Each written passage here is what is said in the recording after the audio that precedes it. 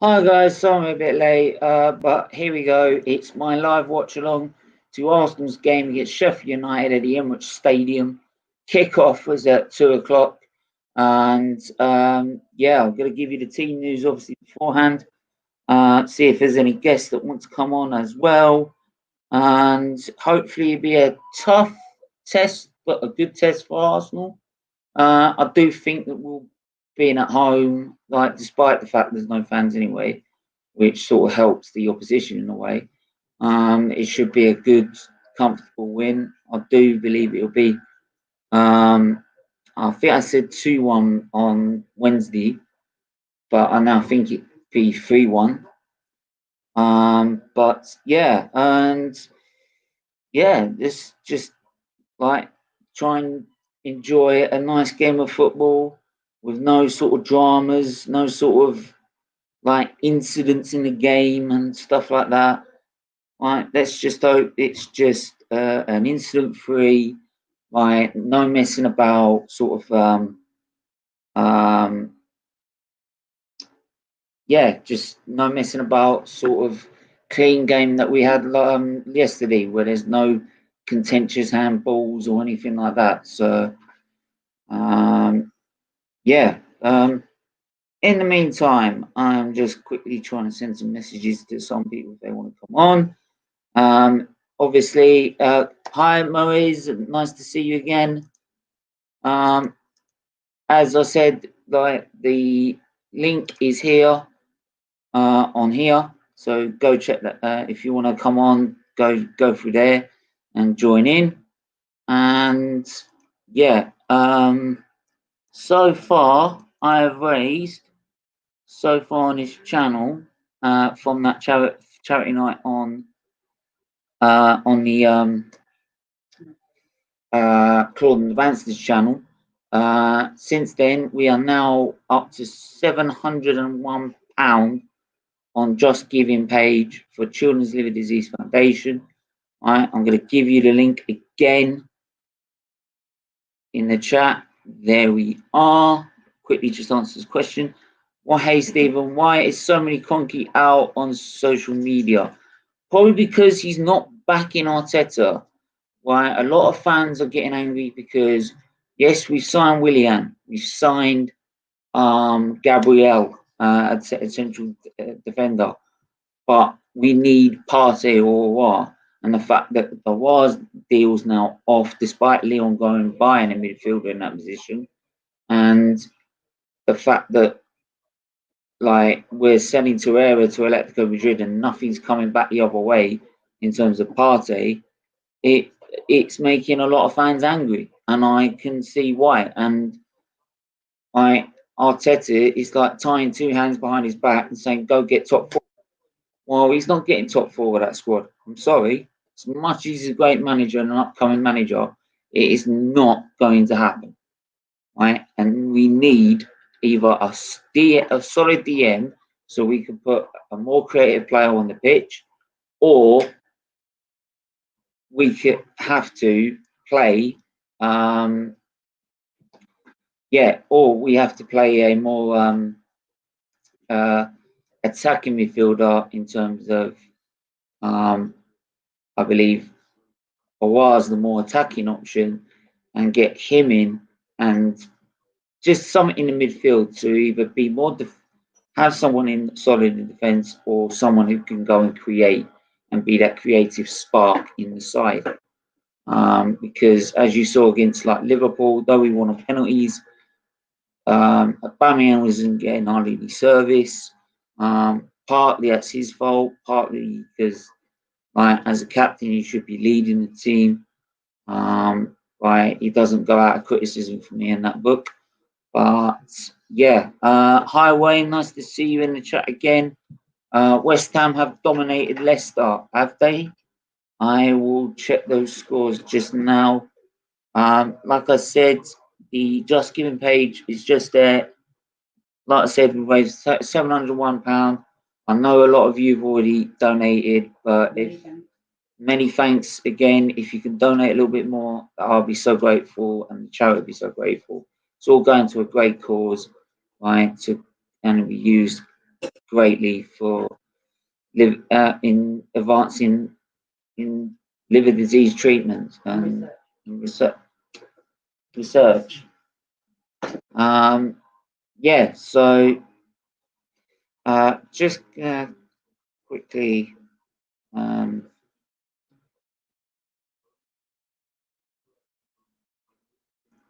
just send this.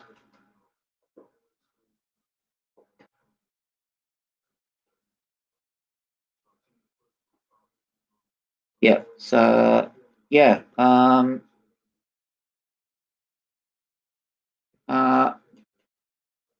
as much as I feel that Sheffield United won't be as strong as they were last season, and they might have a second season syndrome sort of thing, I still think it will be not an easy game for Arsenal.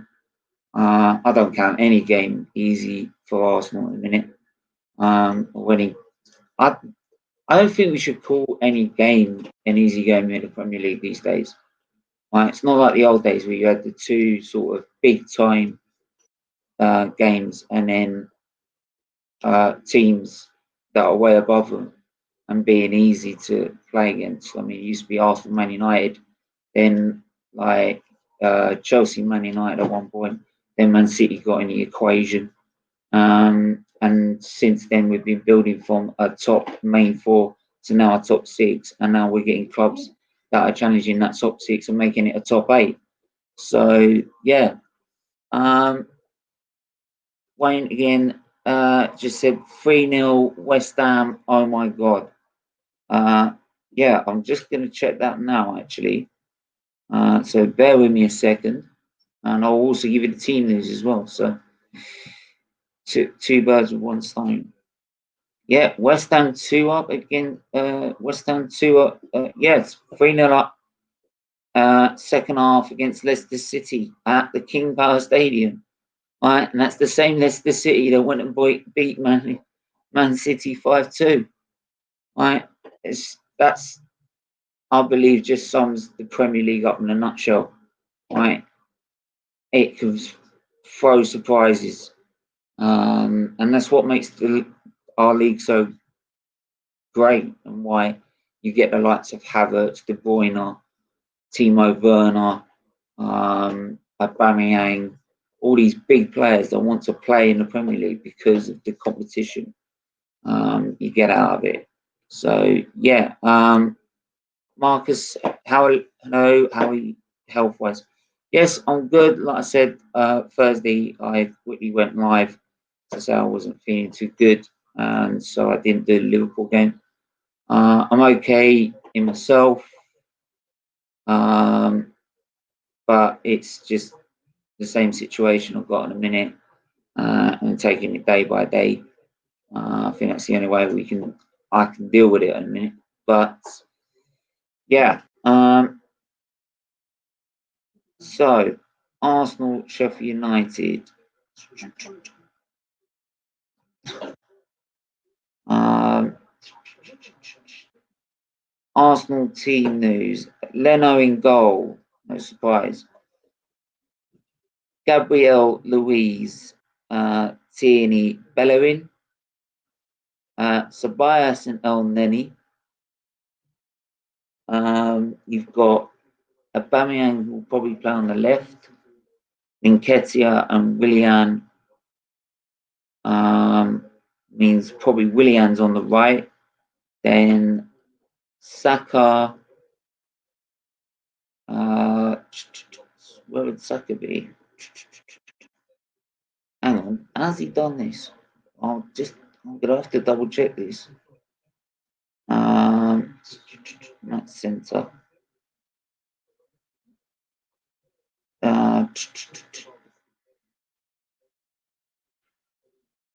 Yeah, that is what was the team news there. So I'll just go through that again if you didn't get it.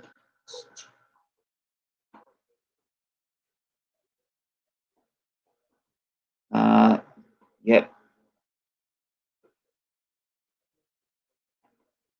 So yeah, like I said, I'm trying to get that team news, and something tells me he's done a different formation. Unless I'm completely wrong, you could just ignore me. Yeah, Arsenal teams to play Sheffield United. Leno, Gabriel, Louise, Tierney. Oh right, so that's yeah. Yeah, so Gabriel with Tierney, Gabriel on the right side of that back three. You've got Louise in the middle of that three, Tierney on the left side of that three. Then you've got Bellerin, right wing back, Saka left wing back, Tobias Elneny in the middle, Willian on the right, Aubameyang on the left, and Nketiah up front, which again shows how he's still entrusting in the youth. In Nketiah, obviously Saka, as much as we now think he's a first team regular, you still got to admit he's still only 19 years of age. He's still a young kid, right? So yeah, and we've got someone in on right now. Bob, hello, how are you? Hello. All right, he's muted himself. Unless I can unmute him. No, he's done that himself. Right.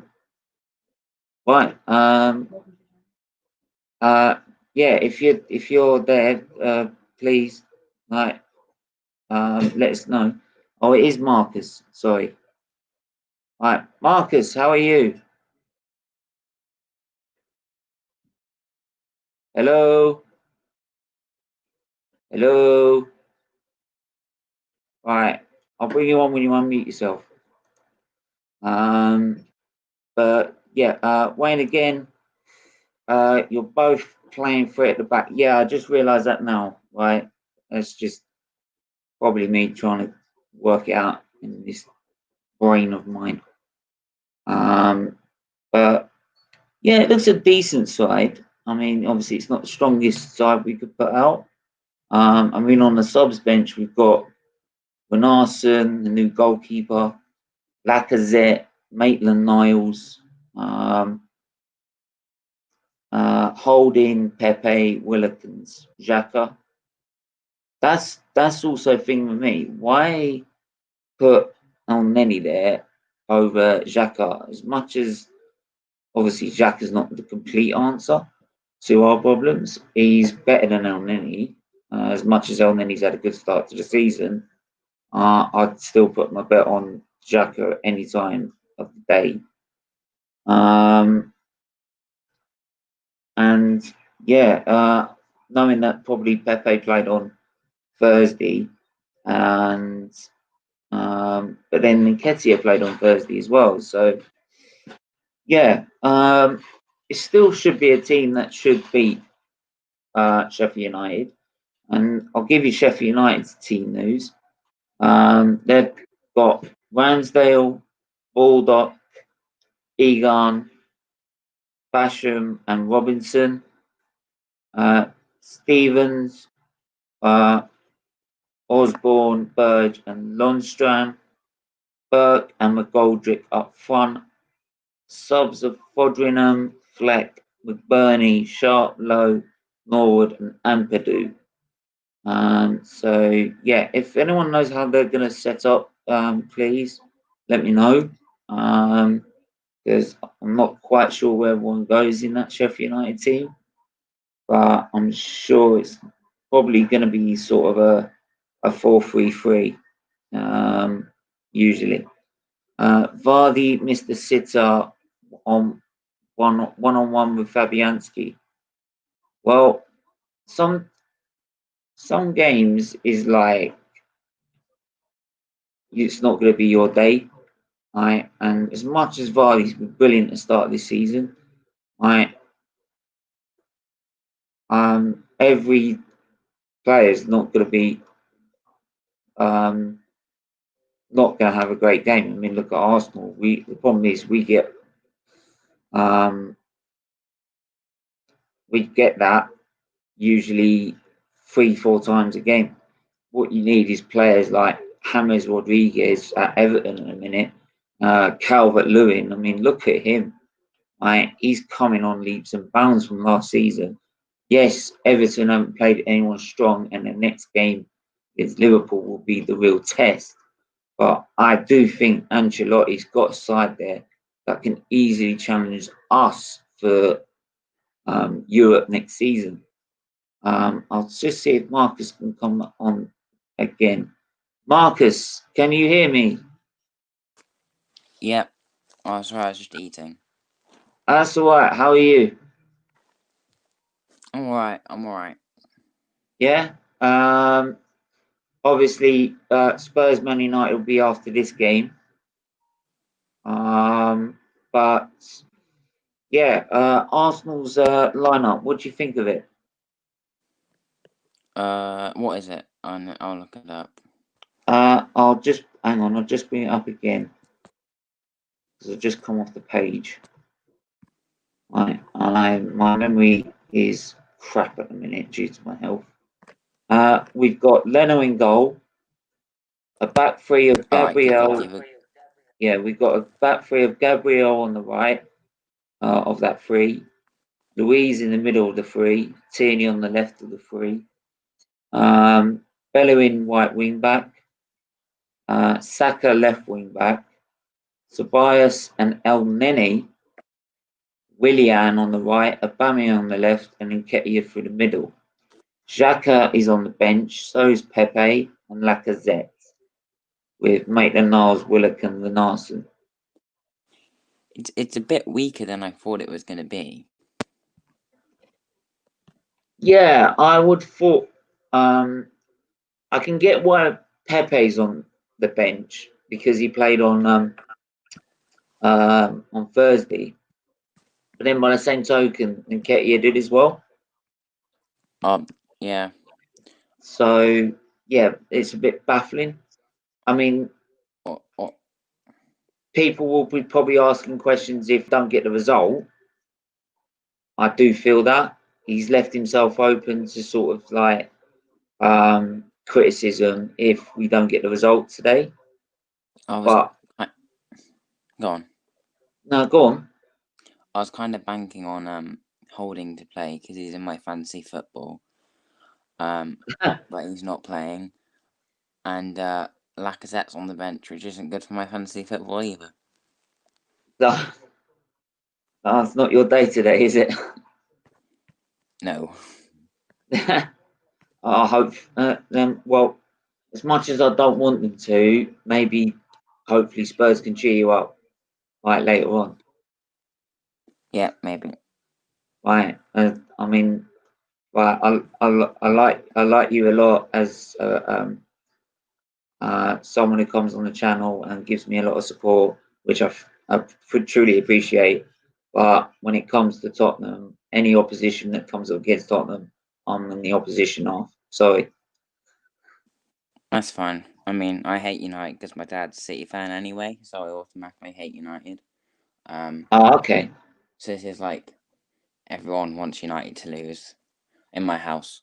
Anyway, my dad's gonna watch it because it's United, and because it's United Spurs. I'll tell you what. If it's not long after the Arsenal game, right, we could probably just stay and watch that game as well.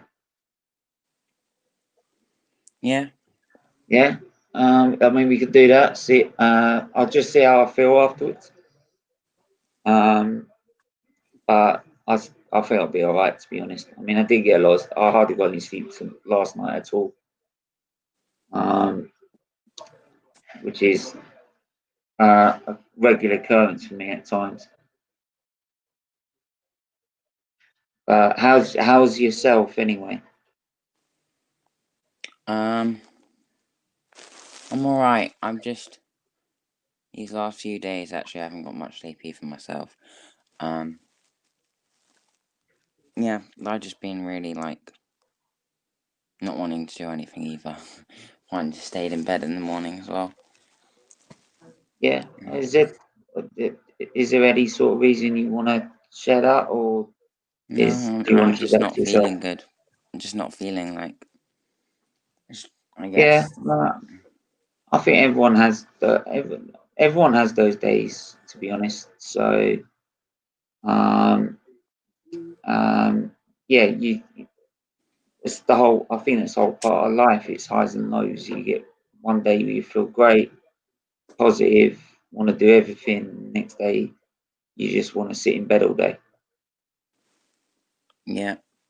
So, but yeah. So anyway, oh, uh, Gidwe Haran, 1999. Oh, nice to see you again. I know it's been a long time. How are you yourself? I know you're in India. I know the situation in India is not great. I hope you're well, and I hope you're safe, and I hope your family's okay as well. Let me know in the chat. Yeah, great to for you to join in. He's been one of the supporters from the start, so big up to yourself. But the teams are coming out now. Yeah, I'm still surprised about El Neni going ahead of Xhaka, to be honest. Yeah. But Who's up front for you? Nketiah with Aubameyang on the left, Right. and we've got Willian on the right. But that's the thing with Willian; he could play on the left, the centre, and the right if you really need to. Yeah.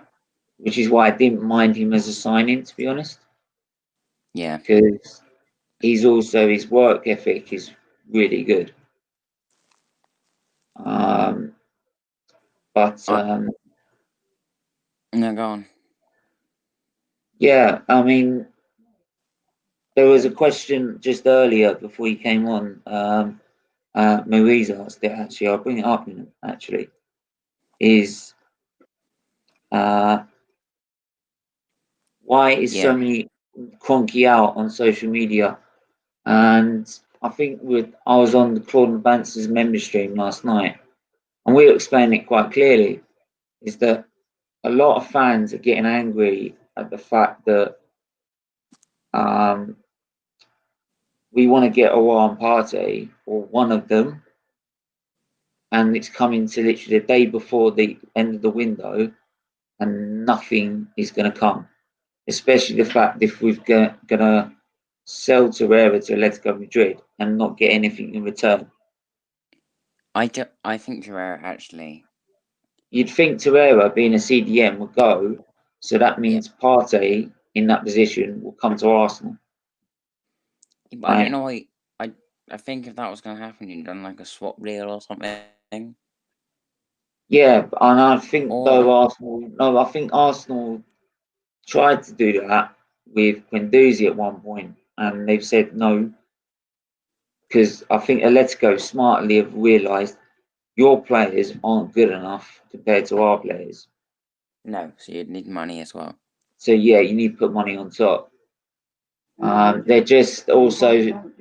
They're also doing a minute silence for the police officer What place? I in Croydon. I've Was murdered. oh, I haven't heard of that. That's not good. Hello.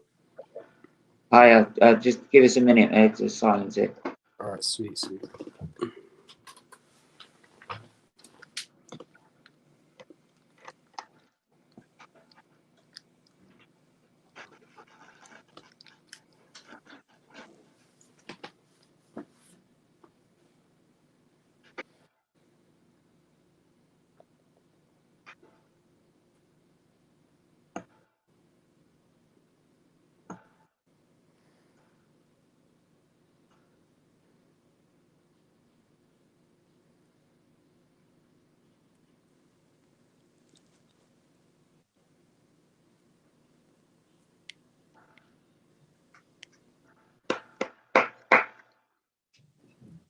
Yeah, so yeah, it was a minute silence because one of the police officers in the in Croydon got murdered at did the he? police station. Oh. TJ Goonan, nice to have you back on the channel, mate. How you been? I've been good. I haven't really been active on social media. I took a little break off YouTube and everything, but I'm back. So I will be on like most of the watchalongs. But yeah, I've been good, man. I've been good. I've been Yeah, happy I about mean, performances so yeah, far. I mean, as we kick off now, Mhm. you're always welcome here if you want to come on to any watch along. Yeah. But Arsenal kicking just kicked off, Mm. and yeah, what do you think of Arsenal's lineup, TJ? I think it's strong. Sheffield United have lost 2, drawn 1, so I am expecting a win. But and then definitely it's gonna be a hard game. This might be 1 or 2-0 or 2-1. It's gonna be a very tight game, or it's gonna be a game where Arsenal just play football. You know, the transfer business hasn't been great this window. I have to admit that, but I'm not angry that we didn't get our or party, because at the end of the day, our midfield isn't horrible. It's just not free flowing. So we need for me like a Jorginho, a guy that can play next to Ceballos. I think Ceballos is more athletic, but I think Jorginho is better on the ball, doesn't lose it as much. As Xhaka and Ceballos, they're two similar players on the ball. They lose it a lot. And yeah, so I'd love to see like Jorginho maybe come in the I can midfield. see where you're coming from, but Mm.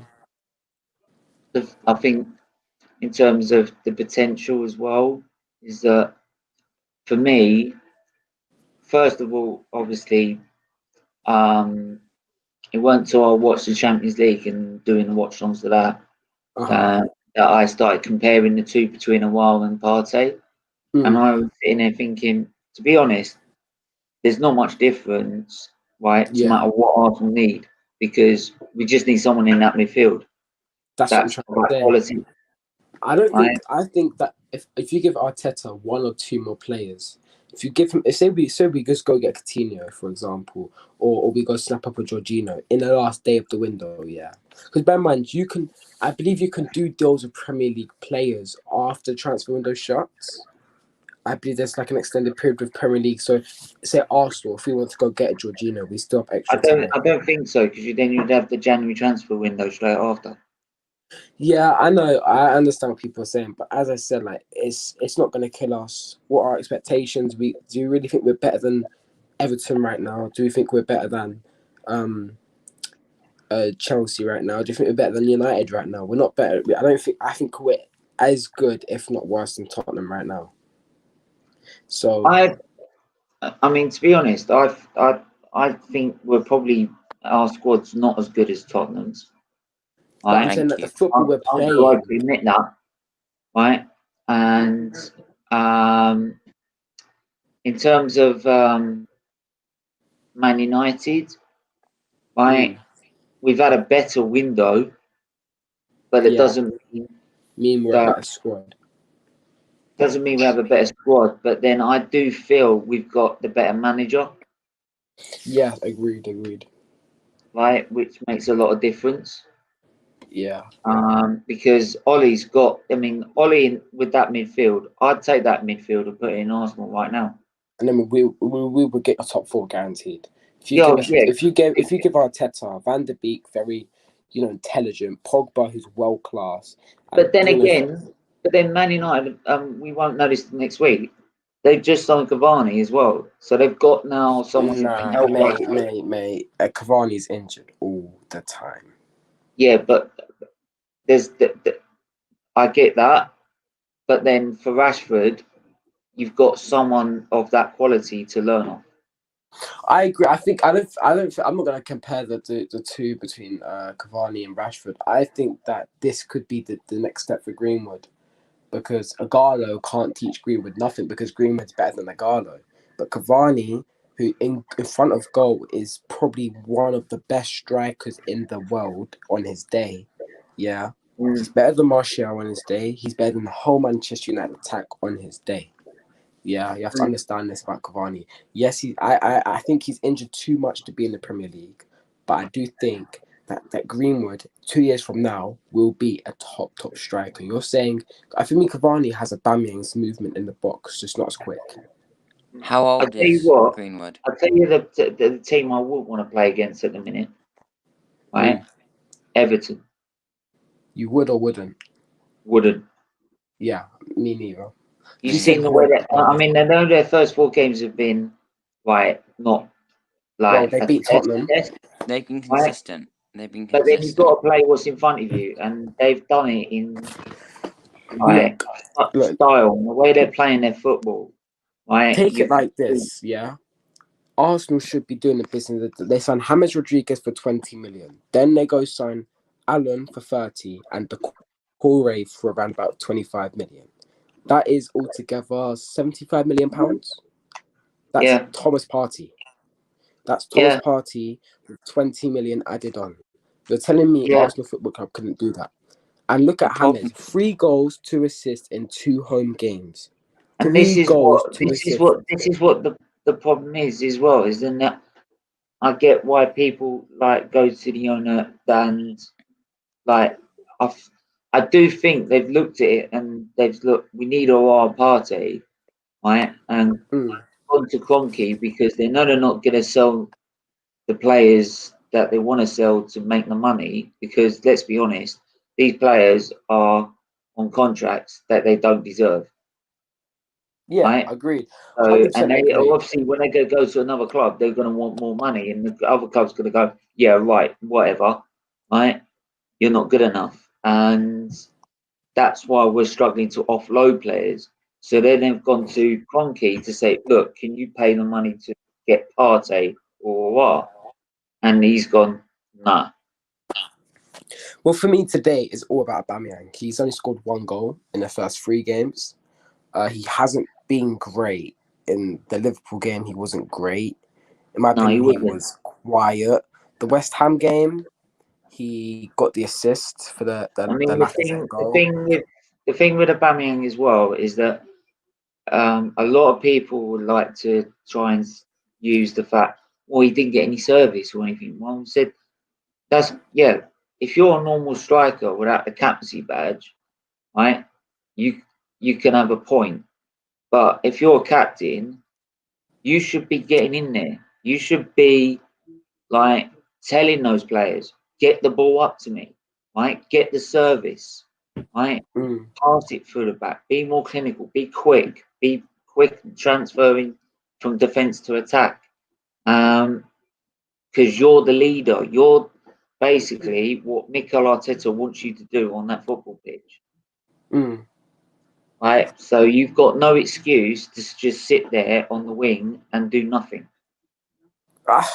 His work rate has been ridiculous, and you know, I'm not saying against his work rate though, but it's just like you, in terms of, you want someone like a Tony Adams or a Vieira or like David O'Leary. I think has been a captain at one point, and what McGoldrick, I remember in '71. These are players that will grab you by the scruff of the neck if you're not playing well and just go, right, change your ways, right. They literally would shout at players on the football pitch if they're not playing right. And unfortunately, the captains we've had at Arsenal are not strong enough for that. Yeah. I mean, we were discussing it on the Claude Banks' channel last night. We did a member stream, right? And apparently, what I've heard is that like they're thinking of Xhaka getting the captaincy back. I agree. No, I agree with if they give Xhaka back the captaincy, I think that it'll be a big thing for him. That now I would expect better performances from Granit Xhaka. You know, if you're going to be the captain for the club, there has to be consistency in your performances. You can't lose the ball in silly areas. That's one thing he can't do. He acts like a captain when he's speaking, but his actions on the pitch are not a captain's worthy. And I don't think I don't think he'll get the I'm sorry. captaincy. I'm sorry. I'm used to the Arsenal where you get one shot. I'm sorry. And he had his chance. He blew it. That's what I'm trying to say. That he's had his chance, he's blew it, and he isn't a great player on the pitch. But for me, I think, maybe a Kieran Tierney would. I'd rather have Kieran Tierney or something like that Yeah, as the Kieran captain of Tierney. Arsenal. You've got a shout there, right? Because he will put 9 games out of 10. You would see him put an 8 to a 10 out of 10 performance. And then maybe one game of a 5 or a 6. Yeah, and So that's I the think the sort of player game he you had a want. 5 or a 6 was against Liverpool. Every other game he'll be Who are surpassed you talking about? Kieran Tierney. Marcus, out of the Arsenal squad, who would you think would be a good Arsenal captain at the minute? The only one I can really think of is Leno. Partly because he's a goalkeeper, but just because he's been there Nah, a the few problem is seasons. the problem with Leno is that the difference between Leno and Seaman is that, or Jens Lehmann or something, they could get away with being David Seaman and Jens Lehmann could get away with being captains Look, because put it like this. With Leno, they would literally shout at their defence if they're not playing right. Leno Because can't command his back line, let alone command the team. yeah, All right. the goalkeeper's got to command his back line, and he doesn't. Before he can, he doesn't do that enough. If Emi Martinez was still in this 11, I would put Emi Martinez as captain. Martinez, he actually did shout. Yeah, that's what I'm trying to say. But anyway, Arsenal got a long throw into the box here. It's headed out. Comes back to Tierney, who puts it back in. Headed out again. Right. Don't look like a look at Sheffield United's away kit. It looks horrible. Like they're bending into the grass. Wait, what are you watching it on? I'm on Sky, mate. Yeah, I'm not on Sky at the minute. He's got it on some Polish channel. Now my TV's not working at the minute, so I'm watching some app on my phone. Yeah. What, you got Sky Go on the phone? It's like a live ticker. Oh, it yeah, shows you who's in possession of the ball, mate. I'm not watching them foreign channels. They're like, they're just. I used to get that. I used to get that with Mobdro. There was one that I used to get off when I was in hospital. It was called Mobdro. That was a really good one at times. I got FOTMob, FOTMOB. Yeah, I think they always find ways. Yeah, I always find ways to watch the Arsenal game, even if it's not like seeing like who scores, who gets this, who gets that. Just like to watch the Arsenal game. I mean, to be honest, the Leicester game's due to be moved because of the Europa League, right? But if it's 3 o'clock on a Saturday, right, I'll do something else. Like I'll do a preview and review. I can't be asked just getting into that because it just gets like messy and complicated. But I think the way they've structured it is that there's been 4 games and they're trying to do it so they can try and get as many games live on the TV. Yeah. But because obviously I think what's happened is everyone's not happy with the fact that not all the games are live, but I don't think they can do that. Yeah. With the way the fixture list is. Because the amount of games you've got to play. It's expensive as well. Yeah, but you also got to think even with Spurs at the minute, they've had to play like Carabao Cup, they've had to play 2 league games, they've had to play Europa League game as well. I wonder why they've played the Europa League games. They're crap. That's why. Well, yeah, I mean, I'm gonna have. I'm gonna be on Wednesday night. I'm doing my new weekly show that I do every week on Wednesday night at 8. Right, and if I'll send you a link later, and you can come on Wednesday because we're gonna talk about the winners and losers out of the transfer window. And for me, Arsenal, we're in the middle. Right, but we're also going to talk about like the Champions League and Europa League draw as No, well. for me, yeah. Hey, this is one thing I do want to say that I think we're starting to play more of a 4-back formation. And the reason I say it's because William is playing more narrow. I think he's going to be our number 10. Yeah. And slowly but surely, you'll see Pepe come into the 11 every now and then. Nketiah come into the 11 every now and then. Saka in the 11 in the attacking role every now and then. You know, you might not even see that. We might not see a Gabriel every game. And for me, it's great. I want to see Saliba come in the next cup game or something with Gabriel. Just play next to Yeah, I mean, Gabriel. I'd like to see instead of, I mean, the three at the back. To be honest, with the tools that Mick Arteta's got, the three at the back is the best he can do. You can clearly see that, right?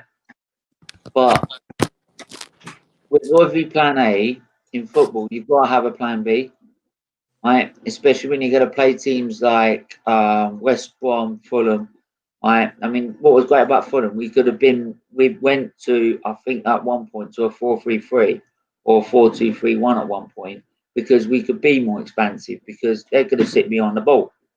They have. So we could be more expansive, be more creative. And I think, I mean, even this game at the minute, I mean, Sheffield United had a great season last season, but I do think this season they are going to, that second season syndrome, when they're not going to be as strong as they used to be.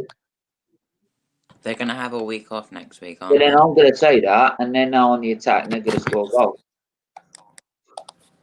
They have a week off next week, don't they? Can you What's hear me? that?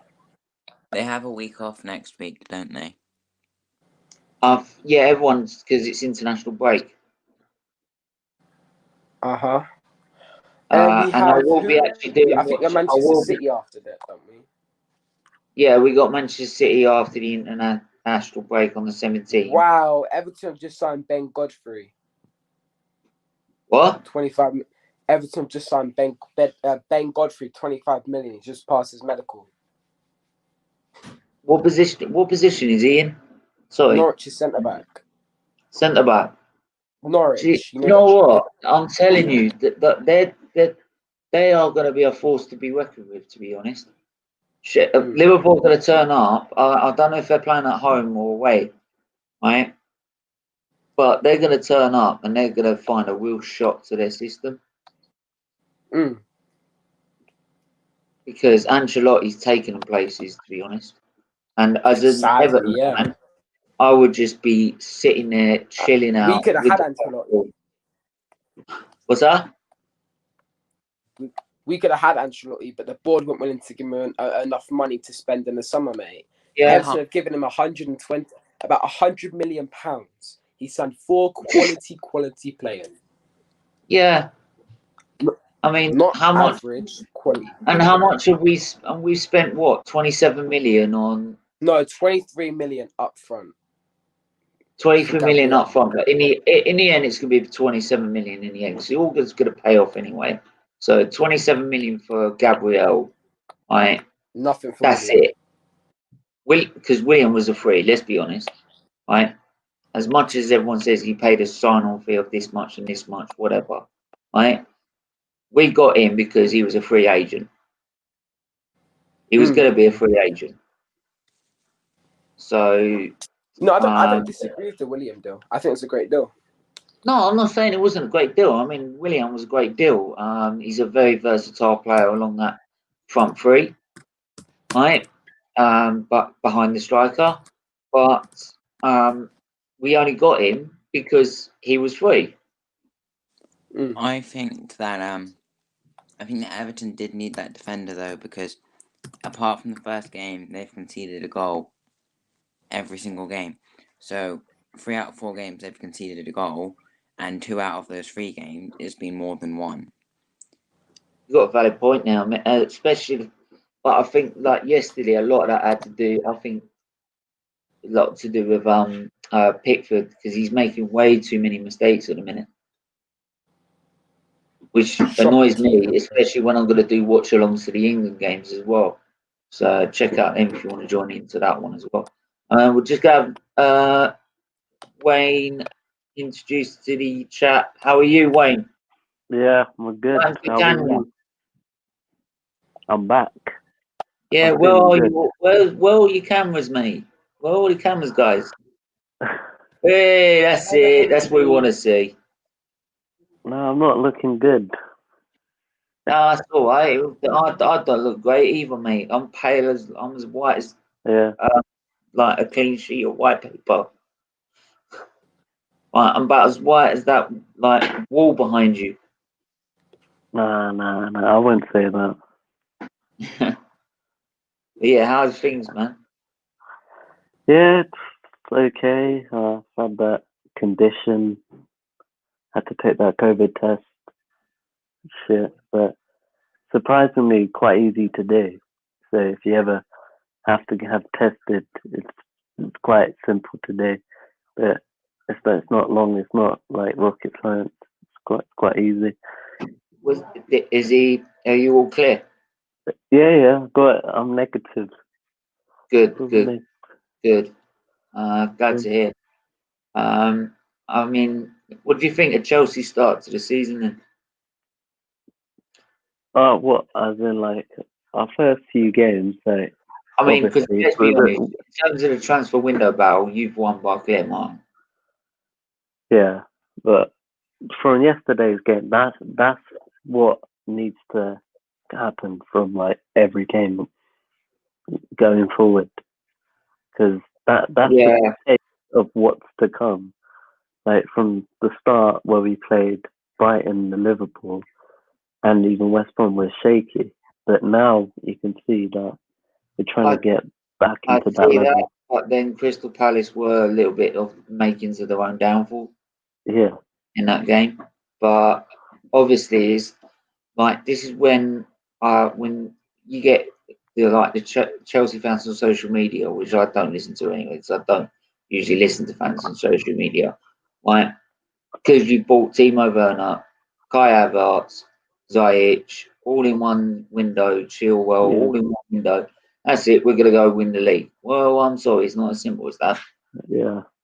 Right, these players are going to, as optimistic. much as people might want to say Lampard's, there's certain people that don't like the manager at Chelsea, and he's not the right person. Same as not many people think Ole Gunnar Solskjaer is at Man United. Same as probably people are saying about Arteta as well. But in the end, these days you can't just go from one season finishing 8th, 10th, whatever, like you did in 2015-16, and go win the league. Yeah. It takes time. These players, I mean, right, they're at the top of their game before they came into the Premier League, right? But if you look at, I mean, classic Arsenal examples are Perez, Lundberg. They didn't have great first seasons, let's be honest. Yeah, very true. Henry took 9 games. So, but yeah, they take time, and you will get you'll get the formula, you'll get the balance, because you've got the squad depth there. But like I said, it just takes time. But what I really like is the fact that you've got Callum Hudson-Odoi, Ruben Loftus. You still got Loftus Cheek? Yeah, we still got him. Yeah, you got him as well. Or Abraham as well.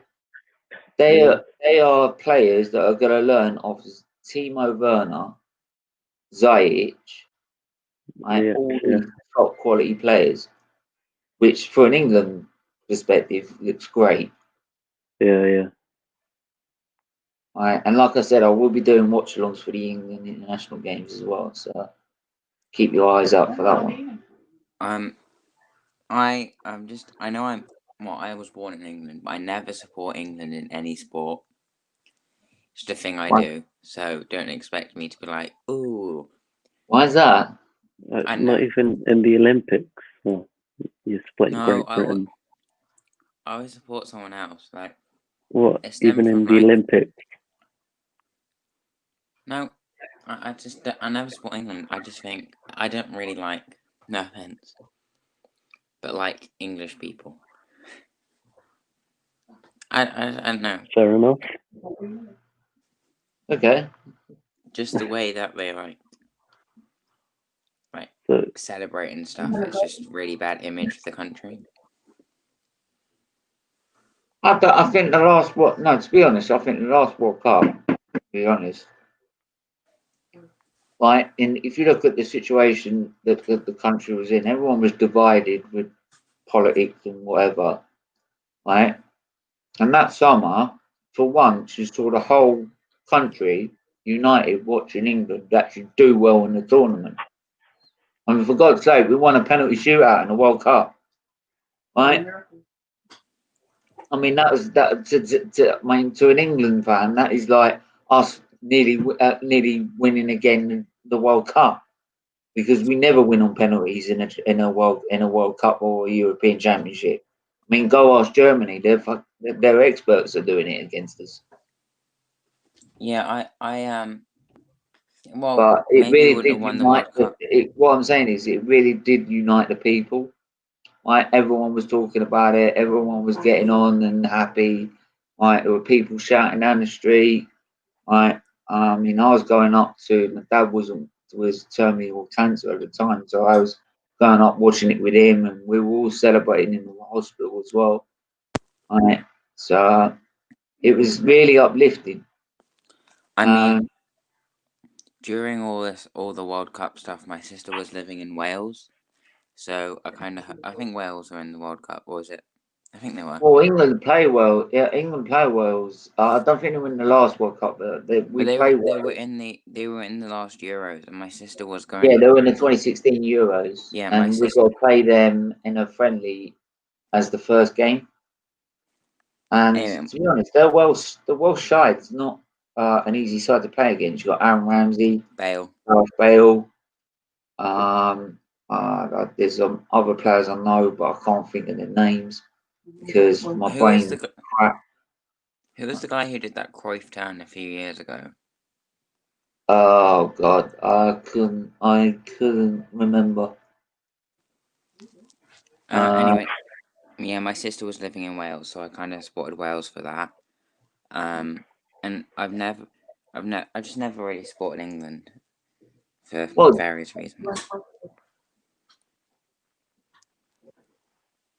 Yeah, I mean, everyone gets to support what they want to. So, I mean, but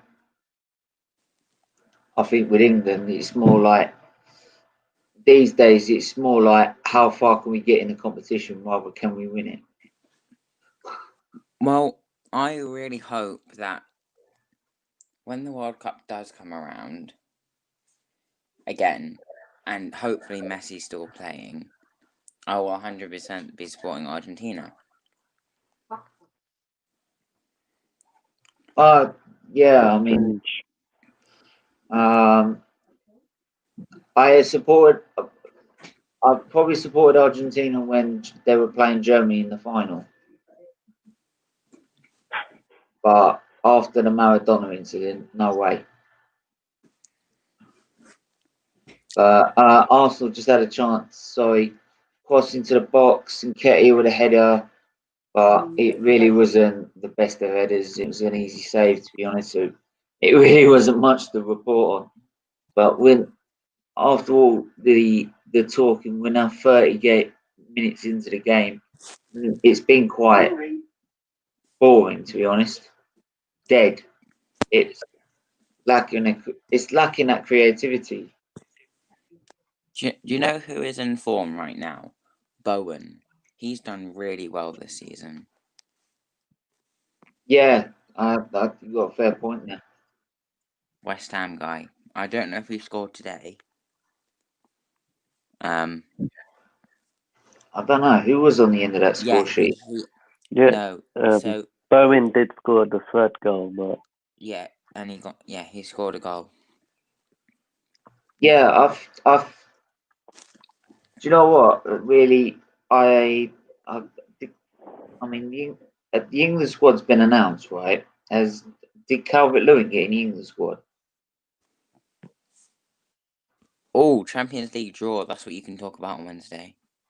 That's what I said. I was gonna do it. I said we had the Champions League and Europa League draw last week, during Yeah. this week. So I Did said you we were watch gonna. it? Nah, I mean, Europa League. To be honest, it don't get interesting till the end of the quarterfinals.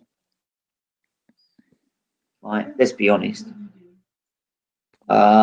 So for us, it's more like those. It's just it's just 6 games we've got to play to get through to the next stage, top of the group. The teams we've got, we should be annihilating them quite easily with our youth team. To be honest, no offense to them, um, but I think that's the same with Tottenham as well. Is that they've got a really easy group as well. Yeah, well, I will still be watching the Champions League. I won't just watch the Europa League. And the only real interesting groups are, well, there's a few interesting groups, but like the standout ones are Bayern Munich and Atletico, Juventus and Barcelona, and Paris Saint-Germain and Manchester United.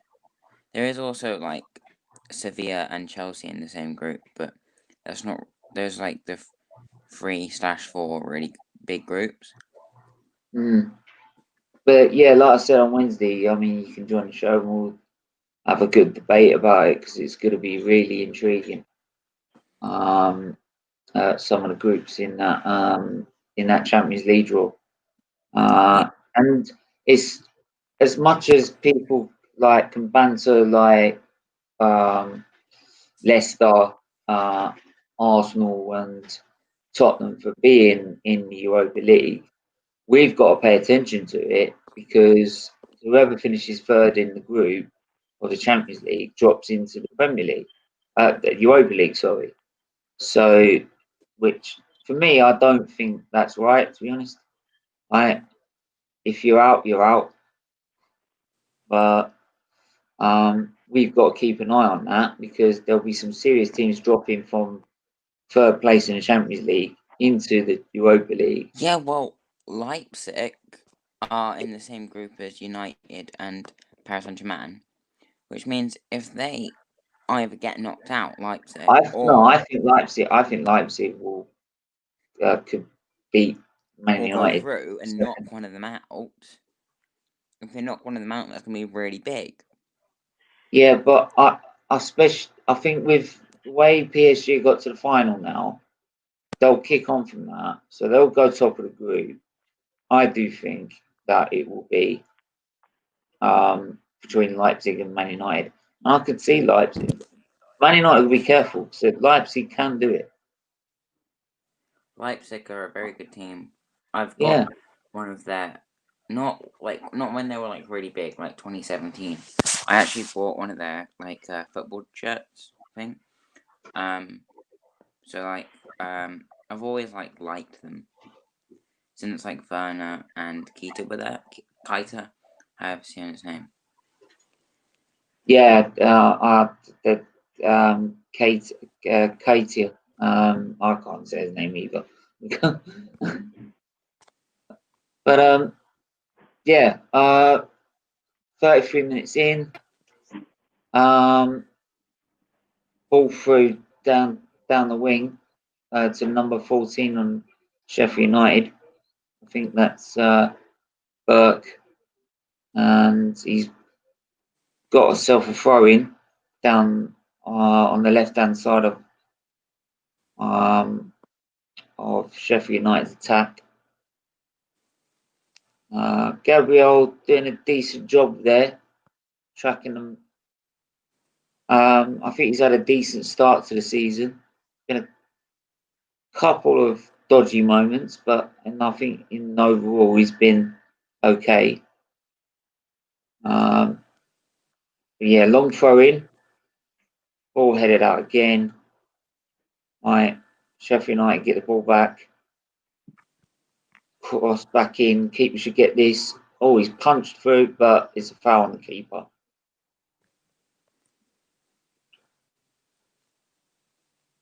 Yeah, this I think the reason we were talking a lot of not about the actual game itself is because there's nothing going on. There's just no creativity within the two sides. Lacazette needs to come on. Do you know what? I think Pepe, maybe. Pepe, yeah, Pepe. I think Jack have thrown any. Right, and Pepe. Yeah. Those are the two I would go for first before thinking about Lacazette. There's no offense to Lacazette. Pepe's I would I'd rely more on Pepe for his individual skill and talent.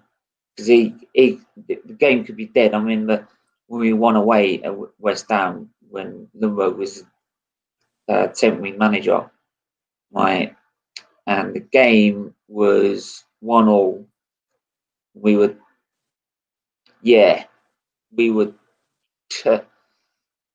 absolutely atrocious, and he just picked a moment and brilliant piece of individual skill. Bends it in the top corner. He can come up with those sort of, and that's where you pay so much money to have a player like that. I think we've got ourselves a little. Don't know if you're seeing this in the comments, Wayne. Is he like on Twitter? No, not Twitter. Twitch. Oh, I've got a view on Twitch. Way. I'll just let him mumble on. Right. Normally you get viewers on Twitch, or is it a rare thing? I don't know what. I tell you what, I make no sense of what he's saying, to be honest. I'm not even going to share it. Oh, Aubameyang! Oh! That's what happens when you give Aubameyang space near the outside the box. Right? Poor pass. Tobias picks it from the keeper, gives it to Aubameyang, try to bend it in the top corner, just goes up over the bar. Hey, he's even trying to call you now, Wayne. Oh shit! Oh shit! Don't hurt me. Yeah, don't hurt me and my family. But yeah, what I will say is I'll give you the actual English squad in full. So you've got Henderson, Henderson, Pope, and Pickford in goal. And out of the three, I'd think Henderson should, in terms of mistakes, be ahead of them. Yeah. Defenders, obviously you got Arnold, Chilwell, Connor Cody's got in there, Dyer, Joe Gomez, Michael Keane, Harry Maguire, Ainsley Maitland-Niles, Saka has got in there as well as a defender, as a left wing back. Tyrone Mings, Kieran Trippier, Kyle Walker. Then midfielders of Jordan Henderson, Mason Mount, Calvin Phillips, Declan Rice, James Ward-Prowse, and Harry Winks. Then the forwards of Tammy Abraham, Harvey Barnes of Leicester, Dominic Calvert-Lewin, obviously, Jack Grealish, Danny Ings, Harry Kane, Marcus Rashford, Jadon Sancho, and Raheem Sterling. Right.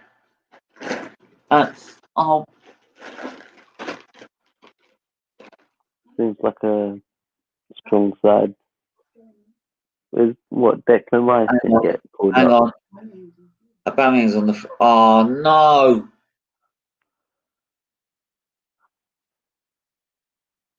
Oh, these studs raised there.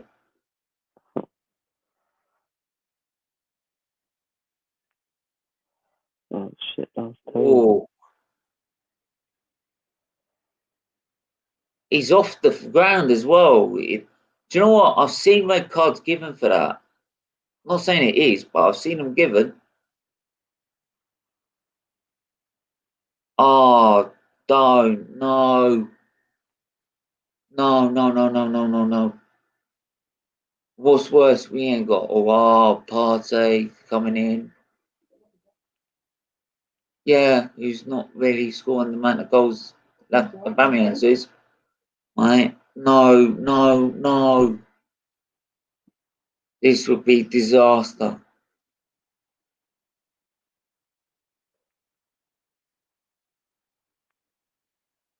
It's either going to be a massive disaster or it's going to be a kick up. Well, he's up now, limping, probably staring at the defender, thinking, what the hell was that? Well, I think he'll be fine. Yeah, I think he'll be okay. I think he can walk it off. But tell you what, I've seen injuries from those sort of tackles, to be honest, and I've seen cards given. What a goal. Oh no, sorry, I'm watching Chelsea women's game. Well, what's the good score there? They just scored. I don't know who it was. I think it was. I love it. We were used to dominate the women's football. I mean, Chelsea and Arsenal are still up there. Yeah. Yeah, but we used to win the league 14 years in a row. Yeah. Well, I don't know. They might have changed it because they changed it to the Women's Super League. And both Chelsea and Arsenal won it 3 times each. Yeah, but what they did is that we used to have it. We had the old first division in men's, right? Yeah. Then he introduced the Premier League. That's what they've done to women's football. They've introduced the Super League, where loads of money are coming in. But we've got a corner here at the minute. Willian's going to take it on the right side of the clock end. Ball in. Oh, shit. Surprise been poor. The creativity has been poor. This game is as dead as a door now. You had for Arsenal, didn't you have? Was it Kelly Smith? Didn't Kelly Smith play for Arsenal women's? Or am I thinking of someone else? What's that? Do you remember Kelly Smith who played for Arsenal women? Oh yeah, Kelly Smith. Yeah. Only City just buy all the players now. That's the main reason why you dominated the women's league. Yeah, but then to be honest, our squad was to be honest, all right, we used to dominate for 14 years and love that to continue, but I like it the way it is now because it's getting so much more traction. Yeah. And it's because obviously of money being thrown into it. But it's great that the fact that they're now getting the TV and sort of awareness and coverage, and also fan entry that the men sort of get. Yeah. I mean, most of the time now, instead of playing in another stadium, some of them are played at the Emirates or at Tottenham Hotspur Stadium for Tottenham, or the Etihad or something like that. And they actually get really good, decent crowds. Aubameyang tries an acrobatic kick, but easy save. Looks like he's walked off that injury. It's almost half time, isn't it? A minute and a half to half time. And I don't think that, apart from the injury, apart from Aubameyang being down, I don't think there'll be too much stoppage time. He's still limping a bit, but he should get some treatment. Come on. Yeah, but where do you put Nketiah?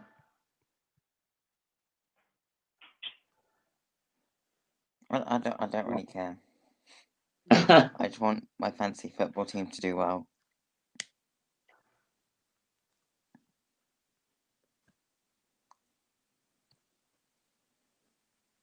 Right, Bellerin back to Ruiz. Gabriel, Aubameyang tries a better ball into Saka, but defender runs it out.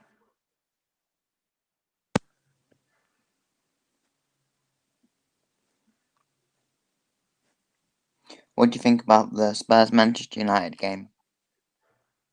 I think that's going to be a very interesting and tight game, to be honest. To be honest, I'm happy. No, I think we're going to win. I think I'm quite happy to watch that because I think that'll be a very entertaining game. It starts at 4:30. It starts right after this, to be honest. I might stick around for a bit. I'm not sure though. Yeah, I might keep this going to watch this if you want. If you want me to carry on, because I'm not too fussed, to be honest. I mean, I might just watch the game with my dad or something instead. Yeah, well, let me know. I mean, I might do it anyway because I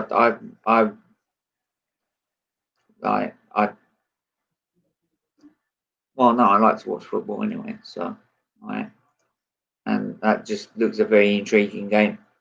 What about you, Wayne? Do you think? Yeah, it should be an interesting game because, like, Just quickly before you carry on, it's now half time. Yeah, there's go on. 0-0 at half time. Not much to report on. Couple of incidents. Probably Ty's screaming for a red card for what happened to Aubameyang. But you know, any sort of tackle on any Arsenal player, it's a red card. Right. Yeah, I don't get that guy. He always wears the same outfit all the time. Well, probably. I don't get. It was 30 odd degrees in the summer. You're wearing like I remember meeting him for the cup final, right?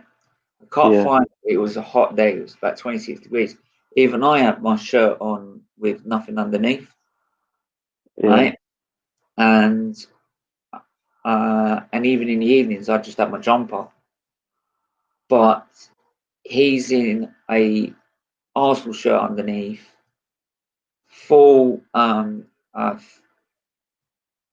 He's got the hoodie sort of jacket that goes with the shirt that they walk out on. Yeah. Then he's got the big, massive, long coat like he's going to sit in the rain. Right? the woolly hat, and I'm like, mate, this ain't the North Pole. Yeah. Wait. So was it AFTV? Did they get sweat bucket loads? Do they get sponsored to like wear the new apparel? What? Do they get sponsored to wear the new apparel, like the new jackets and the kit? No. He actually just goes and buys it. Oh, is that the same as Robbie then? Because you always see Robbie always has everything. Oh no, I mean, like DT for example, he has that Behave hat that sponsors him, right? You can tell that's a sponsor because he's always wearing it. Yeah. Right? He's always wearing it, so you know, right? That is a sponsor that he follows. To be honest, and fair play to him. I mean, if you've both got a massive platform like that, you're going to get companies that are going to want to sell their product, right, by promoting it like that. Because you're promoting it to over 1 million people, so that's a great advertising tool. Yes, yeah, Mum just said it there. She's got my mummy as well. She just said it there. They're making money for themselves, and it's fair play to them. It's enough, right? Yeah. I mean, everyone. I think, to be honest, who I think it's really been. If anyone else has been doing it before Robbie started it, to be honest, right? I don't even think Robbie himself quite realised when he started it that it was going to be so big and have so much of an impact on how we watch football, Yeah. right? And how we sort of integrate with football, how we debate, how we, how we get like news and everything like that.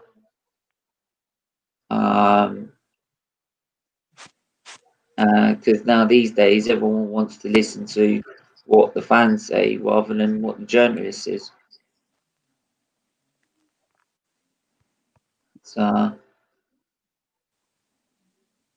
Exactly. what's the score of the Chelsea women's game? Still 1-0.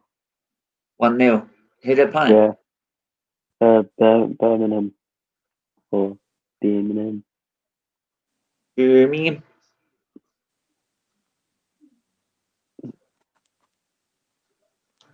Should win this. They are the champions. So. But they're wearing that Crystal Palace away kit. What? You know that Crystal Palace lookalike kit that Chelsea's got? Yeah. They're wearing that. Oh yeah, I get what you mean. Yeah. You know what? Spurs have an awful kit this year. Absolutely dreadful. All of their kits are awful. I know it's got the Tottenham badge written all over it. Whereas Arsenal Arsenal's away kit is so nice. You didn't get that, did you? Sorry? I said of course it's a bad Tottenham shirt. It's got Tottenham written all over it. Yeah, no, I always get a football shirt every year. I'm not getting the Spurs one this year. Definitely not getting the Spurs one. I get. I want to get paid to wear that. Yeah. I mean, to be fair, I've got the goalkeeper shirt this year and the home shirt. I mean, Arsenal's shirt were actually quite nice, really nice. What shirt are you wearing now? The goalkeeper shirt. Long sleeve because it's cold. No, because I've always I like the design of the goalkeeping shirt anyway, and I used to play as a goalkeeper when I was a kid. So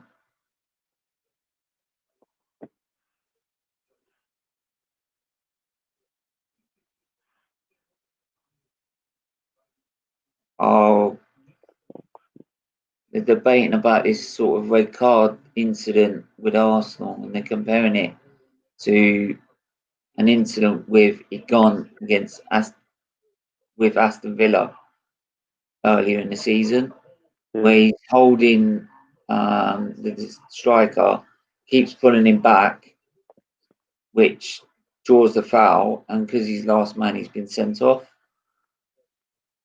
And they're saying if that's the foul and being sending off, then it should be the same for Arsenal's. If I see back I can actually go back here so I can look at the incident again. Actually,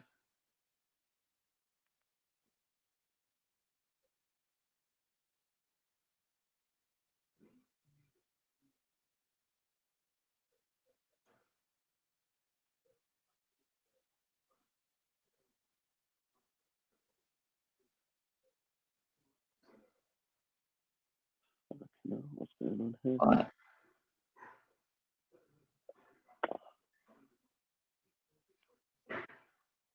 So it's the first 5 minutes, right, where Leno had to clear it immediately, and David Luiz has pulled his bloody hell. He does that every time, right? Marcus has just said he won't be coming back. That's okay, mate. Take care of yourself, right?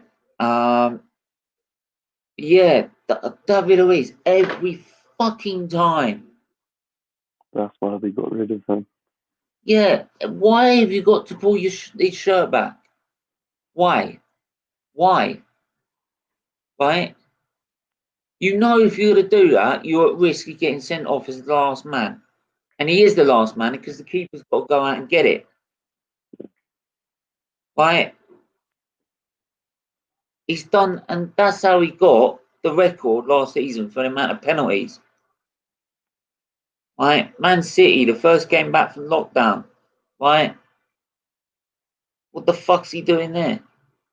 He does it every time. It pisses me off. Right? Because as an experienced world on the World Cup stage, right, in the Brazil side, you should know better.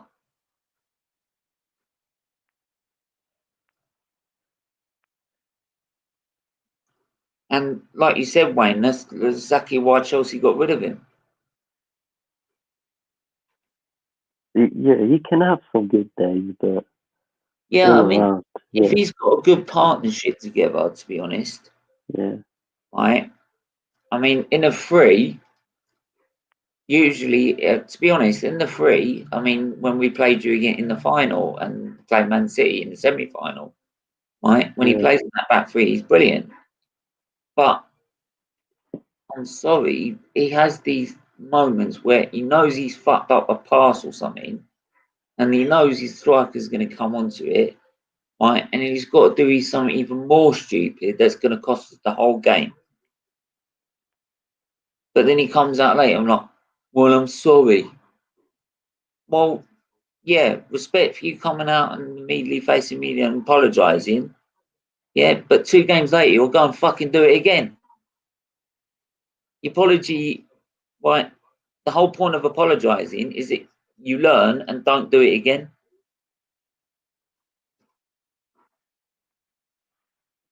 Jesus H. Christ. And actually, what's surprising me, right?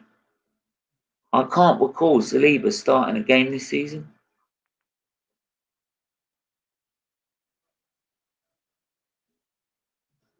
Do you, Wayne?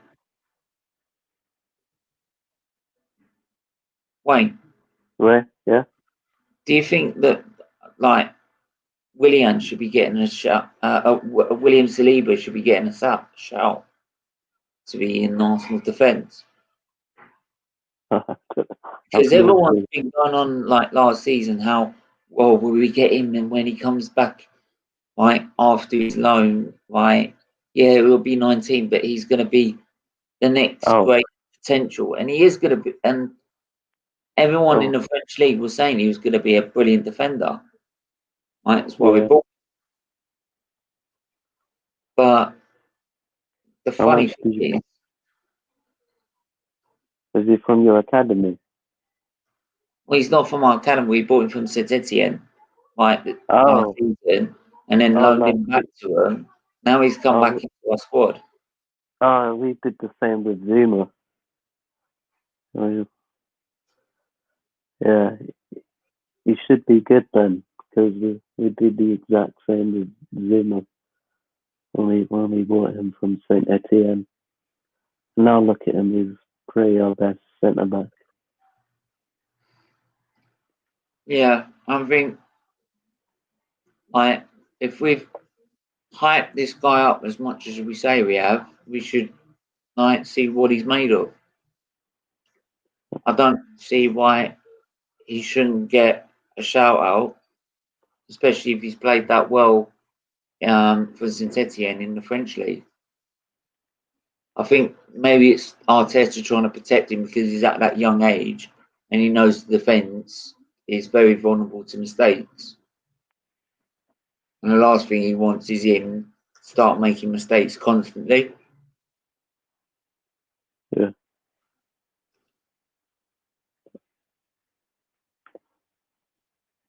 I don't know. It's just absolute bullshit. Like, it's typical Arsenal. It's always got to make do with something else. Like, so it's like me having major surgery or transplant or something, right, and then getting like a fabric plaster from a Boots chemist, right, Oh, and said that's going to fix the wound.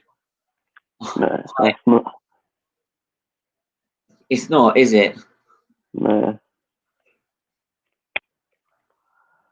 Oh shit. Oh, is that? It's free. I think I'd have to go now. But Yeah. I'll be at what you doing that hot off the press thing on Wednesday. Yeah, I'm doing the hot off the press thing. Yeah. Yeah, I should be. I should be We'll have on some that. more guests next week for that. So yeah, Yeah. keep your eye out. Keep your eye out for that. Me. I'll also be doing the international games. Watchalong. Oh yeah, that'll be good.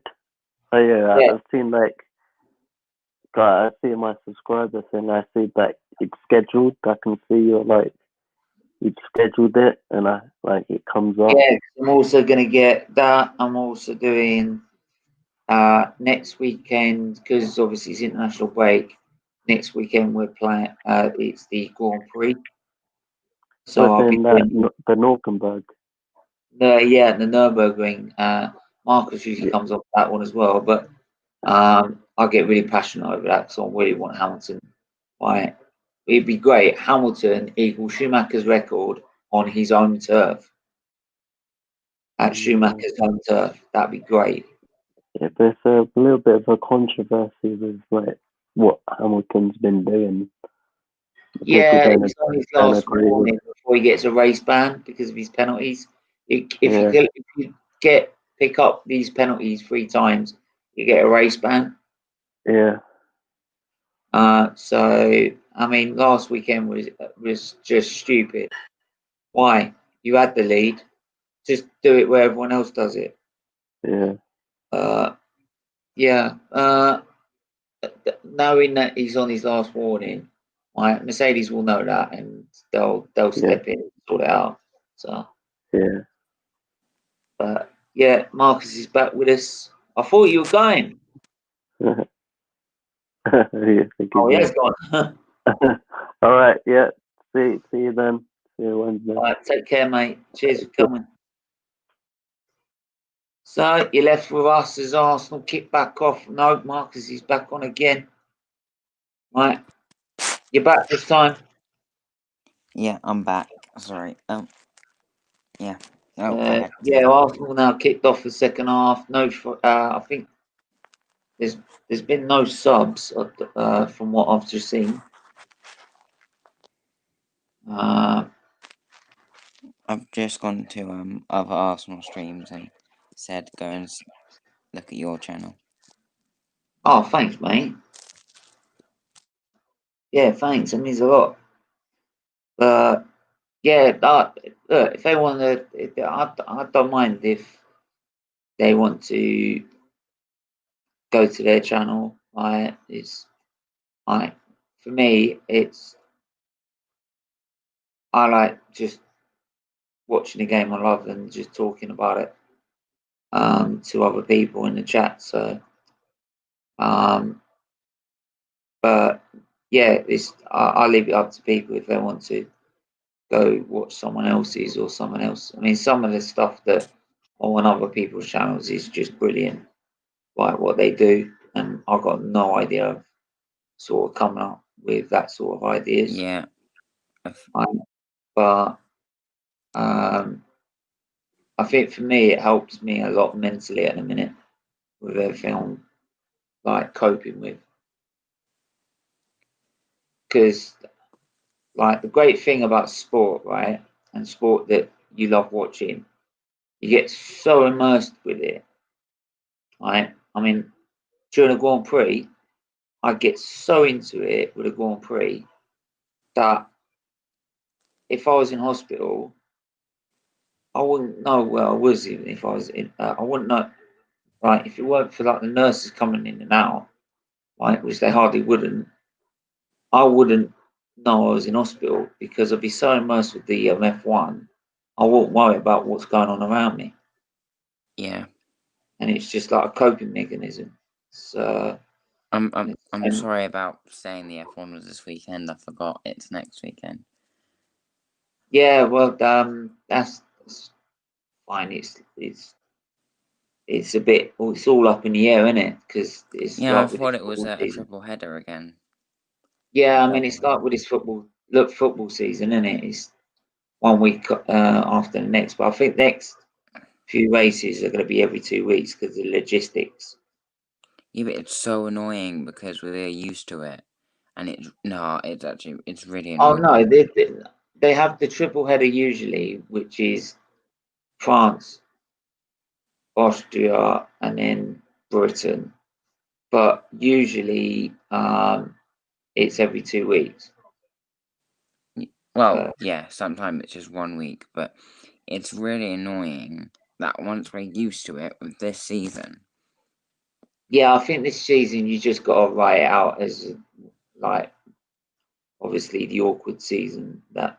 To be honest, hopefully it'll be well worth the wait, and then we've got Imola the week after, which are gonna be fantastic. I think it's Imola. I think the cycling went to Imola the other week. Just again, everyone, I've raised £701 on this Just Giving page for Children's Liver Disease Foundation. All money goes to the respite and research to help try and find cures, treatment, and support for the families. They do amazing work, and they've helped me a lot growing up with my condition. So yeah, please donate what you can. I know times are tough, but any money you can spare would be great. Trying to hit £1,000 before my birthday on the 1st of October. So please, follow this link and donate what you can. Do you know what I might? Sorry. Do you know what I might try and do? Yeah. We did this Macmillan charity thing at my school. What I might do, and I might try and see if we could do one for children's liver disease. Yeah, I mean, by all means, I'll ask if my you look school them, if I can do that. yeah, if you look them up there and ask for their contact details, for like their phone number and that, they'll give you packs. And if you're saying you're doing an event to raise money for them, they'll give you packs and ask what you need, and they'll send it to you straight away. Yeah, I think I'll ask if we can do that, and then I can do my bit for this. Oh, that'd be great, mate. I really appreciate it. Yeah, because I'll ask tomorrow. yeah, definitely that'd be great. But anyway, Tierney on the ball. Saka, come a bit more central. Ceballos, Tierney, just working it around the back here. It's now with David Luiz just beyond the halfway line. Willian. Luiz back to Gabriel. Just struggling to find creativity in this game. Saka. Willian is too slow as well. Saka. Ceballos. Oh. Aubameyang just needed to grow a little bit more.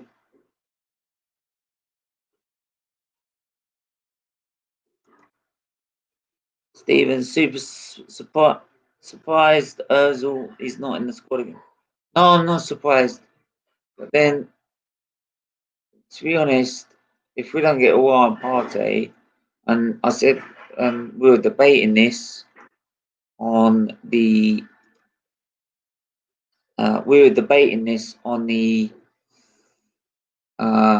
Gordon the Banster's channel memory stream last night. If he's not going to come back, but if we're not getting a while party, there could be every chance that Ozil might be needed to come back. And if so, he better put a fucking shift in. because he's missed a lot of football, right? And not really any excuse for it. But at the minute, no, I'm not surprised Ozil's not in the squad again. Right. We know what Arsenal are trying to do. They're trying to throw him out. Right. He's not having it. He's stamping his feet down, sticking his head in the sand and said, "Come and move me if you want to." Right. And Arsenal just haven't got the balls to cancel. Unless there's a clause saying they can't cancel the contract, which I doubt. No, honestly, Ozil is just. You should have gotten rid of him like 4 years ago. Honestly. Yeah. He has been so awful for you guys. The only time he has played well. What's his contract worth? How much did he get paid? He had a decent first season, right? And 2016 was a decent season, right? How much did he get paid? Before that, not 350 grand a week. I tell you that. He gets paid 350 grand a week. Now he gets paid 350 grand a week. Right. From 2018 onwards, he got 350 grand a week, right?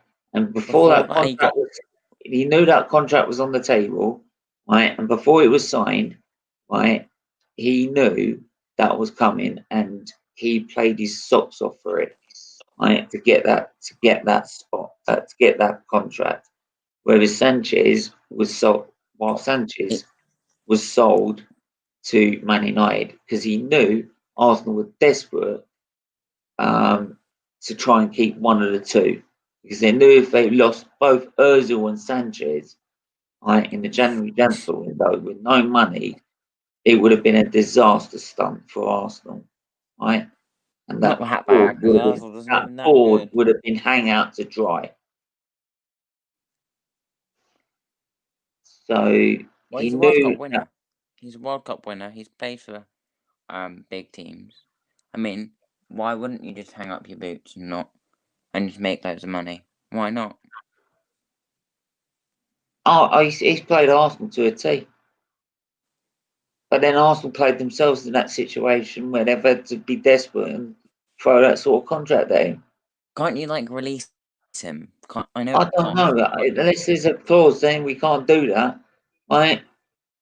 I don't see why you sign a contract where it says you can't. Marcus, Arsenal have not. The Arsenal board have never had the bollocks to. They never will do. Right? They can't work out that they are going to be paid the same amount as if they were paying him every month. Do you know I would 17 million pounds to get rid of him. Do you know what I would do? Not what I'm going to do. When the new FIFA comes out, I'm going to get it. Just say, actually, Wolves have just taken a lead with Neto on the 56th minute against Fulham. But carry on. No, I'm going to get the new FIFA game, and I'm going to go on to Arsenal, and I'm going to kick Ozil out of the club, or try and sell him or something, and then just, I hate Ozil. I mean, the problem is as well is that he's got so much more followers as Arsenal have on any sort of social media, right, that he can get away with it. Yeah, but I don't know why people like him. I don't get it. He's not a good player at all. How old is he as well? How old is... He's 30 now, something like that. 30. And why would you sign a contract for someone who's clearly already declining in 2018? Why would you let him sign a contract? Sorry, I'm just going to... I don't know. Look, for this long. That regime didn't think football at all. They thought business. Right? They cared about making money. They didn't care about fucking Arsenal finishing in the top four. The only reason they cared about top four for Arsenal, right, is because it gives them a little bit extra money in the Champions League. Apart from that, they couldn't give a fuck.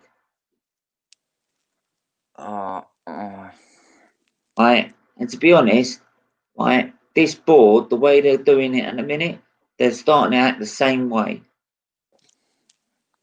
right? Well, Because Arteta has not been backed. it might be the same board, but it's the same club.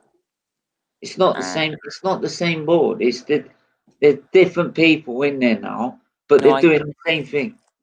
I get that, but like,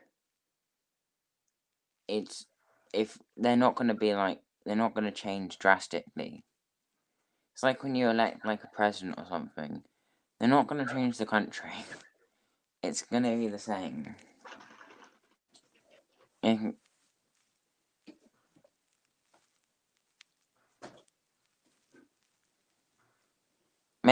it's going to be different, but no, it's not. I don't, because they've had the chance here to prove it, right? And all they've done is played us.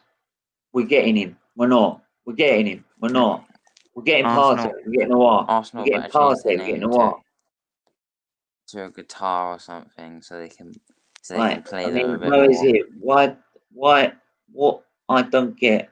Arteta played him in the first few games when he was appointed, then banished. Probably because he wasn't doing it in training. Arteta has already said to come out in training. He said he's not performing to the levels that I want him to. Right? When then he come, and then Özil comes out and says he's doing everything he can to get back in the side. That's why I'm not leaving. I'm going on my own terms. Well, if you're doing everything you can to get back in the side and prove a point, why is Arteta then saying that you're not doing it on the training pitch? One of you is lying. Right? Who's the liar? It's just stupid. And this is all we talk about at Arsenal now.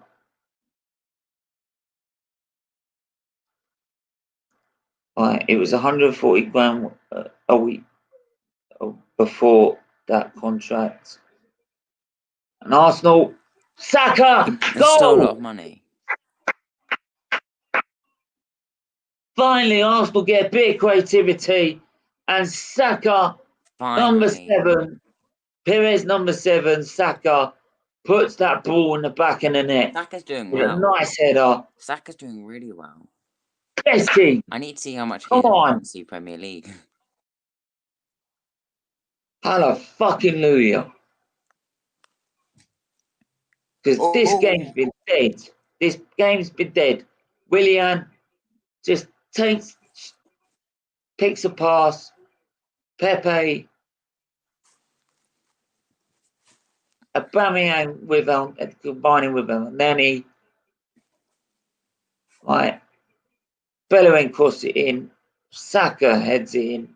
Finally, just a little bit of quick passing and movement opens Sheffield United up and makes it, and that is 1-0 to Arsenal. And that's the impact. I'm sorry, because we've been debating now. This game's been Pepe's come on the pitch and he's made an impact straight away. I've wasted 2 slots in fantasy football now because Holding and Lacazette haven't come on. Well, happens one week, Saka next week it costs doesn't. nothing. Saka costs absolutely nothing. One week it happens, one week it don't. Yeah. Oh, God. Yeah, Saka is Even just... who were owners before the No, Conkeys? actually, to be honest, Saka hasn't played well. Well, he's played well, but he hasn't played fantastic the rest of the games. So. Well, the original before Quonkey was introduced, it would have been David Dean, Ken Fire,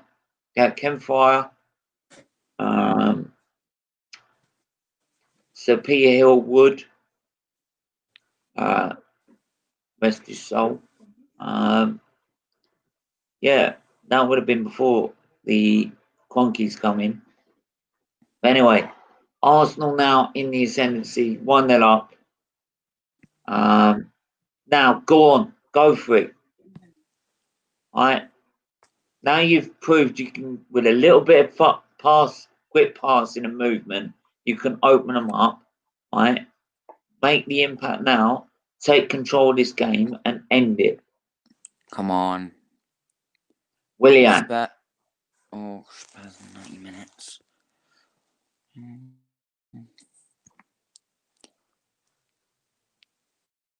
Still 1-0 for them. He's like, you know, Pepe down that right wing. And it's Pepe! Get him! Brilliant run! Down that right wing, and it's a beautiful goal. Even my mum's calling it out. What a goal! Sultan Pepe that. Match of the day is on tonight. It's not goal of the week. I'm going to watch match of the day. It's not goal of the week. I know, but it's not goal of the week. Look, Bellerin would gives him the run, and then that's what you play the ball in front of Pepe. That's what Pepe does. That's what £22 million worth of player will do. Bellerin is this is why people are moaning we're not getting a Partey. Right? We just can't just put money where our mouth is and just pay 45 million for a player like Partey or what?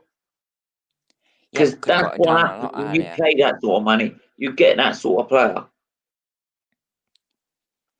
Right now, within the space of 5 minutes, Arsenal now 2-0 up. Game's done. Game's dead. Right? And I think like Arsenal got every opportunity now to maybe even make it 3 or 4. What did the West Ham game finish as? 3-0 for West Ham, was it? I think so, yeah. What a game. Oh, West Ham. Wolves are, from last I heard, are still 1-0 up against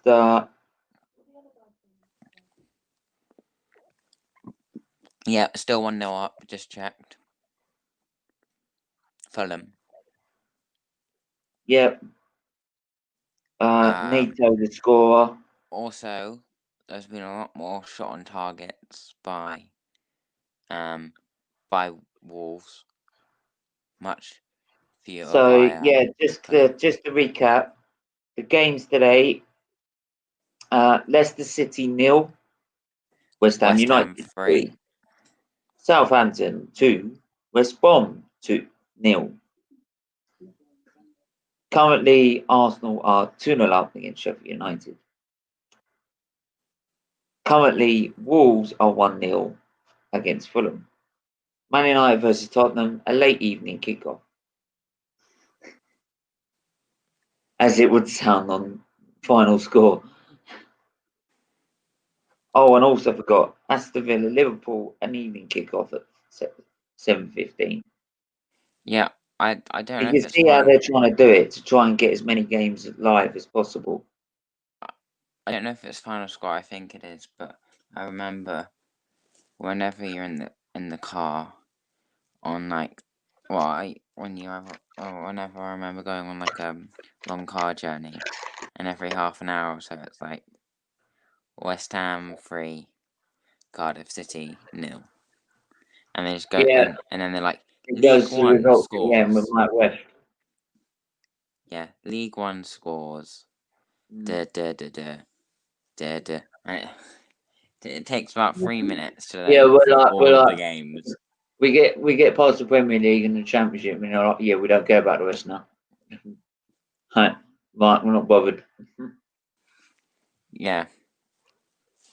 Like if I want to know about like if Cambridge United or Southend United did well, I'll hear it on the local news. Yeah, but I do like. It's funny because just the way they say it, it's just very like formal. Yeah, I mean, West Ham 3, Cardiff City 1. I mean, it's how it's always been. It used to be BBC used to be the ones who provided it all. So not so much anymore.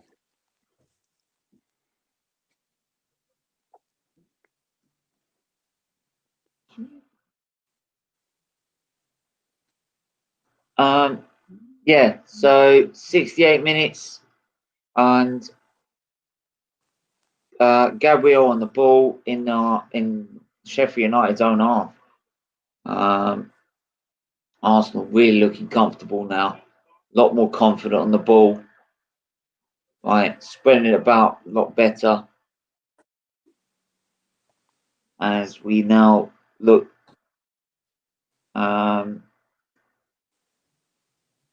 head towards the last 20 minutes of this game, and then we'll have the 4:30 kickoff of Man United versus Tottenham. And I really want to watch that game. I really want to watch that game. What do you think of Leicester and Everton being near the top of the table? Well, obviously Leicester lost today, so I don't know if they're still. Let's just say it's early in the season, right? So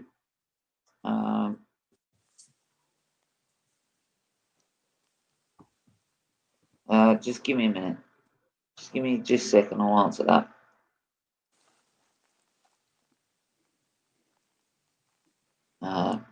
I've been on 1% charge for this whole time. Oh.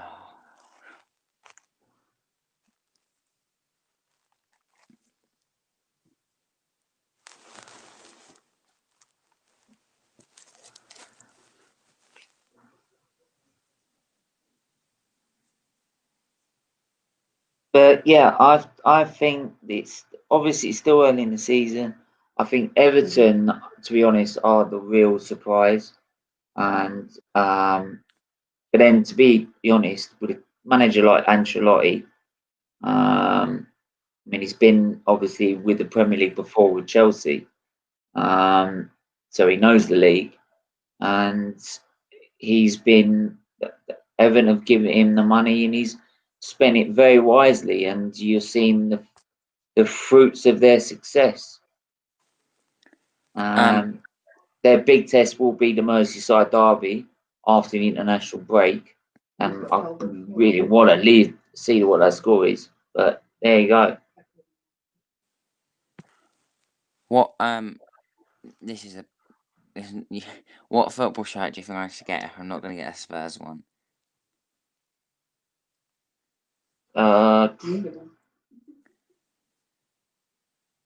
Yeah, I'd be neutral and get an international shirt.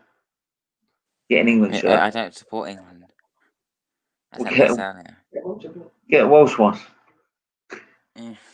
Maybe.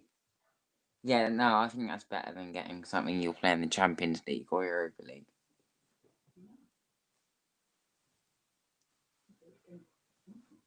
I always like getting white ones because they look better. Yeah, just one sec.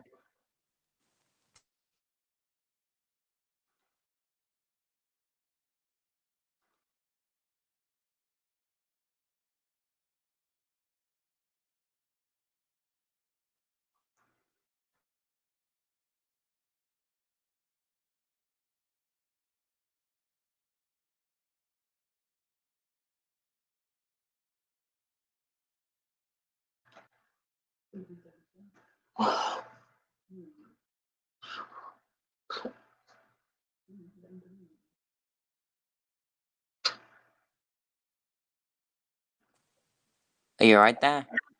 Yeah. Yeah. Just I've got some pain in my back, but yeah, I'm okay. All right. Anyway, Tierney. Back to Gabriel. David Luiz now on the ball. Don't make any mistakes, please. Don't do something stupid. There's still quite a long time to go, so I wouldn't be surprised if there's another goal. Yeah, as much as Arsenal are 2-0 up and they look comfortable on the ball, right, there's always a chance with our defence that they just switch off. Right? And then before you know it, Sheffield United have put one in the net. And being honest, right, the worst, obviously the worst sort of probably scoreline is 2-0 because you think you're comfortable, but all it takes is one goal and then you're on a knife edge. So I think get that.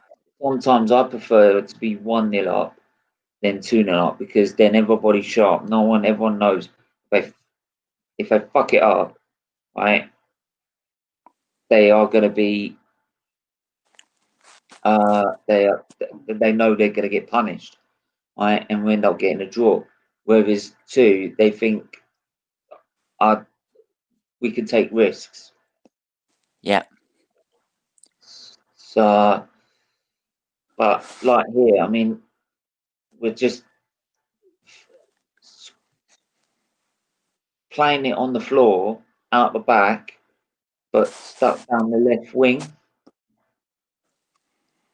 right, and trying to win the ball down there. And I'm like, why are you doing that? Don't need to. Just keep the ball moving, right? Let them do the chasing, right? That's how Arsenal used to break teams down in the end, right? Because we would pass, move, right? And they'd be chasing shadows all game because of how quickly we're doing it. That it tired them out to a point where we then just hit them like the last 20 minutes, 10 minutes of the game.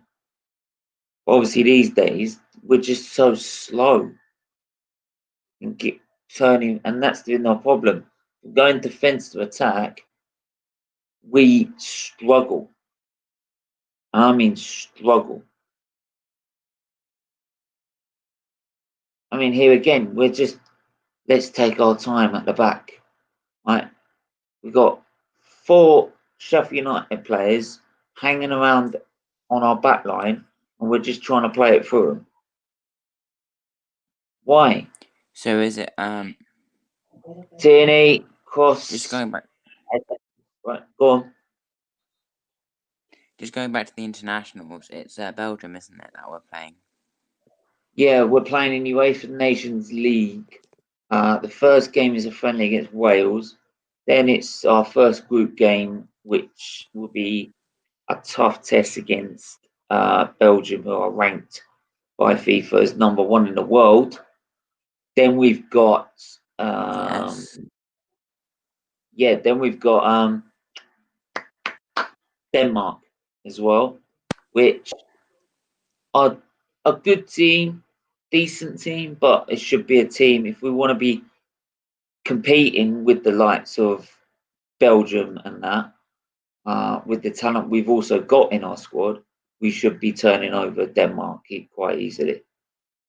But then with England, you never can tell.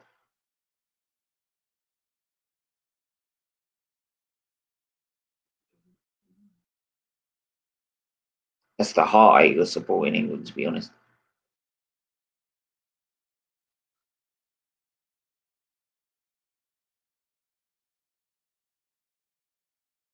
Yeah, this game's really now gone dead.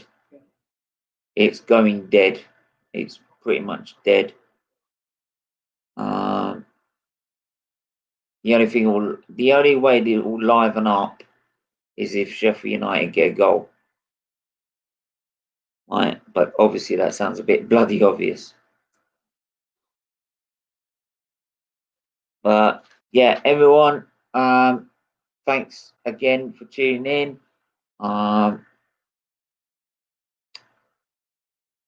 Who do you think your man of the match would be? But Bernie, straight at the keeper, Leno. Yeah, it'd be a tough one for man of the match, to be honest. Not a lot of people. No one's really shined today. And again, Aubameyang. Right, yeah, he's been a bit more involved than the last game he played against. What minute are we in? But you need to be more than that. If you're going to be a captain of our team, you should be running the show. Right? You did it in the FA Cup final. So I might leave it here. yeah.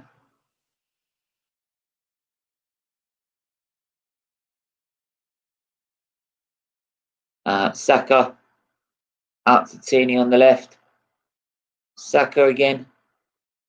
Just put the ball in a damn box.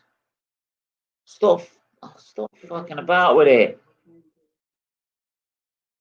Right, to Willian. Ball now finally goes in the box, and now there's no one there. It's so frustrating. It's just passed to each other, right? And they just pass to each other on the left-hand side. Like, one to the other, before they then realise we need to put the ball in the box. And when they do, there's no one there.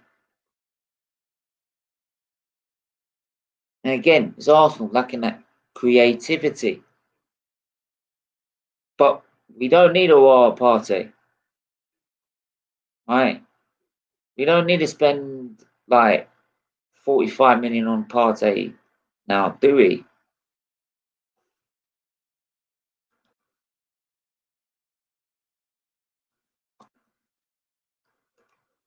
Stephen, I would love us to challenge Liverpool for the league this season. Yeah, I'd love that, but I think I've got more chance to fly into Pluto. To be honest, I just don't see it happening. I don't have that optimism. So I know what this side is like. We've got still a lot of problems with this side. A lot of problems that need fixing.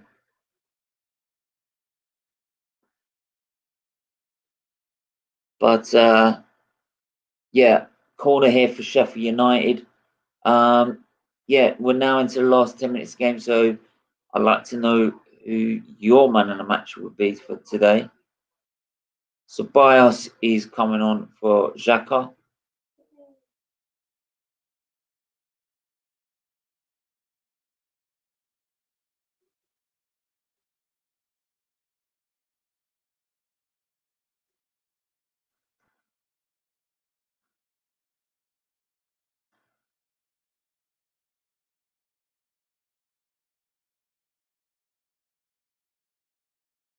Corner in by Sheffield United.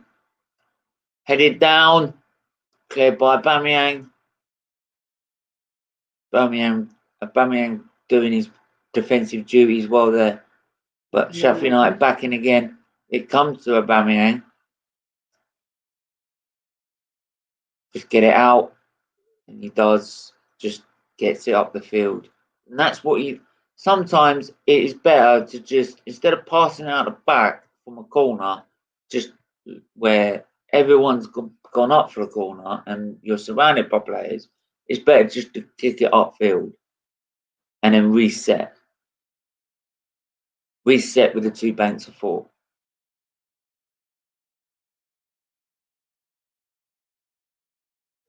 Because now we're back in position, we're back where we need to be in terms of defensive duties.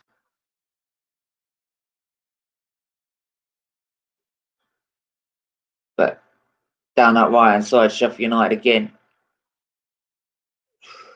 Pepe does his duties as defensive duties and produces a corner.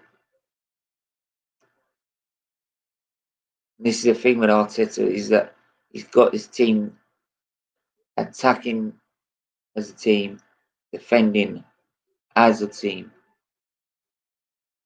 So everyone has a part to play in defending. Ball in. David Luiz trying to get his head on that. Xhaka heads it out to El Neni. Xhaka again, El Neni. This is dangerous from Arsenal. Stop playing it about around the area. They do clear it a bit, but it comes back down again by Sheffield United. Some more sustaining pressure by Sheffield United. It's a goal! They gave him a goal, Jake. 1 yard of space, and he bends it into the far corner. Why? Because they're too busy in the middle. Before that, they were too busy fucking around, right? Trying to play out from the back. When they realised they couldn't play out the back, they launched it, right? Not knowing where it was going. So it gave them Sheffield United the ball back. They then come straight back down the field to the edge of the box again, and then they're going to close up to them. They didn't switch off. And now it's 2-1, and we're now going to shit ourselves for the next 6-7 minutes.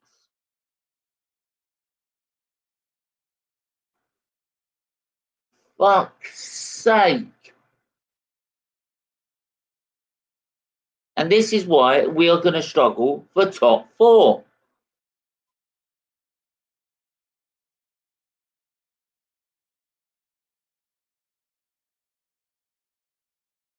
This is the problem with our defensive side. They just switch off. Switch off like switching a switch on a light bulb.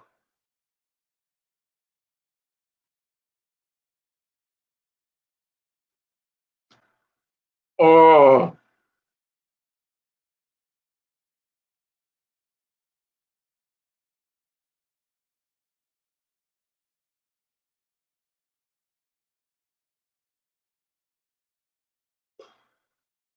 Arsenal throw on the far side. Maitland-Niles is going to come on.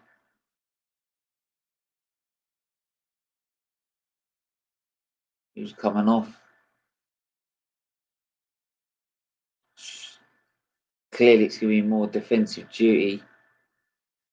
And then Arteta's pointing at something to say to get forward, by the look of it.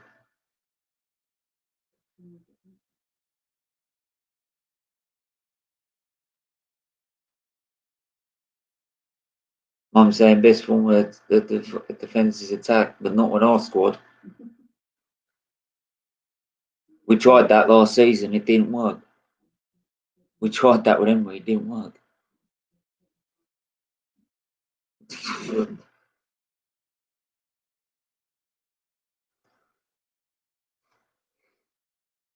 Yeah, and how long ago was that? Yeah, but that was an age ago.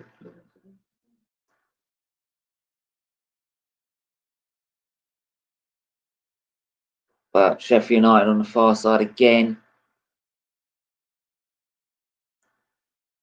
Space to get the ball in. And they get a free kick, Arsenal, but didn't really. Did look like the striker did. Let's just say Sheffield United looked more inviting to win that ball than Arsenal, to be honest. Saka's being replaced, so that'll be a direct swap.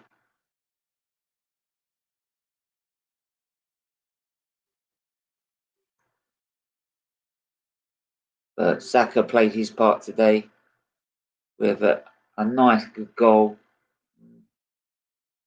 Good individual play at times.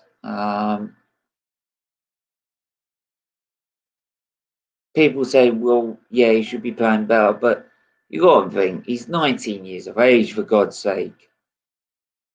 Right? The fact he's wearing a number 7 Arsenal shirt at 19 years of age, right, as a left wing back, is phenomenal. So give him every respect. Lundstrom down that right hand side of Sheffield United again.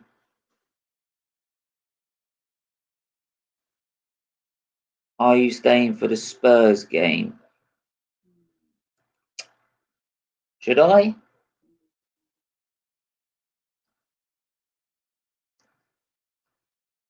Just 2 seconds. Not gonna ask you.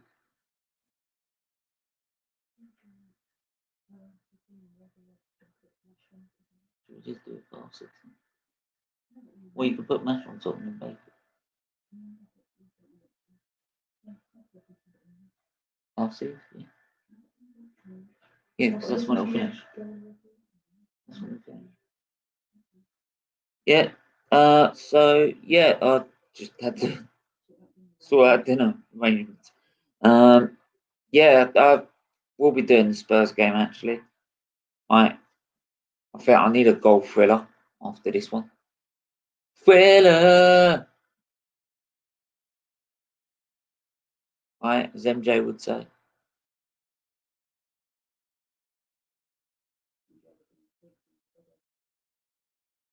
Yeah.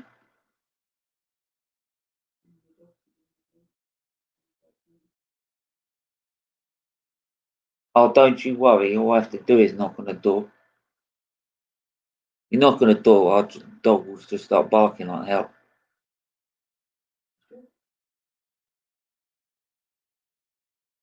I know it's his job. It's bloody annoying. But yeah, please put in the comments who is your man of the match for today.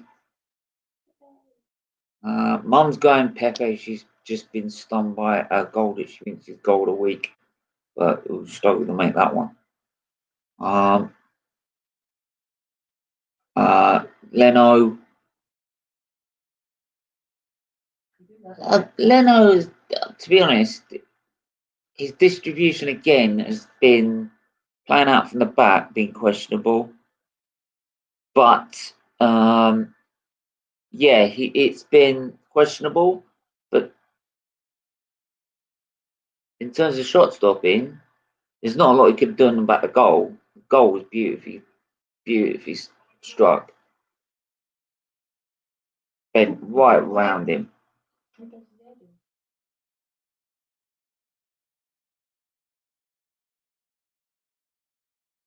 To me, my man of the match.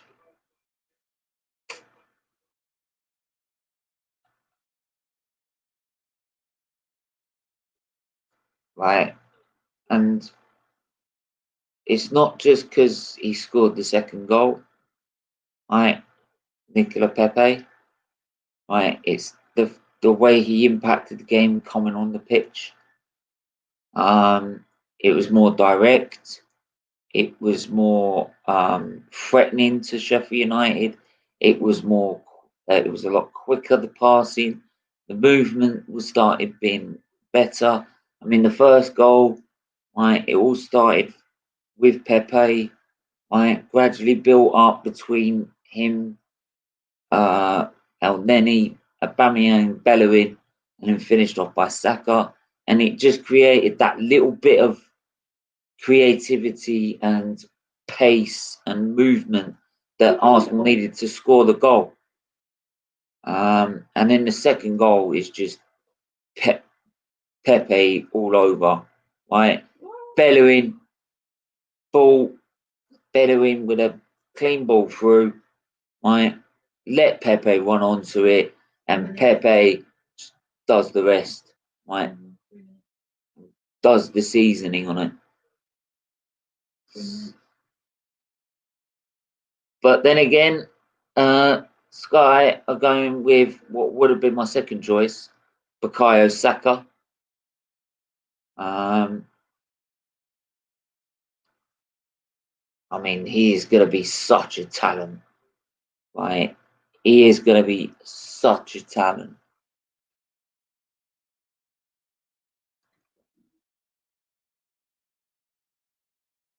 I wouldn't. No, I'm good. Yeah, I really want to watch that game. To be honest, I think it's gonna be. I hope it's good. I hope it be what it is, which is really good attack, crap defense. But then we know what Jose Mourinho is like when they'll get one goal and they'll shut up shop. right, park the bus, right, build the Great Wall of China, right, park the plane, the jumbo fucking jet, right. Marcus is going to sack it for man of the match. Yeah, is that your opinion? Was that what Sky just said? Because I did say Sky said it, but the keeper's come out, and it's a desperation tactic by Sheffield United. It's last throw of the dice. They're going to lose. Son off injury. Wow. Goldrick got a corner out of that. I was worried that they actually hit off our defender and got a penalty, right? Because they did claim they've got 10. They got this last opportunity. That's what they've got, right?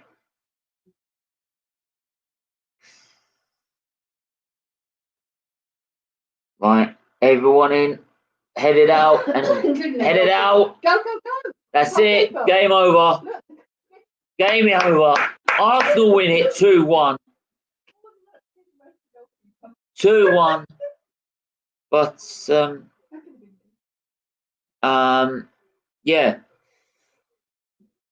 not the easiest of wins. Very, very poor in terms of creativity going forward. Not a great performance, I'd say.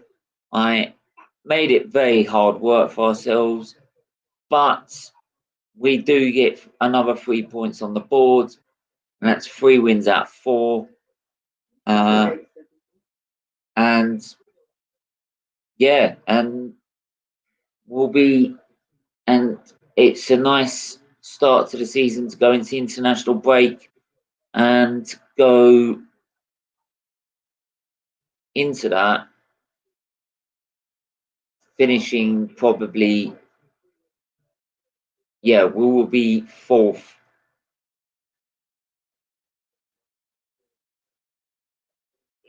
So we'll go into that in 4th spot into the international break. 3 wins for 4. 3 wins, 1 loss. And yeah, which is a decent start. Decent start. But we did not make it easy for ourselves. And plus, Wolves have also won 1-0 against Fulham. I believe it's 1-0 against Fulham, unless they scored a second goal.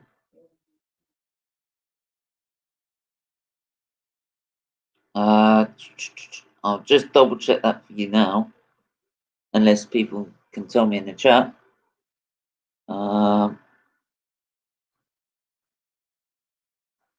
Yeah, they won 1-0.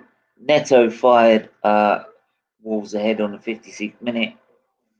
And now we look forward to,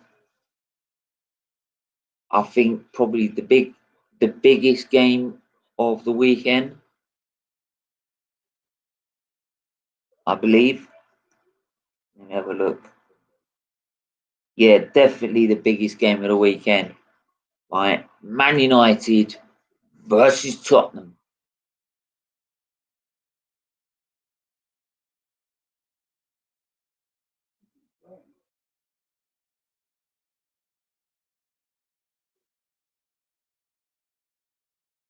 So let me just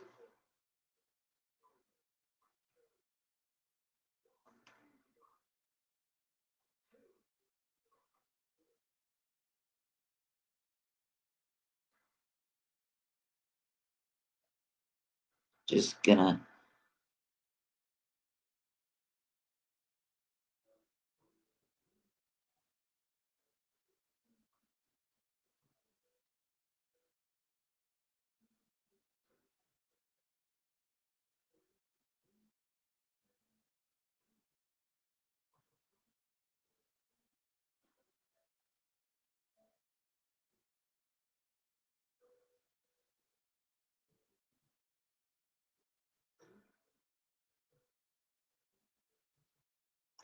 So yeah, let's see if we can try and get also some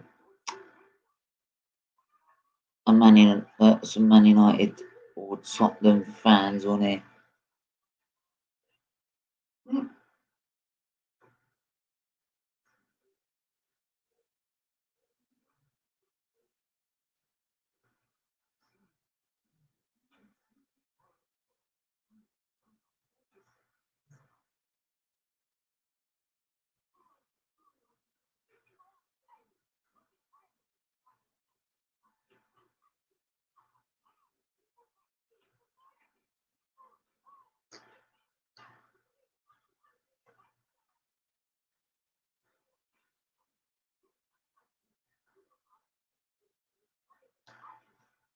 There we go. Let's see if anyone wants to come on here.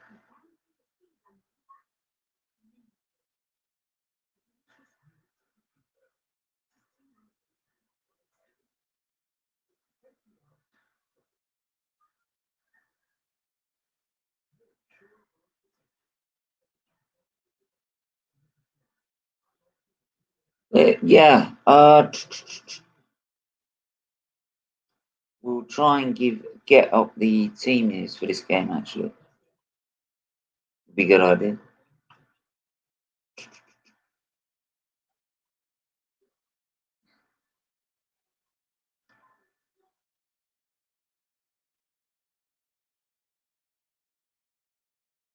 So, just have a look at Sky Sports. Have a look. Man United versus Tottenham. Team news live.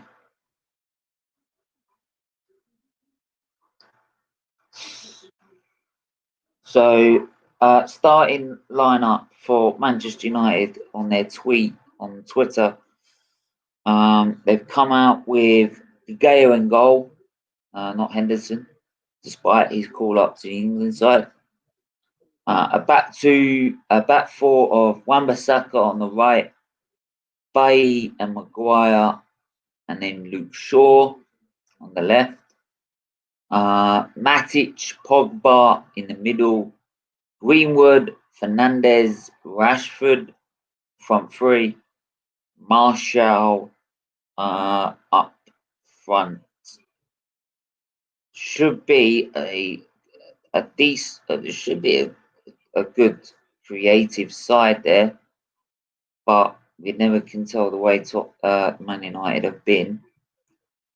Right, now we'll just get Tottenham news.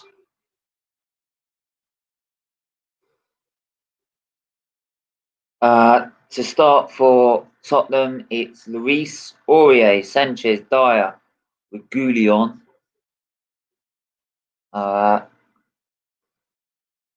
So 3 at the back, I believe. Then it's no, it's 4 at the back. Højbjerg, Sissoko, and Dombele in the middle.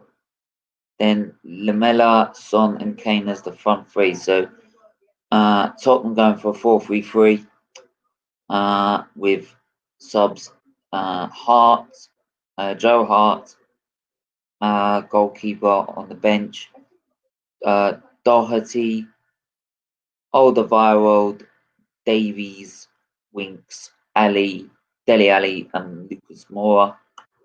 The subs bench for Man United: Henderson, Lindelof, Fred, McTominay, Mata, Lindegaard, and Van der Beek.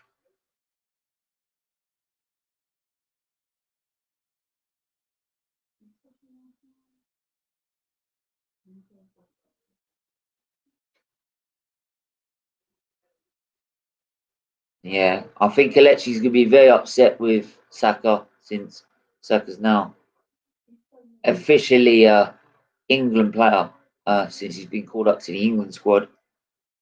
So, but there you go.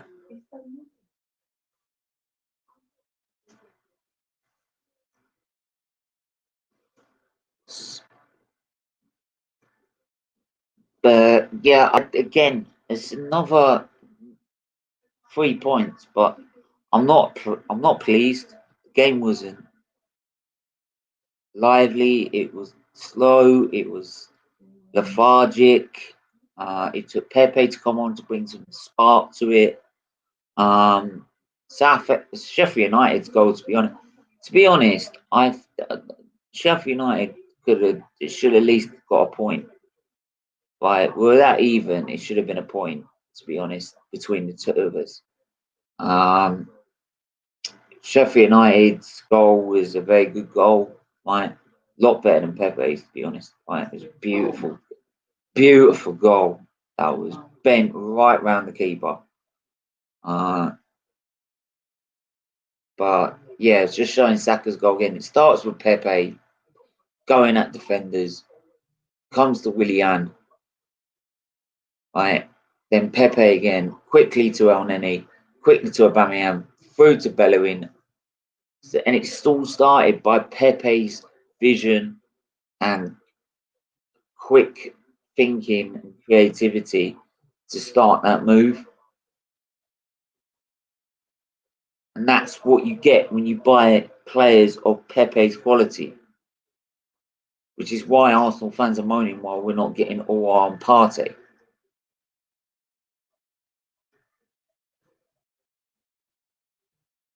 Christ.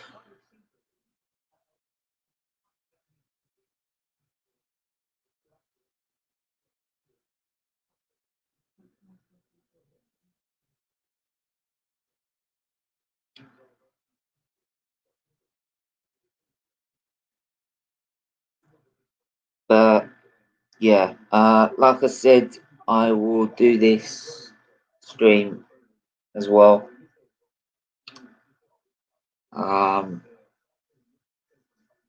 Well, I'll do it for as long as I can, right? And if I don't feel well enough, I will have to stop halfway through, and I'll make it up to you on the next stream, right? On the Hot Off the Press show, we'll go for like an extra half an hour or something. But yeah,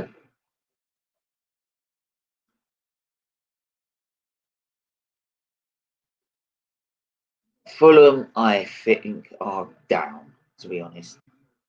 Right, Fulham are making too many mistakes in the defence. They're not. Nah, they're making too many defensive mistakes.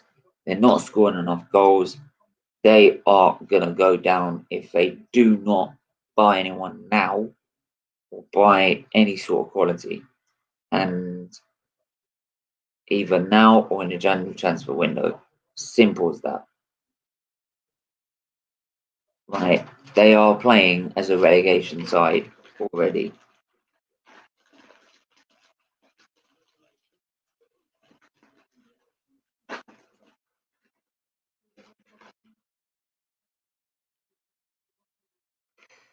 Yeah, please let me know in the comments what you're gonna think on the prediction of Man United versus Tottenham. This game, I believe, is also at Old Trafford. Yeah, it's at Old Trafford. Makes no really difference these days because of obviously no fans. No 12th man, as they call it, the 12th man. But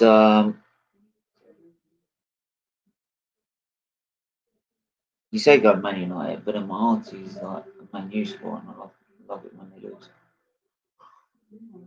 But yeah, no. Man U over Tottenham. Yeah, Tottenham. The Man U over. I'll pick Man U over Tottenham, obviously. Right? Doesn't mean I like Man United.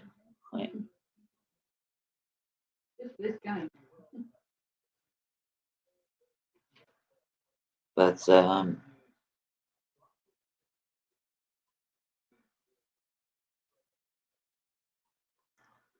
just trying.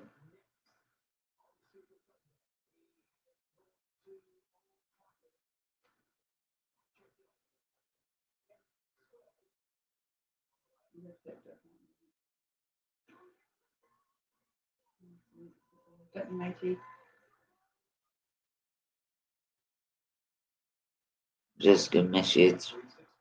So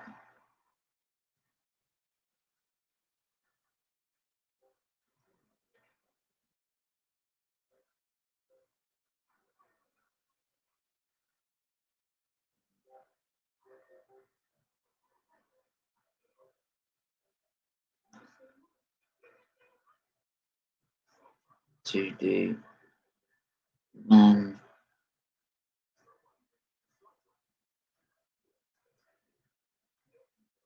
Tottenham.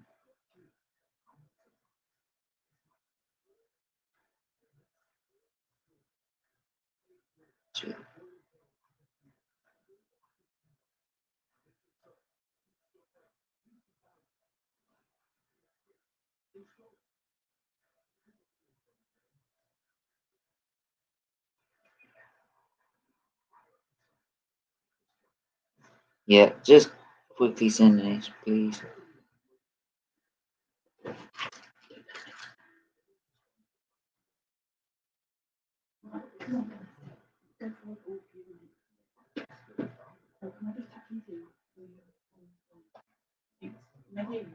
Yeah.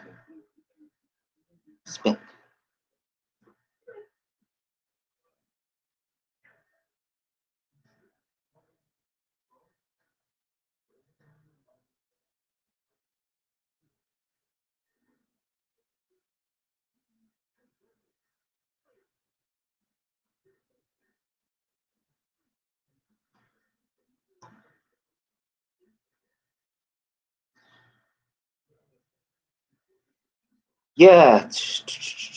Anyway, so yeah, like I said, I've given you the team news.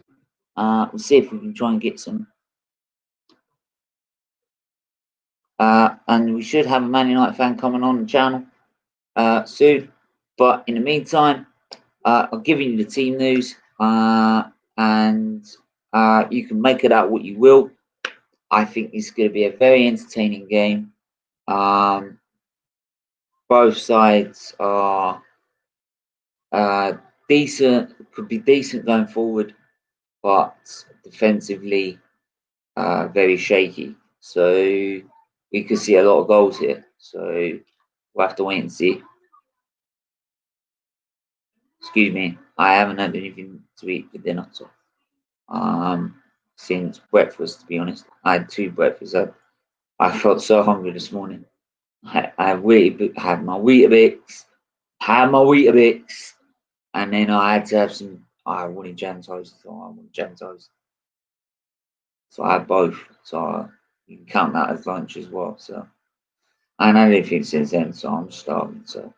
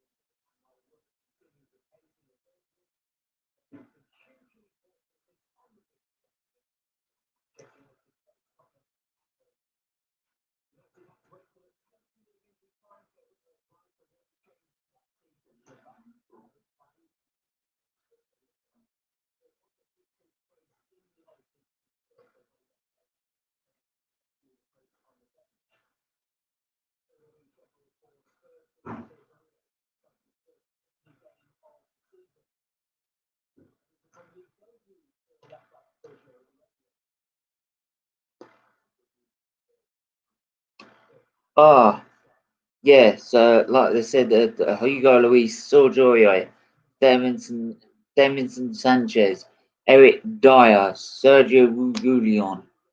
And now they've just cut it off, so I can't repeat it again.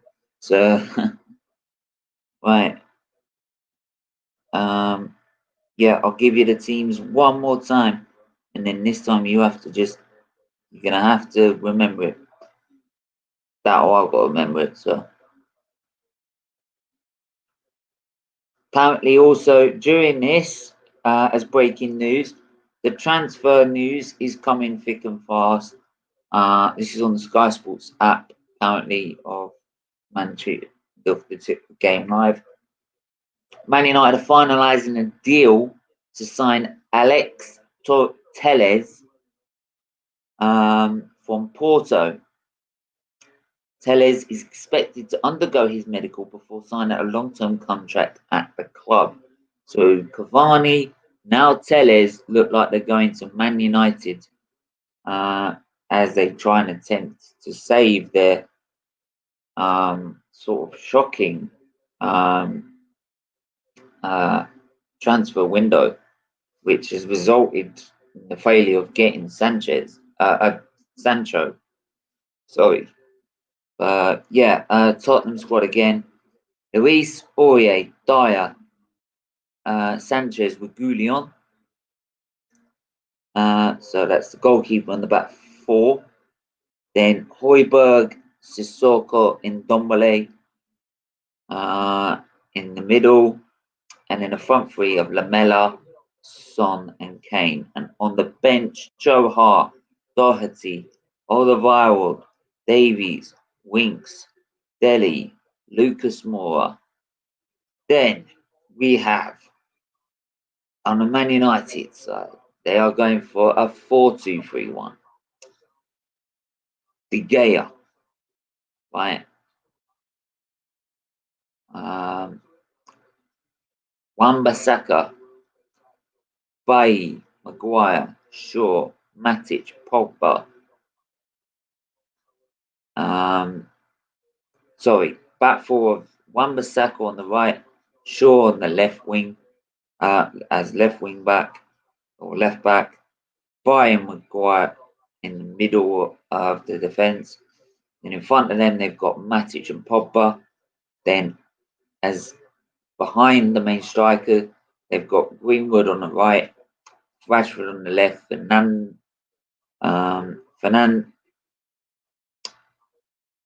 Bruno Fernandes, in the middle. And then up front, we've got Anthony Martial, subs, Henderson, Lindelof, Fred, Lingard,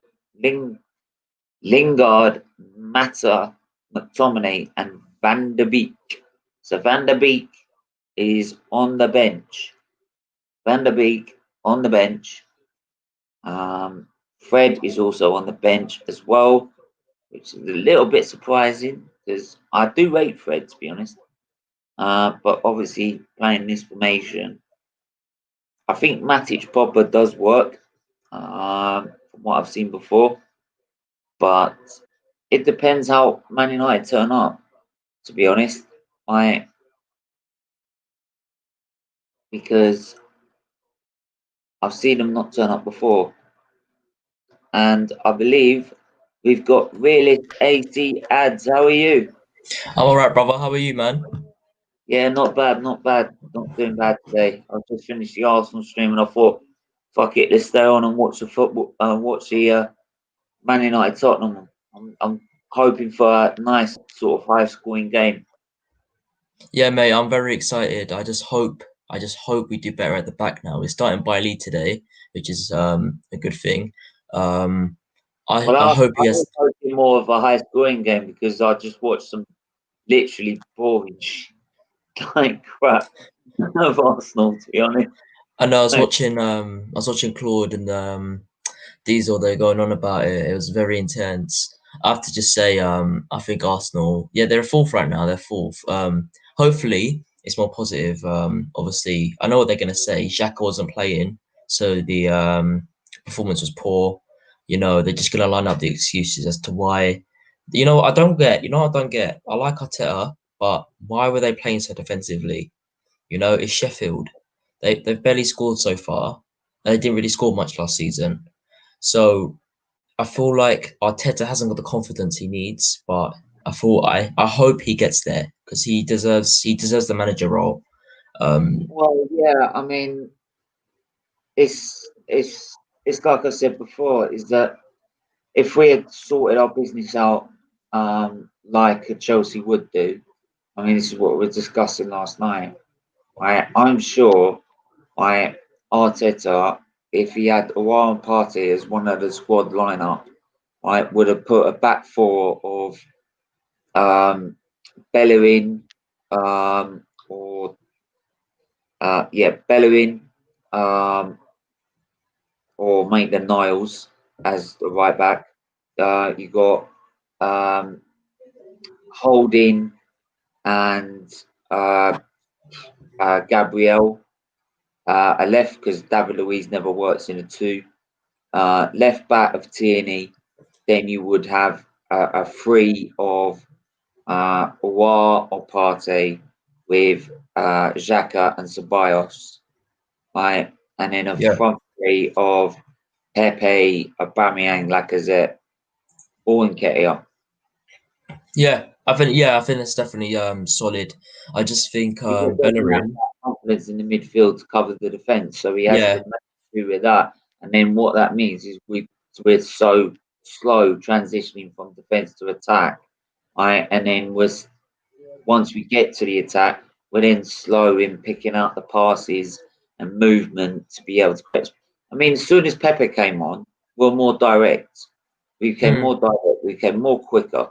Like the passing was quicker. I mean, he started that move for Saka's goal, and then the second goal was literally is what Pepe does. You put the ball in front of him, he'll run on and score it. yeah. Yeah, I know. It's the same. It's the same with United. The problem with Van der Beek right now is because I know he's not going to be a starting midfielder. Like him and Fred are going to be the ones who work the play and want to play more, but they can't because Matic, Bruno, and Pogba are class. There's these highly appreciated players, right? Yeah.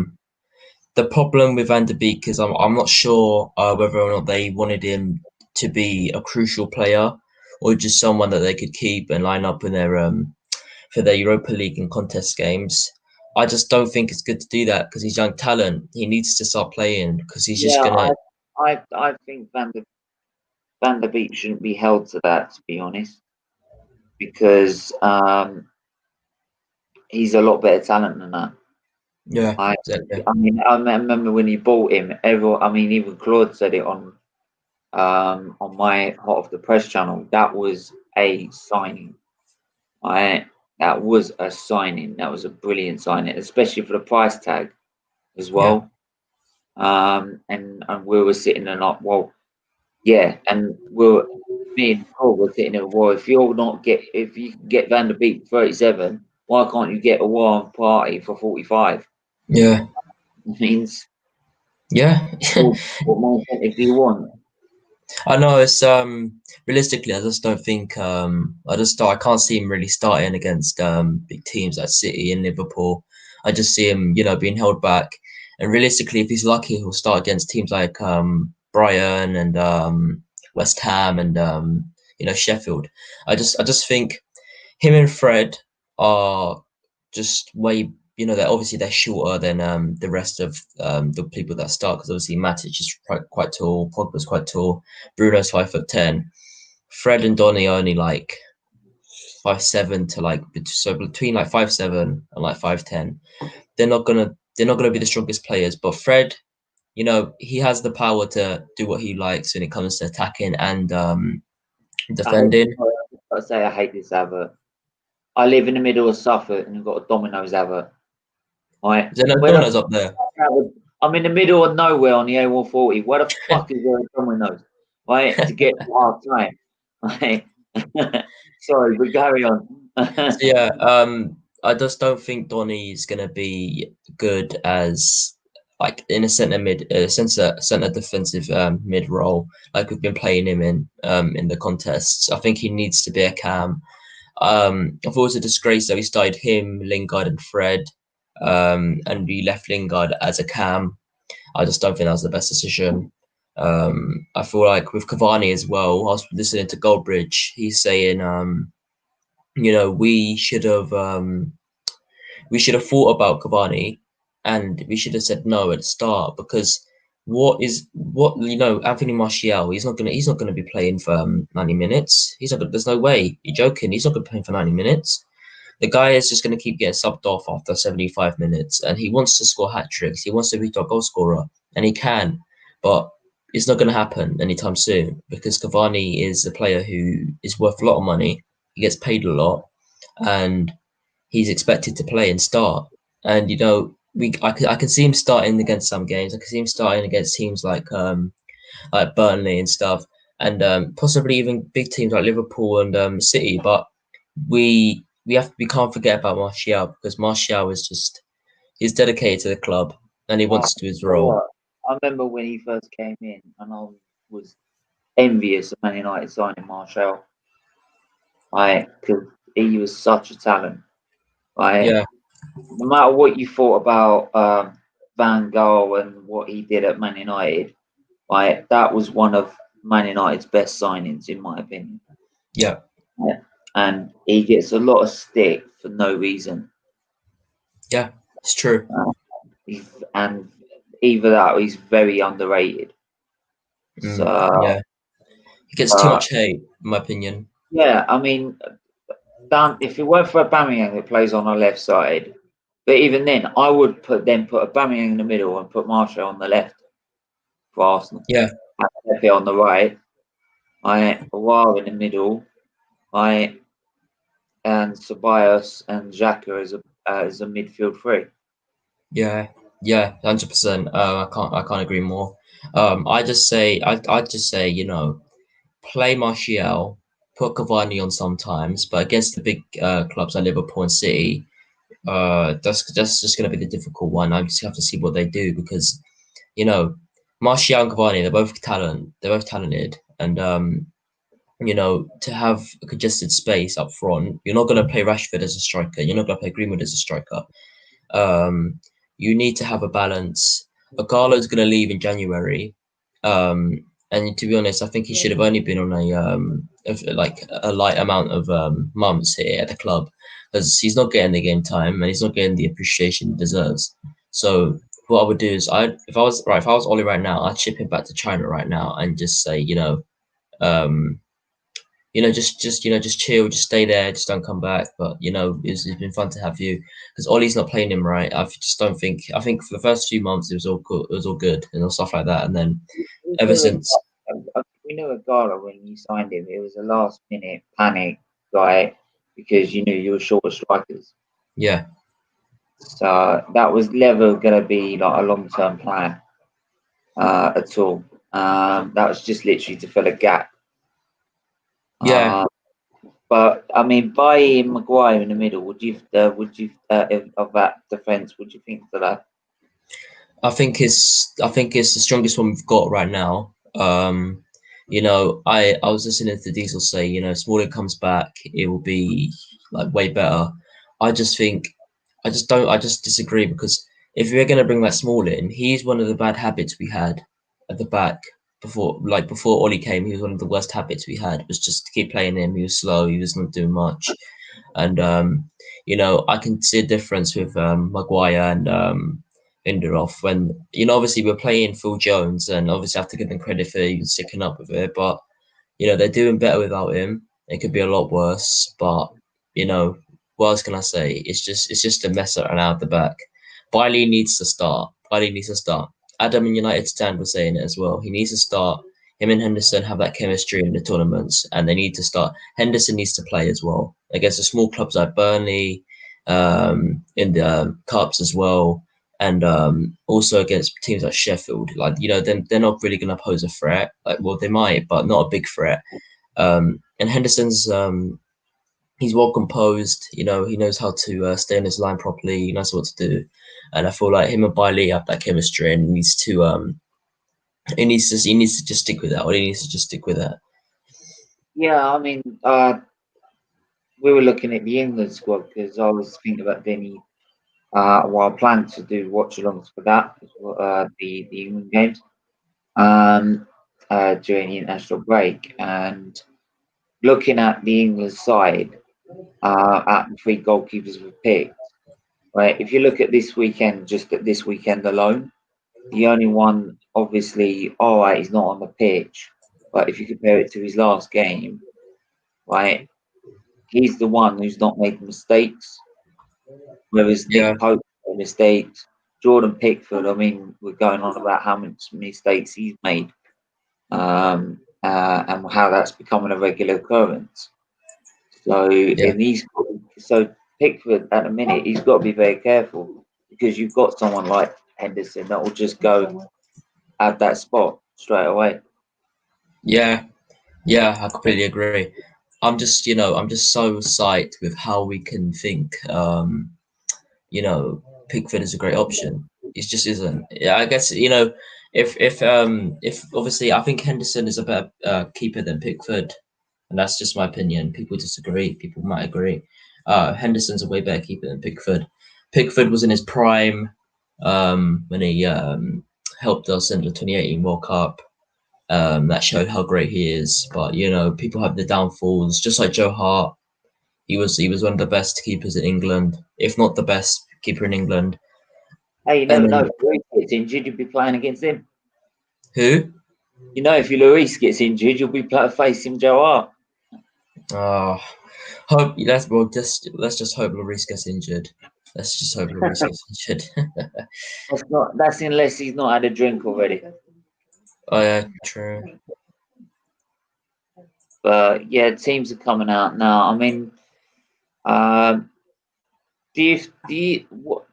what was your scoreline go for this game? Now you've seen the lineup. To be honest, I can't deny Matic, Pogba, and Fred is a strong midfield, and I can't deny that Rashford, Greenwood, and Tony are a strong attack. The back line is perfect. I'm gonna say a 2-0 win to us today. I think it'd be a tight, high-scoring game because I don't trust both sides' defence, to be honest. There's plenty of mistakes in both sides defensively. I mean, the one thing I did say about Arsenal was that, yeah, we might have conceded one goal, but you saw literally Aubameyang put a shift in at the back, Pepe putting a shift in at the back. Like, that is one thing that Arteta you will find with his team is we will defend as a team, we will go forward as a team. It's whether how quickly we do that transfer is our problem. But the work of it is there. I think with this, I do think it's going to be a tight, high-scoring game. I'd say 3-2 to United. To who?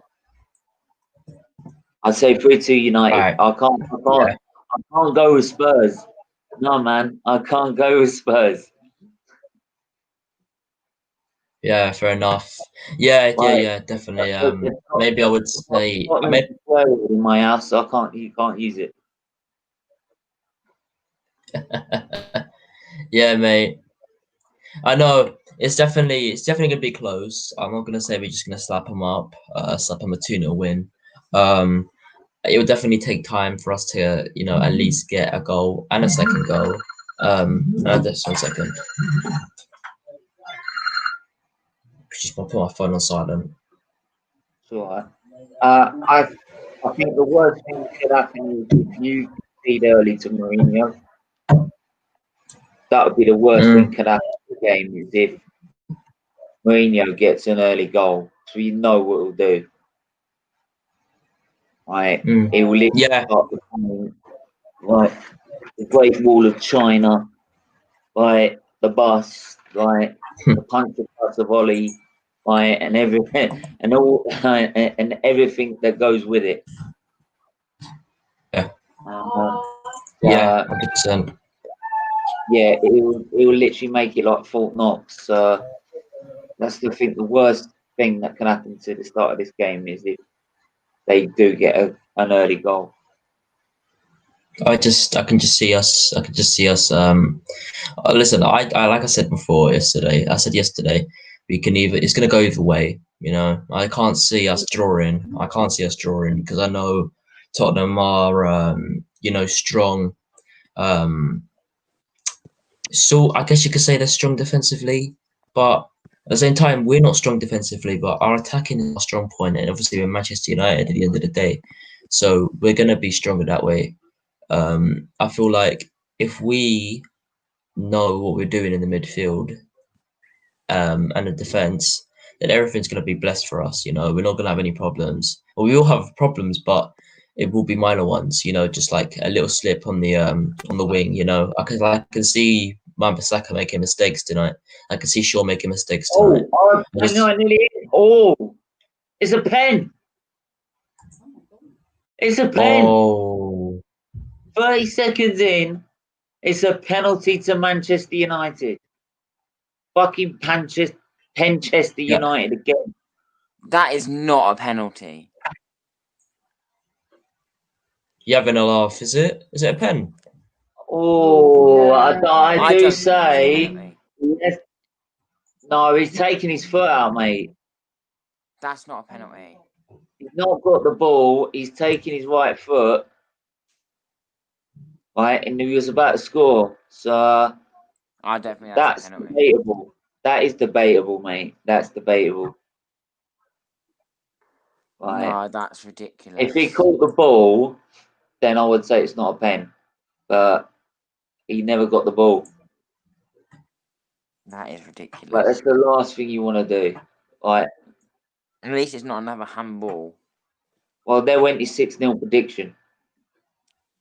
I still think there's going to be a 6-0 win for Spurs. No, it's definitely not a 6-0 prediction. Yeah, it's going to be a 6-0 win. But to Man United now. No, Spurs. They're not going to score this penalty.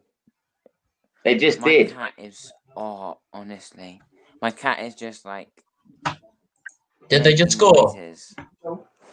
Yeah, Man United are 1-0 up. Right. We are Damn 2 it. minutes into this game and Man United are already 1-0 up. At least it was like God, I a did this decent stream. At least it was a decent penalty. It wasn't that Yeah, bad. Bruno Why? Who Fernandes. took it? Who took Bruno it? Fernandes is like ice, isn't he? When it comes to, he's ice cool when it comes to penalties. My Right. cat's at my window making noises to try and get in. I'm gonna have to let him in. Yeah, let him in, mate. But yeah, so early shock to the system for Tottenham.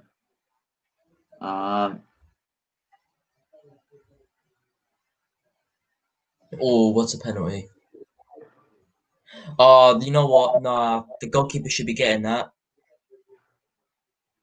Nah, the goalkeeper should be getting that.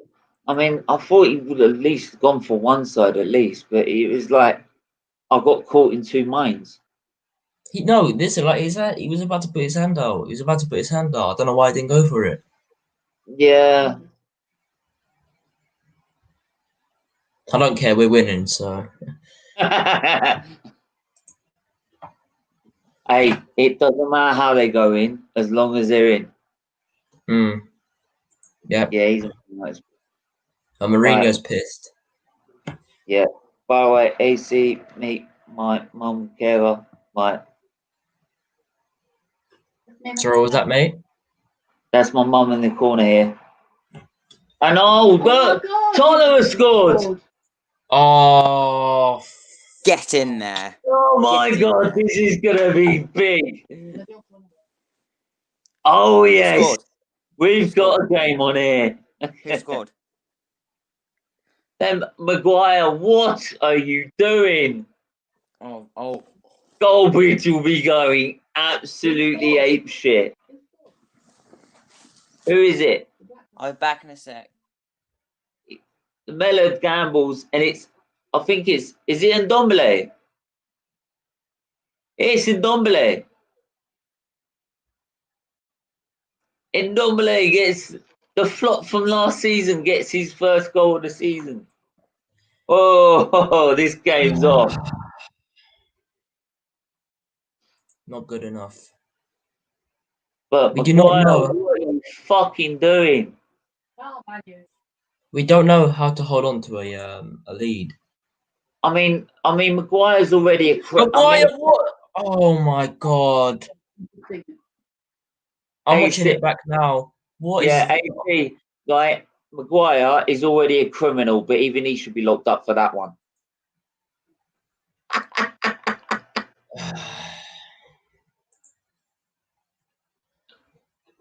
What is Oh, that? like I said, he's a criminal already, but he should be locked away for that one.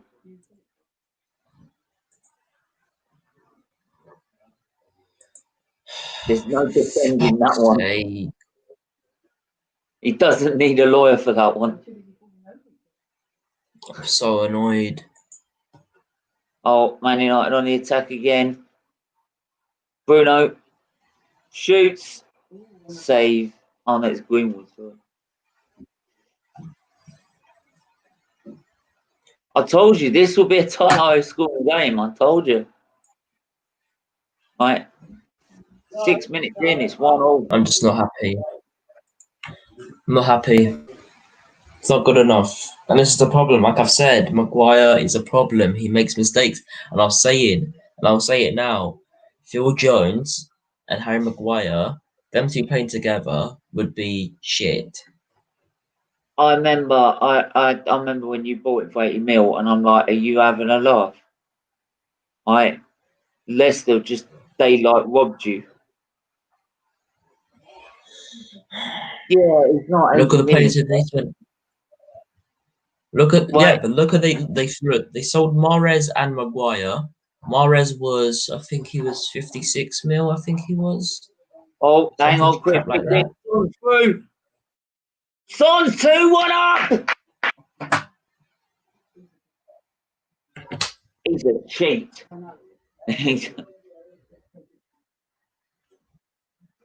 It's 2-1. He's flipped within 30 seconds in. Right, first 2 minutes, we are having a Man United penalty and 1-0 up. Within the space of 5 minutes, it's now 2-1 Tottenham. This is a fucking Oh my disgrace. god. I'm gonna go, but this game is incredible. I thought Son wasn't playing. I'm surprised he was playing because he had an injury. Well, But, he Son, is well definitely done. not injured. I mean, you can still score goals like that. I mean, I told you that it's going to be 6-0. It might be 6-1.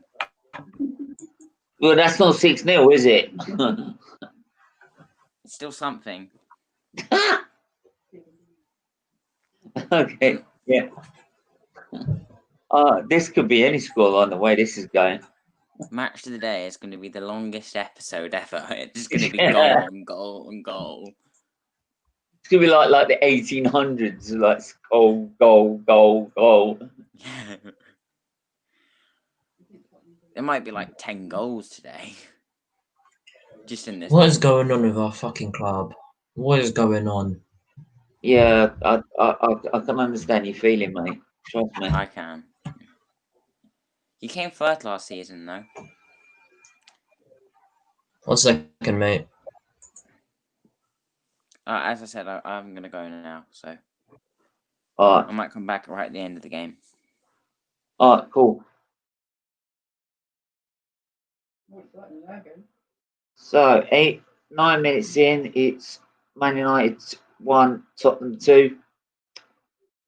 Come on, Man U, please. Please, please, please, please.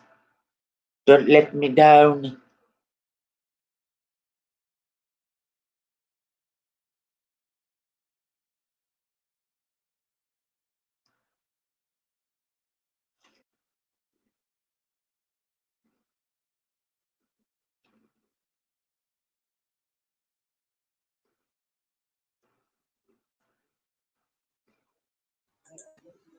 Listen, we go 3-1 down, yeah? I'm gonna.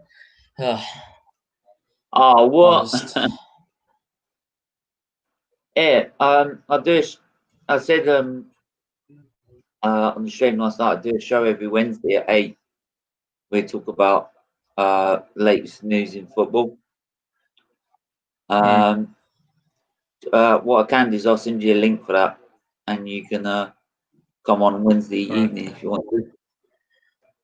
Yeah, why not? Yeah. Usually have loads of guests from like the football terrace and stuff and that. So yeah, I mean, joining the debate. I mean, last night, I think like the way you spoke was brilliant. I got a lot of respect for that. Thanks, mate. I appreciate that. We go 3-1 down. I don't know what I'm gonna do.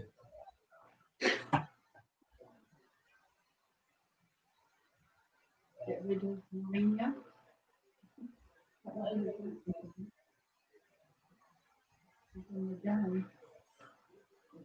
Mum,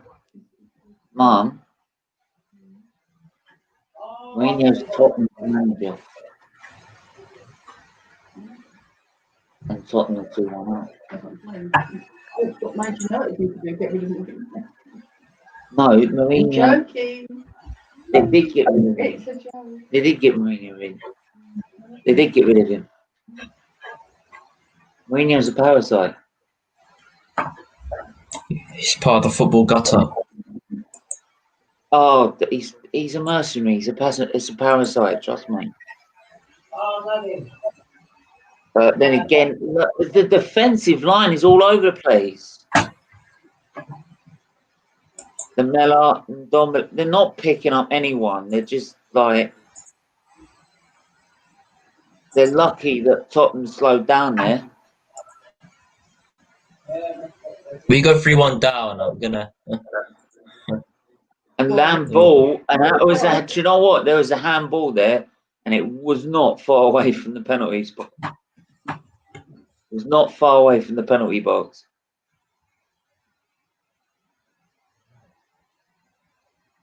Oh,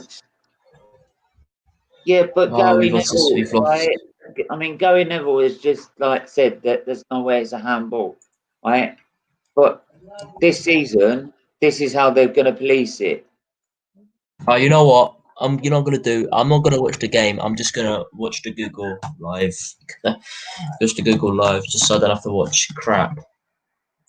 I'm not watching that crap.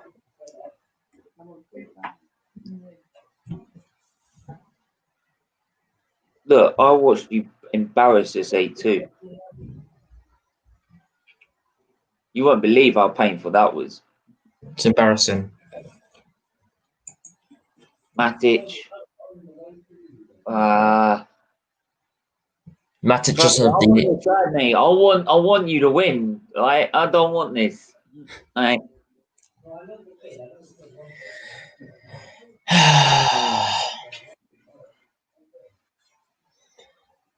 Matt, this is the problem with playing Matic. Everyone, listen, Ricky's gonna make all the excuses tonight, saying that Matic is either worn out or he hasn't had enough game time. He said no. He's been actually dead. He's shit. Matic is shit. I know he does what that. Why he's brilliant? Because why he did 1 5-yard pass. Wow.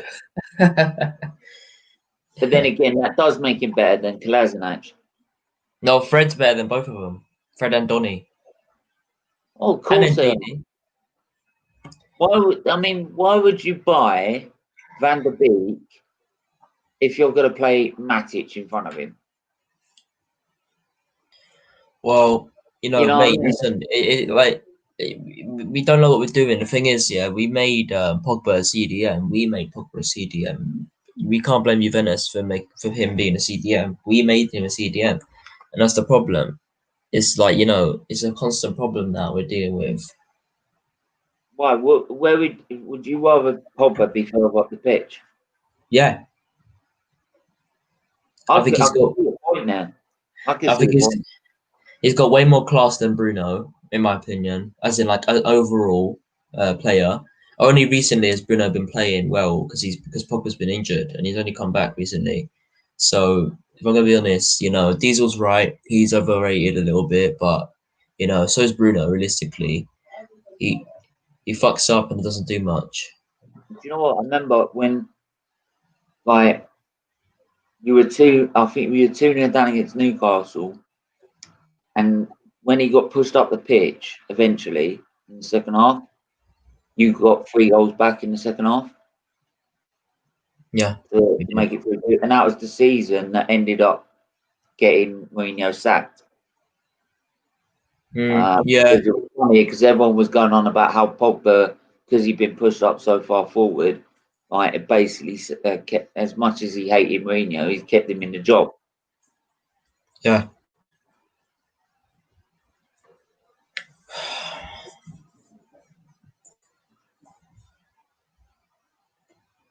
But this is what I don't like as well, because I'm starting to see this with England a lot, is where Kane is literally on the centre circle. You're a striker. Yeah. At what point does a striker play on the centre circle? I mean, I he's know. picking up the ball on the halfway line. Right? What's I that? want him to have fun, make him runs. What's that, mate? 1 second. Yeah. Sissoko. Ball in.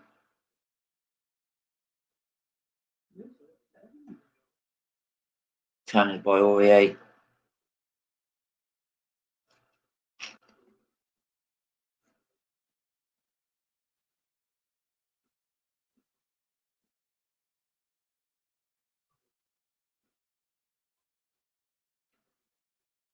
Sanchez. On the halfway line. Crosses the ball long.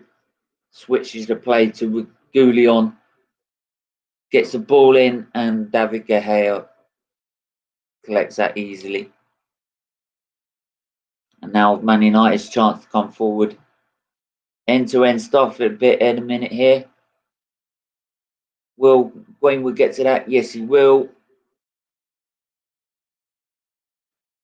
Wan-Bissaka,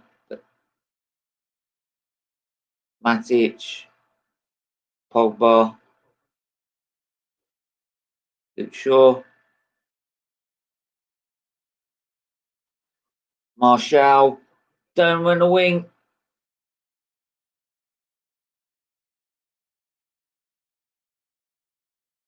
Fernandez, Pogba, Martial.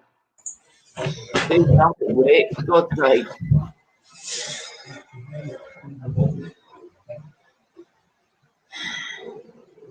Free kick to Man United.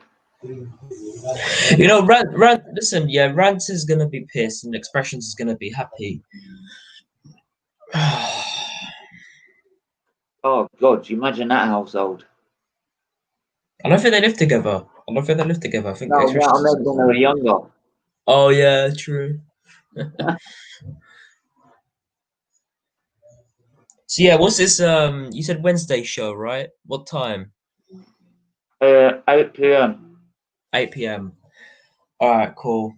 So, who would you roughly like? How many people would you say roughly come into the show? I usually have about Ladderman's Prime usually comes on. Flawless from also the Football Terror City will come on this week. Yeah. Sometimes Elite KJ might turn up. But Rams sometimes pops along from Liverpool side. So yeah, usually get about 3 or 4 people on there. It's good. It's good. What we do is we just have a debate on the latest news. So this week will be about the transfer window closing, obviously. And then the draw. And Rashford is in the post. Oh.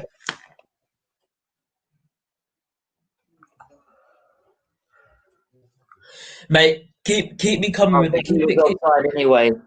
Keep it coming for commentary, because yeah, he was just offside anyway. I'm not watching that disgrace. So Elite KG, did you say? Yeah, Elite KJ when he's free can come on at times. Oh, he's a legend. I've been a couple of times on the Football Terrace, expanding what I want to do with my channel, and like they've really helped out and supporting it. So yeah, I'm gonna share your stream. I'm gonna share your stream real quick. Obviously, because I run a Discord. Obviously, because I'm a streamer. I stream games on Twitch. I started a few months ago. 300 followers, 322 followers exactly. I got that in under 4 months, which is a good thing. But brilliant. I haven't really been doing it much because obviously school and all that. So I need to focus on that. And then once, obviously, because I know we're going to go back into lockdown, they're just delaying it. Yeah, I think it's pretty clear they're doing that. So once lockdown is back, then I'll probably start streaming a lot more. Trying to grow my football channel as well because yeah, I think today, I think what I'm going to do today is I'm gonna do a video of my reaction to the game. You know, I know I you know I like doing them. I like doing them. I think of doing them as well. I never really did it on my football channel before. I've never really done it on here before. But you know, 62 followers. I mean, sorry, 62 subscribers. That's good enough for a start. Because I grew it.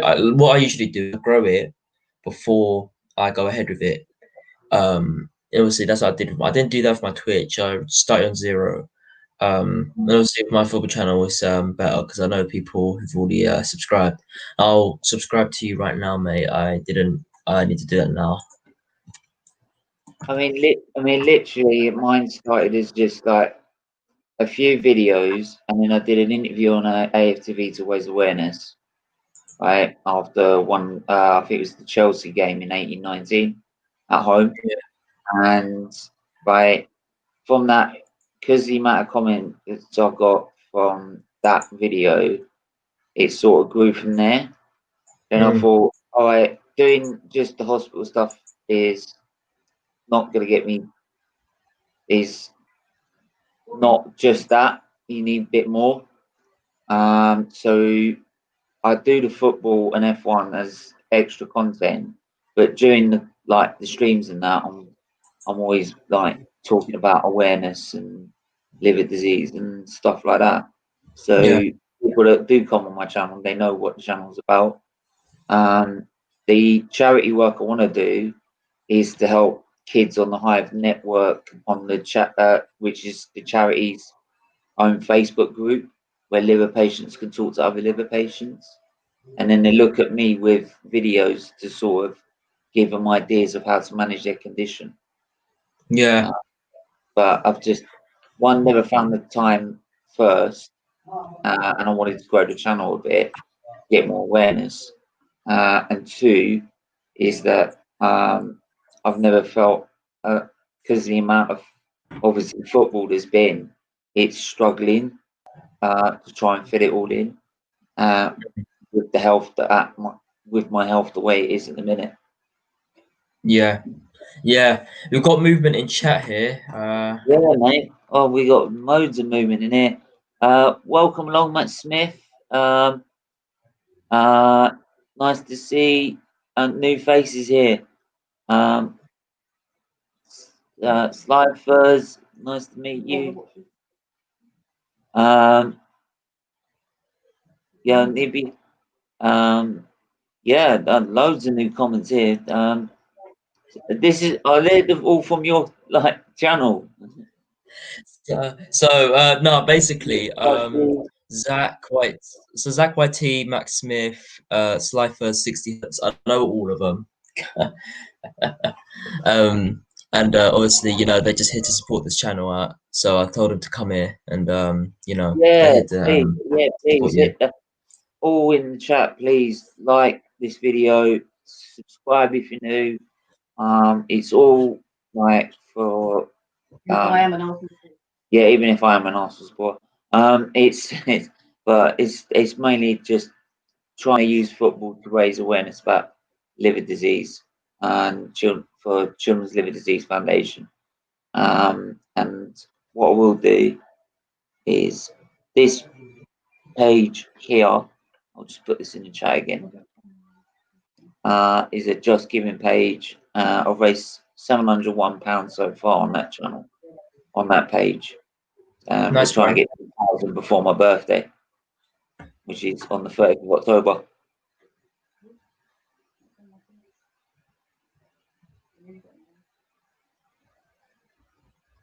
But yeah, Son nearly had a chance there, but Gay got there. Yeah, so yeah, Zach is a United fan. You know, All fans are welcome here. all fans are welcome. You know, I'm gonna share the stream even more. I'm gonna take the URL and I'm gonna put it into the Discord. I'm gonna let everyone to come in and support you, mate. Yeah, thanks, mate. That means a lot, mate. No problem, bro.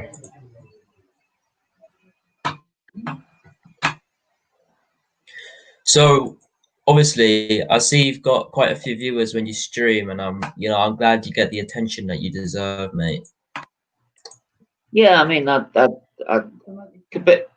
get like the levels at the minute that the other channels get, but then you got to start somewhere. And hang on, it's a ball in, and it's a save by De Gea. And Dombele, I believe it was. Right, but no one tracking his run at all. There's more people in chat. You've all got to start somewhere, and I mean, it's exactly the same as all the other channels have started. So, and if we're not careful here, Tottenham are going to get a third. No, they are going to get a third, mate. We're going to lose. It goes from end to end, but with Man United, like, one, they are not quick enough to be able to open Tottenham up, and when they're not quick enough, they're getting caught on the ball, and then they're not quick enough to respond to the fact they're getting counter-attacked. Yeah, which is leaving wide gaps open and defence all over the place. Oh, Goulion and smash again for another corner. Ball ends up playing like it's like freaking ping pong.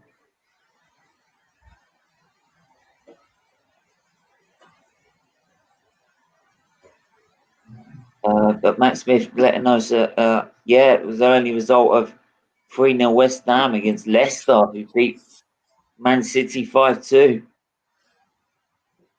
So, hang on. Luke Shaw. Hang on.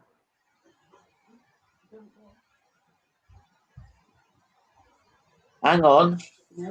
What's happened here? Miller's just gone down. He's holding his jaw. Well, I don't like Lamella, man. I think Lamella's trash. Hang on.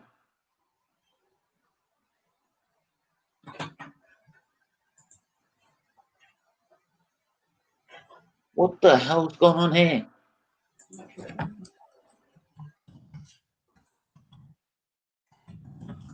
Oh, we only slapped him. You can't slap it. You can't slap a player.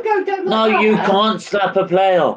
You do that, you give him every incentive to do that. You can't do it.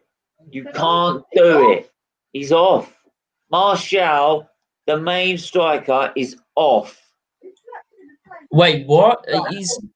He was grabbing hold of Lamella. Lamella tried to shrug him off. He's then reacted and slapped him. And it's been taken by VAR, and he's been sent off. What are we gonna do? This is the problem. This is not going It gets bad to worse.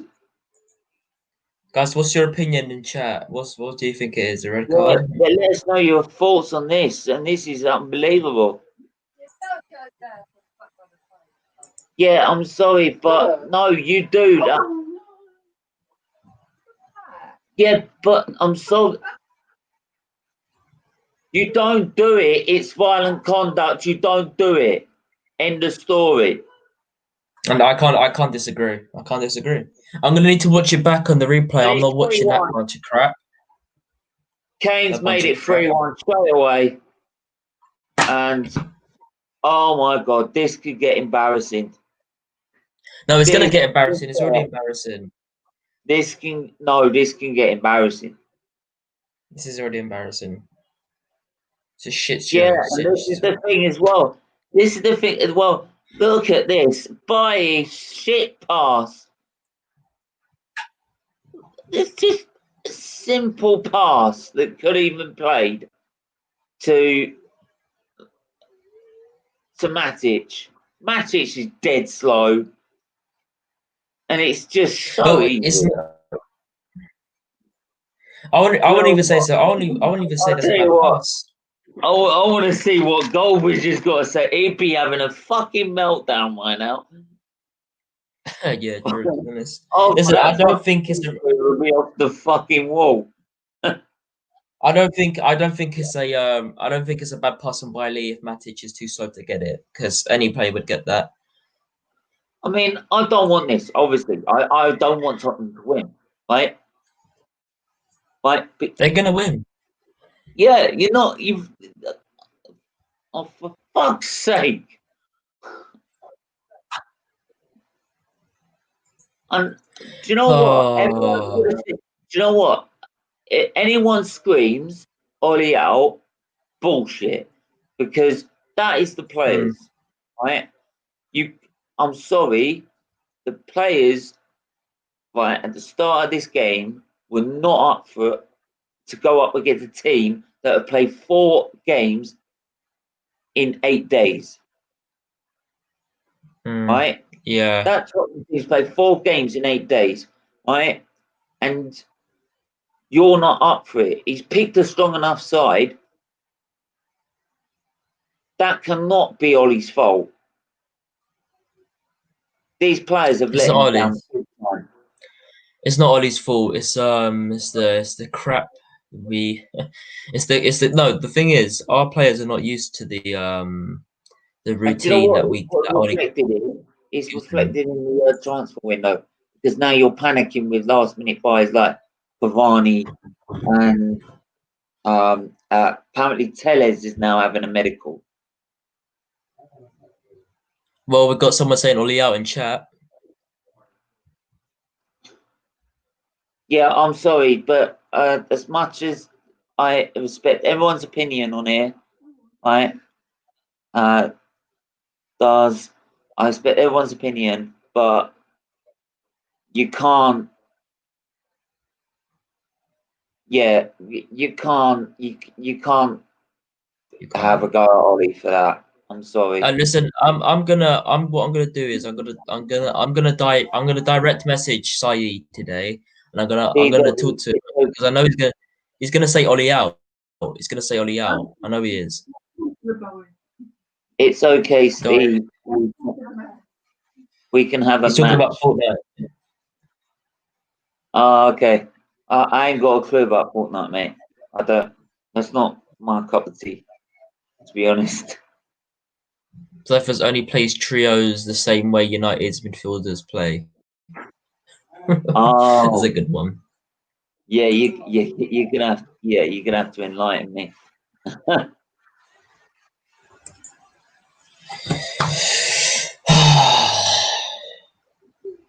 It's just not good enough from us.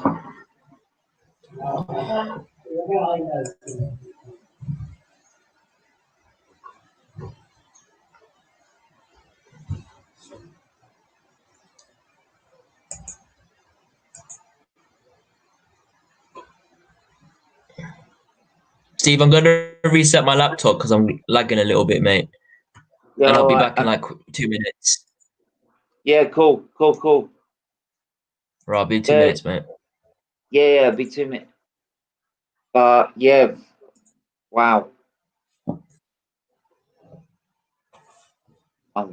so glad I didn't miss this stream.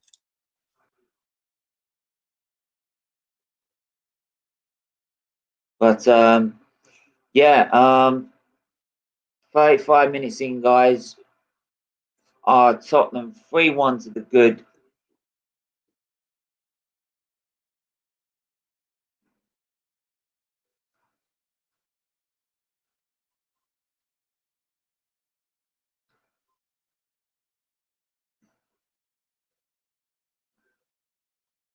But yeah, 3-1 to Tottenham.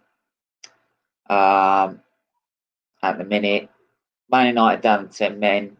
As much as anyone can say, yeah, it's a little dart around the face. You don't do violent conduct in the story. You can't complain. Martial was absolutely out there. Should not have reacted in any way, and he's cost his team dear here. That and the players. No, you can't do it. You can't do it. No, I don't care, Mum. You can't do it. End of story. You do it, you give every player the right to go fucking down like that and make it a point. He did. No, he did. No, the only way he was going to do it is by going on the floor. But yes, live. We'll stay tuned. Thank you. Like I said, he'll be back. Like he said, he'd be back in 2 minutes anyway. But yeah, stay tuned for this game, mate, because this has got swings and roundabouts. Right. But literally, Man United are going round in roundabouts. And son makes it 4. It's 4. It's not even 40 minutes and it's 4. Oh, shit. Oh, and they look at Woodward. What have you done? Oh, shit. Oh, shit. Man U are fucked.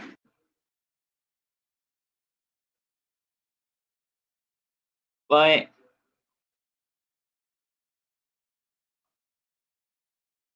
They're supposed to be playing a dead Mourinho team as well. Oh, shit. Thank God there are no fans in the stadium. Right? They'd be rioting on the pitch by now. Yeah, you can't even defend the near post together. But the defence as well is shite. Not thinking. And my God. Goldbridge is probably having meltdowns.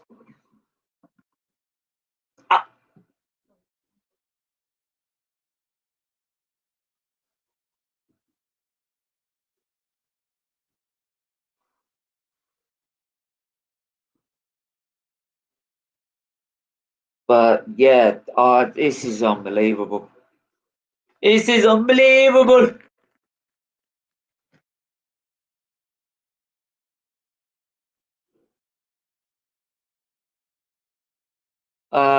Yeah, mine. Absolutely mind-boggling.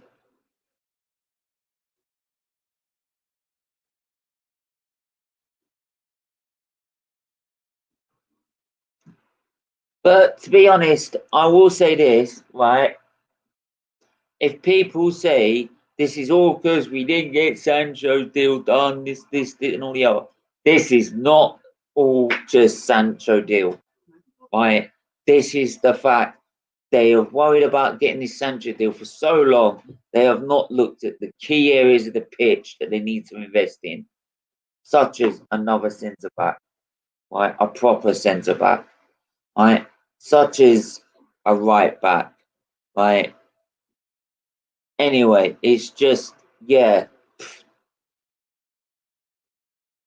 They've been so fixated about getting Sancho in, they've not looked at the key areas of the pitch they need to improve on. And they are paying the price.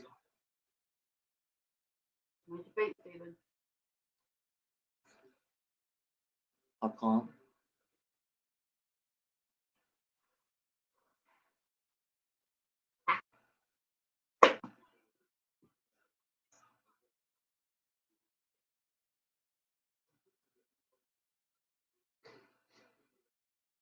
Sorry, I'm just double checking what Goldbridge is at.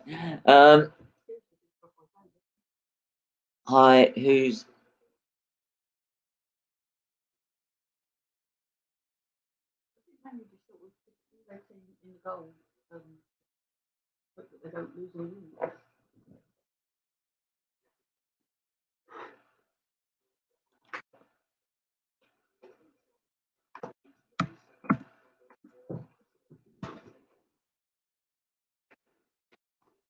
and clearly this guy is a complete prick. You don't want to know, Mum. Don't worry about it. It's just another prick. Right. In fact, piss off. Nah. Stop my mum like that. Fuck off. Yeah. Like, I'll tell you later. No, I'll tell you later. Not having this shit on my channel, thank you. Right? Been blocked for 5 minutes. If he comes back again, I'll block him again.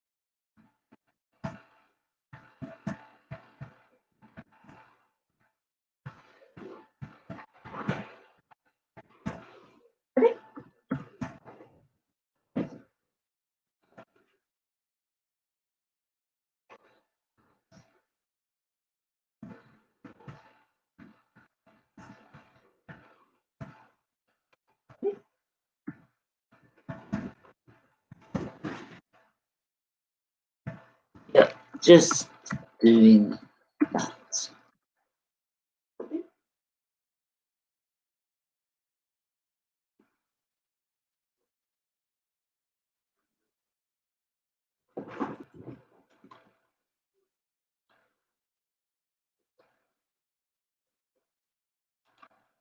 Yeah, I think I worked that one out so first. Thanks for that. He ain't coming back here. Don't worry about that.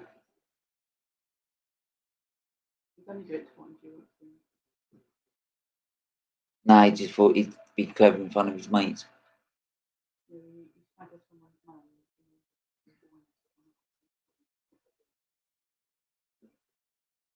Yeah, well, someone thought they'd try and say something as well, and I just made it very fucking clear, so don't worry about it. And anyway, the man's back in the building. It's got bad to worse, man. What's the score? It's 4-1. Goldbridge is having meltdowns. He's told Wan-Bissaka to even go back to Crystal Palace. I said, didn't I say that? I said that. Yeah. On the replay, I said Wan-Bissaka's going to make a mistake today. And watch. Look, he's done it. No, I mean, he's Goldbridge has lost his mind. He's gone. He's gonna need a psychologist by the end of this. I wonder what Sophie's reaction is going to be to this, because she takes it well sometimes. She's very measured. 1 second. What's this crapping in the comments? Yeah. I've had to shove someone out. What did he say, mate? This guy. Between Harold Noah, who tried to jump in the act as well, and Matt Smith. No, I think Matt Smith is saying no hate. He said no hate. No, he said go. He said go. He said go away. But it's if you see on the comment section, it said Sour Clam was blocked for 5 minutes. Oh yeah, he's talking to the guy. Yeah. Yeah. Like, if you ever need a moderator in your channel, I'm happy to be one. yeah. If you type something in, then I could probably, if I could find something. I'll write a comment and you can reach out for that. Yeah. If you write a comment in, then I can do that. Because, like. No, I'll write a comment now. So yeah, my Discord's popping. Everyone's just pissed. Everyone's just licking fun of me. Just. Oh, it's football, innit? You take the rough with the smooth, innit? Right, I'll say something then. Yeah, this is why you hate the game. This is why you love the game. So.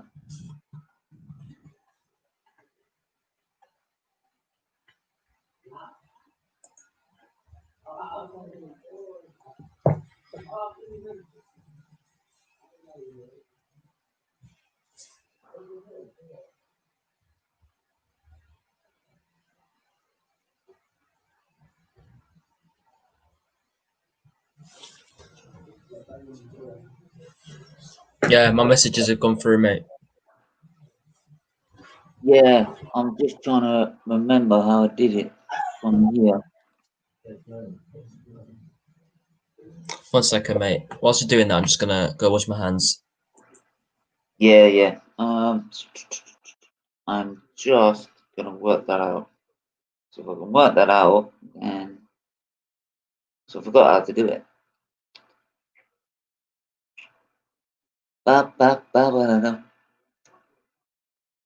So coming up to half time in this extraordinary first half. Man U took the lead after 2 minutes with a penalty in the first 2 minutes. Tottenham then went 2-1 up by the 8th minute. Then there was a red card incident with Martial. Immediately from that was from the corner from that. Stupid mistake leading to the third goal for Tottenham. And then the fourth goal was just a simple Tottenham move where Man U's defence just fell apart. And that's been the story at the minute. They've just fallen apart.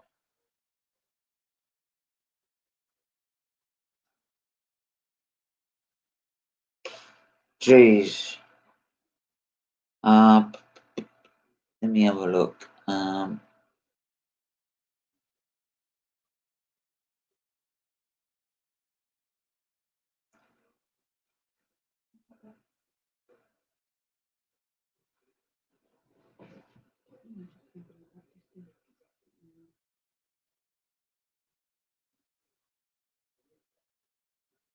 What's it? I worked it out now. Moderator. What they do is they watch over the chat. If there's any negative comments or offensive comments, they throw them out. So yeah. Did you do it, mate? Yeah, I did it. I think I might. Slifer sounds a decent guy as well. So Yeah. I'm gonna put him as well. So yeah, I've put him as well. So I'm not fighting my brother. Stop saying I am. why is your brother a Tottenham fan? No, no, he's just talking a lot of crap at the moment.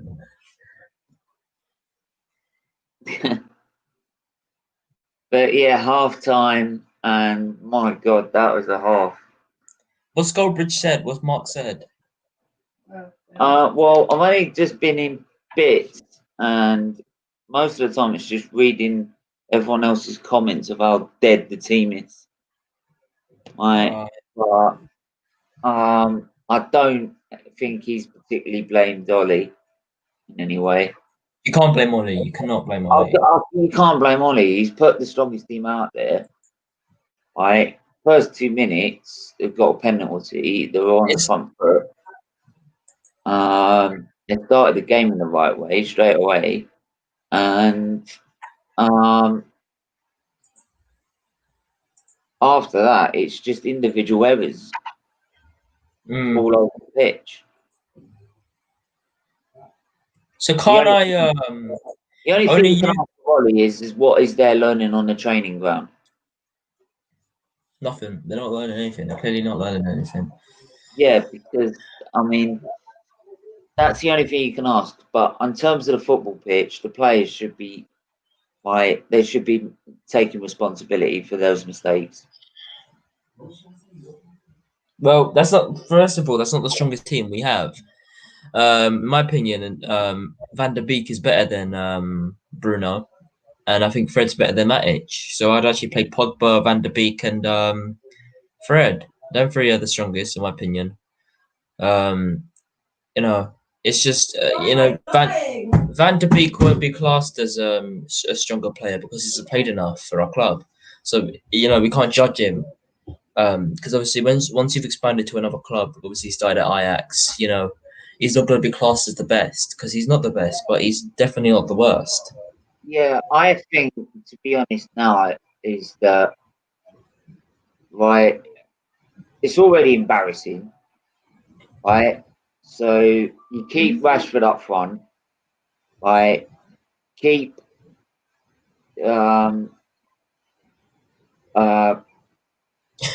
it's just a shambles. Yeah, I'd take Matic off and put Van der Beek there. Yeah. And then go with that. Van der Beek or Fred? Hard time. Yeah.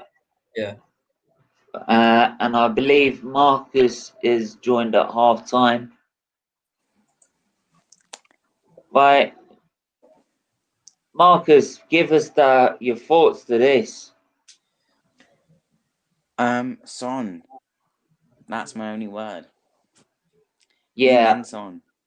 Yeah, the guy who likes to dive a lot. Don't get me wrong, by the way, I know Arsenal players dive as well, and I don't like them when they do it, but I think they'll. Right? No, honestly, I hate it when they do that, right? Right? Because it's cheating, and it is every sense of the word.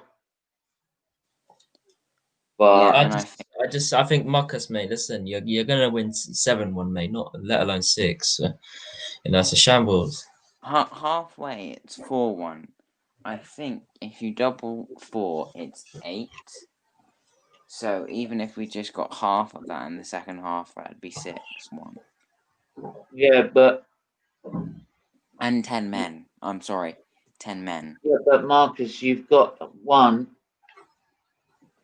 consider that at half time, right, it depends on how Man United come out. If Man United come out and just decide to say, let's try and not make this embarrassing enough, right, and just keep it as it is and just play 2 banks of 4, you are not going to get another 4 goals that easily. I know. My dad. So as much as you say it's 4-1, but most of the time I've seen when they've seen this situation and they're 4-1 up and they've got a man sent off, end up. To be honest, it's Jose as well. So park the bus. Park the bus is what Jose is going to do. You guys are just going to win. I mean, you've played 4 games in 8 days, right? So why take the stress out and try and risk injury as well when you've got the lead by a mile, you've got the game, there's no one's going to challenge you, so just play the game out. Thing is, take off your best players. I think Son will like to get a hat trick. I know, but it's one of those. Why risk another injury, and knowing that Son's just had an injury before the start of this game? Why just rest your best players now and just take it easy before the international break. Yeah, I guess that's Because true. everyone's been making Remember a Son? yeah, I mean, because everyone's been making a He's fuss not about playing. He won't play internationally. yeah. I mean, not just Son. I'm thinking about Kane as well. I don't mind Kane coming off. He started it, look. He's done his bit. He's scored a goal. Ah.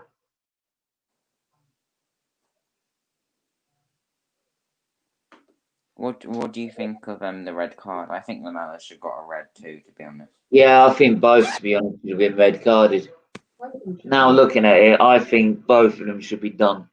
This is gonna be the most interesting match of the day ever. Yeah, both of them should have been done. It's Right. got all the goals. It's got Right. penalty decision. Lamela is It's got the red card. just fucking cheated Man United out of that. Right. If honestly, if I was an Arsenal player doing that, I'd be like, you should be walking off in shame. Right. Don't even care. Right. I don't stand for that in my football club. Right. As simple as that. Well, right. You play the game fairly. If you're going to play the game like that, don't play it at all. To be honest, Manchester as a whole, City, United, whoever else, have just not had a good season this year. Yeah, The but weather. I'm sorry, when it comes to that, right, both of them should have been off. That would have solved the situation there and then. Right. The problem is the referee, instead of he just looked at the linesman and he decided what he should have done is let VAR let him go to the monitor and see what's happened. Right? Yeah. And then when he see what's happened, he would have sent both of them off. Okay. Well, I mean, this is what I like. You're an Arsenal fan. You hate Spurs, so you're a bit biased, but you're not supporting any of the teams, so you're not too biased. So oh no, I want Man United to win. I don't want Tottenham to win. But I'm sorry, like if that was an Arsenal player doing that, I would expect him to see a red card. No, I'd expect him to see a red card. Martial did worse. Martial did much worse. They both, to be honest, he's elbowed him in the face, and Martial's reacted and slapped him in the face. Right.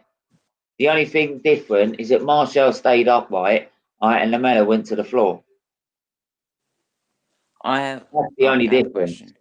Question. How do United get better? How do what? How do United get better? I think with United, they need.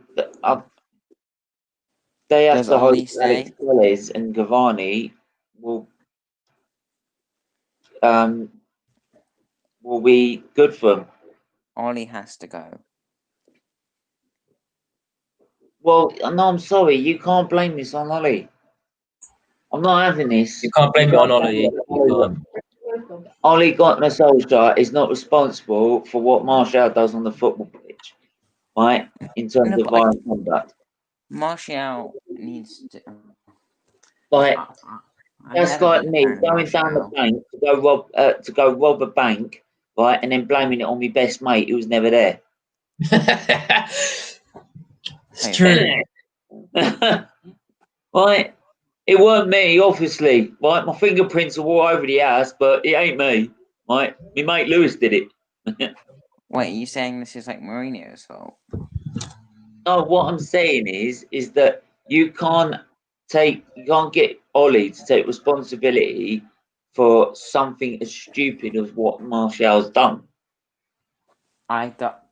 What are you talking just about today? Or just Yeah, No, I'm talking about today. I would say even if it's just today, I'd say it's in any situation in the past or the future. Yeah, the manager has no responsibility and shouldn't feel like he has to. Do you think Martial and Lamela should have got a red card? Both of them. Yeah. Both of them. Both of them. I think they should have got a match ban, but not a red card. What did they got? They should have got banned for the next match, but not got a red card. Well, that is a red card. Yeah, but a red card also stops you from going to this game. Yeah, I'm sorry. If you do violent conduct on the football pitch, you get sent off. End of story. And the Mellor started with violent conduct. Then Martial reacted with violent conduct. That is both red. End of story. What Martial should have done is that when the Mellor did it, he should have gone on the ground first. Okay, Right? well, that you're just saying dive. Everyone dive. No, I'm not saying everyone dive, right? But the problem is because Martial's tried to do the honourable thing by staying up instead of lying on the floor like I've actually been shot by a sniper, right? Oh, God. Right? He's done the honourable thing by trying to stay on the pitch, but unfortunately, because he's been elbowed in the face, he's then been stupid enough to react. Okay, And once well, you I get react, you give a player any incentive to then just hold his jaw and go on the floor. that. Okay, this is probably because I'm losing my point, but also I was only going to come on here for half time, so I might come back like right at the end of the game, but for now I'm going to go back to them and watch the game. Okay, all right.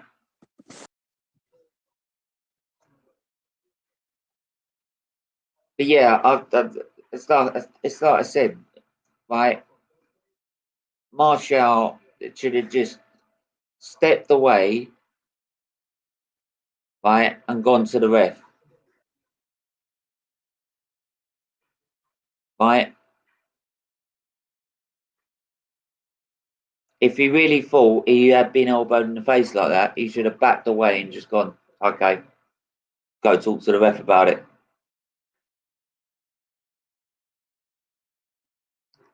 You're on mute, mate.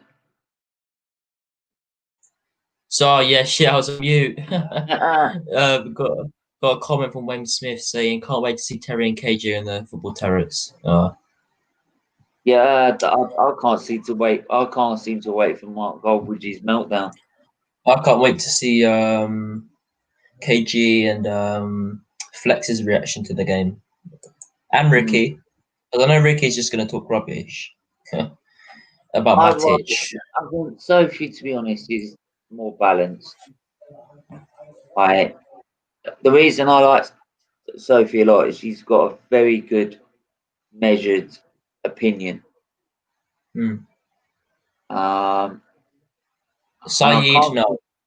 I can't think the other one that does the player ratings as well. There's KG, Saeed, and there's another guy. Adam. He seems to be more measured as well. The problem is, Saeed will say Ollie out, and I guarantee he will. Yeah. He's going to say that. He's going to do that. He's going to say, Ollie out, all this crap. Oh, yeah.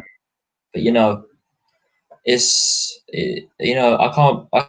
can't blame Ollie for the way that our players are playing, because it's the best team we have other than two players who aren't on the pitch.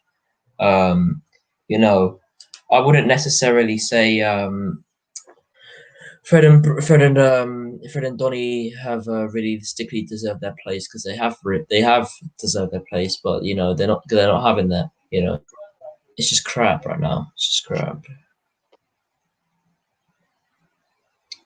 So I know Terry was setting up that new billboard for his stream.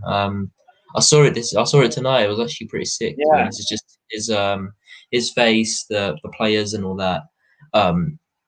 Obviously, I was thinking about something, because obviously I am going to make a video today. It's going to be my first video today.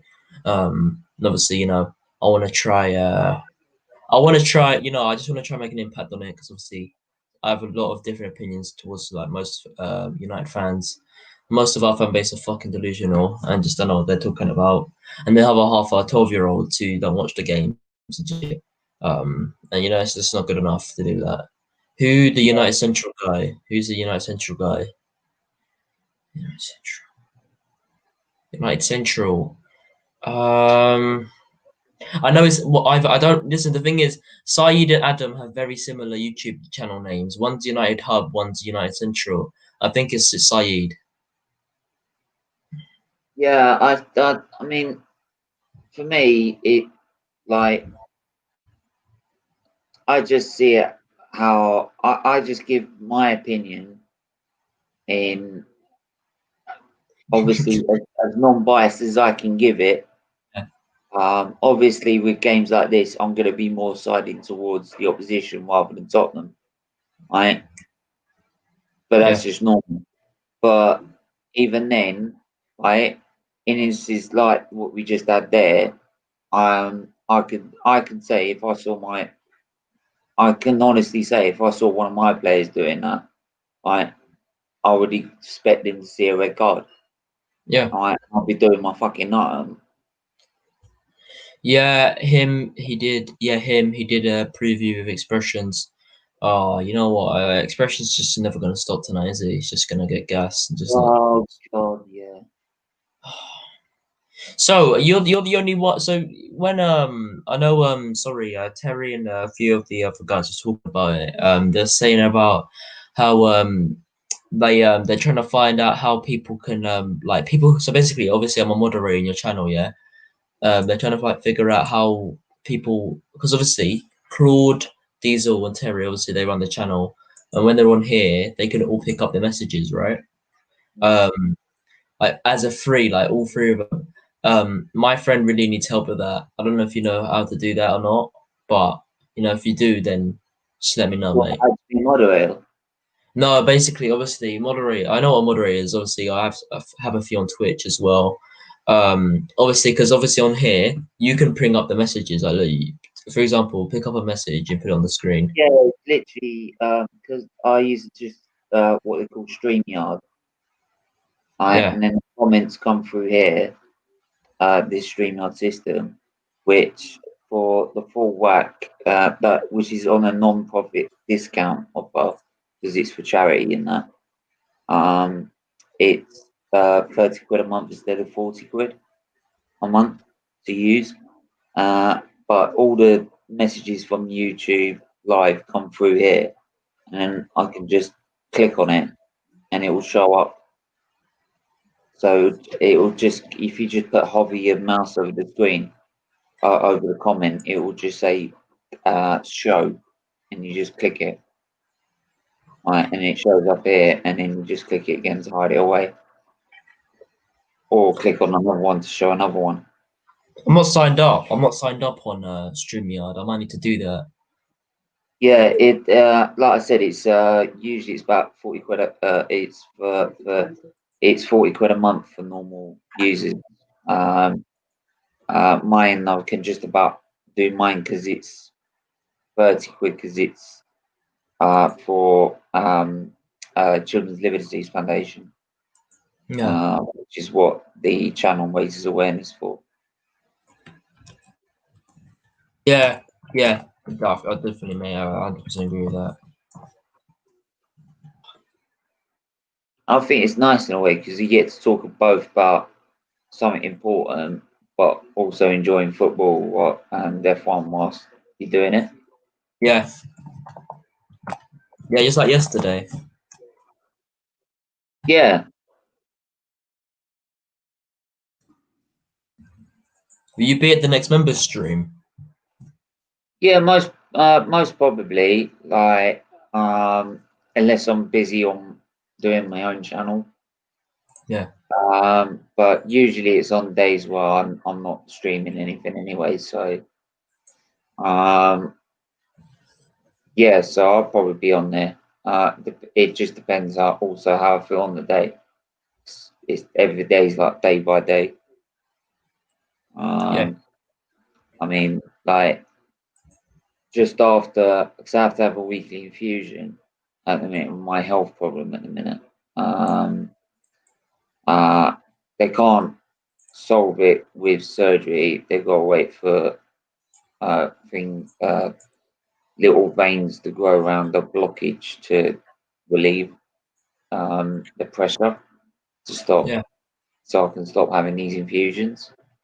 But after the infusion I have, I feel on top of I feel brilliant because I've got loads of energy back. But by the end, if it's like towards the end of the week and they want to do a member stream, I might not want it to because I'm really tired. Yeah. Yes, fair enough, mate.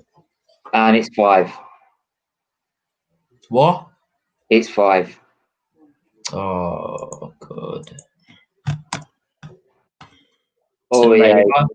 if I wasn't sliced open within 5 minutes. if I wasn't on the stream, I'd be raging like hard. You can rage on air, mate. Like I could be your psychologist. Like. Oh, it's been disallowed, has it? No, it's not. It's not disallowed. Right, if that's offside, right, then he might as well walk back to the fucking Tottenham Hotspur Stadium. Right, there's no way that is not not offside. It's so onside, it's unreal. We're shambles.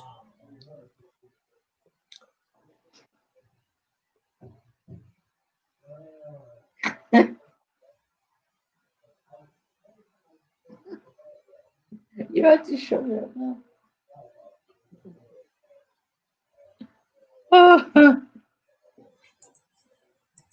So I'm not laughing because of Man United. Don't worry about it. I'm not. Mum's just like showing me a picture of a really bad joke. Just don't.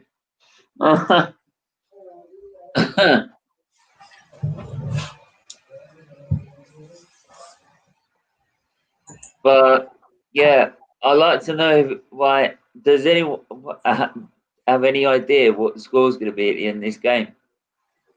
Nope. What's Man United?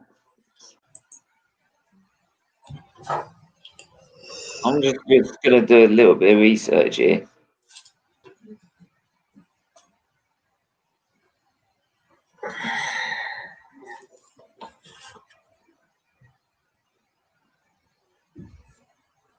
So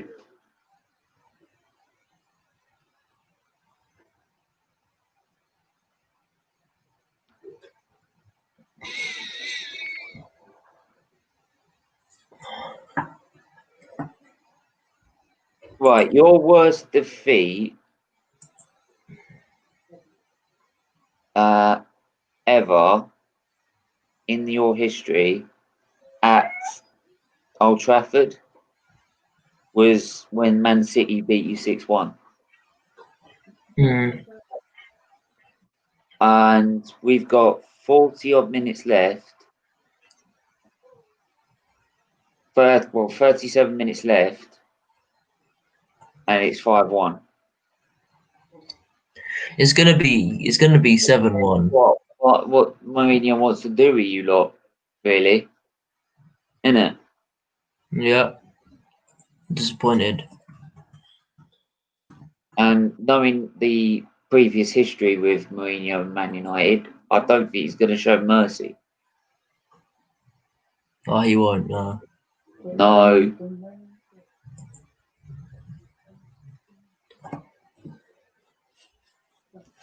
We might as well we might as well just let them score because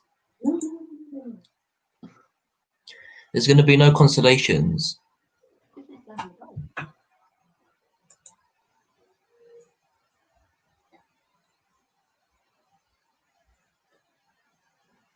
Oh, fuck off, Goldbridge. I mean, again.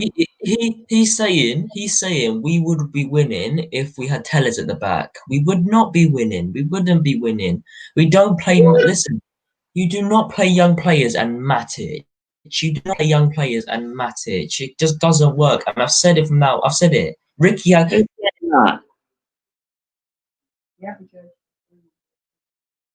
Who said that if we had tellers? Goldbridge said it. Oh, for fuck's bullshit. Ricky has no excuse today. Listen, Ricky, if you're watching here, you have no excuse to say Matic isn't at full today. That's Goldbridge, right? Realising the fact that because he's not getting Sancho, he's blaming every other bloody deal for the reason we're not in the state we're in. Yeah, exactly. The fact of the matter is, and I've been saying this, right, to every Man United fan, I've asked, and I just let them have their opinion on it, right? Right? Should you be getting should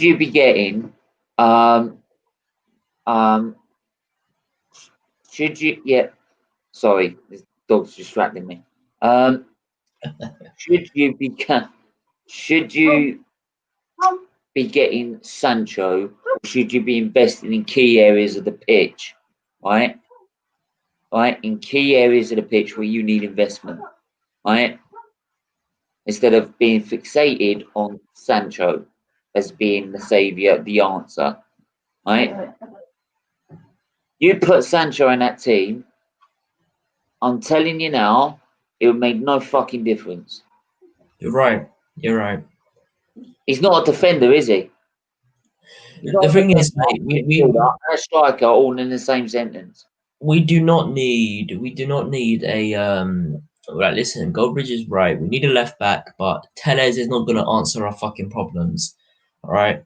And we don't need we don't need Sancho. We do not need Sancho. Like it's not gonna fucking do anything for us.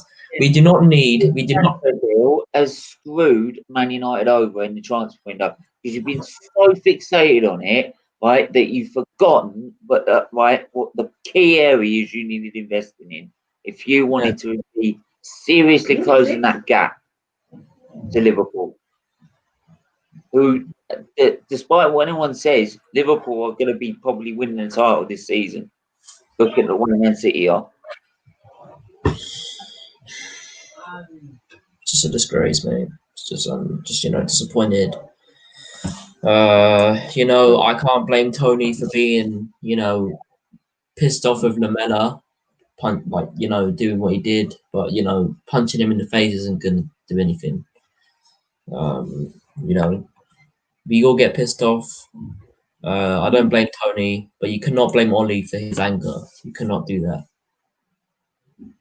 I see people in the chat, in Goldbridge's chat, saying that is, Ollie's fault that Martial wasn't being told how to cool his temper. Right. Oh my God! Really? Have we got to start acting like treating them like 5-year-olds? Don't do this because it's very naughty. Right? You'll get put on the naughty step if you do that on the football pitch. Yeah.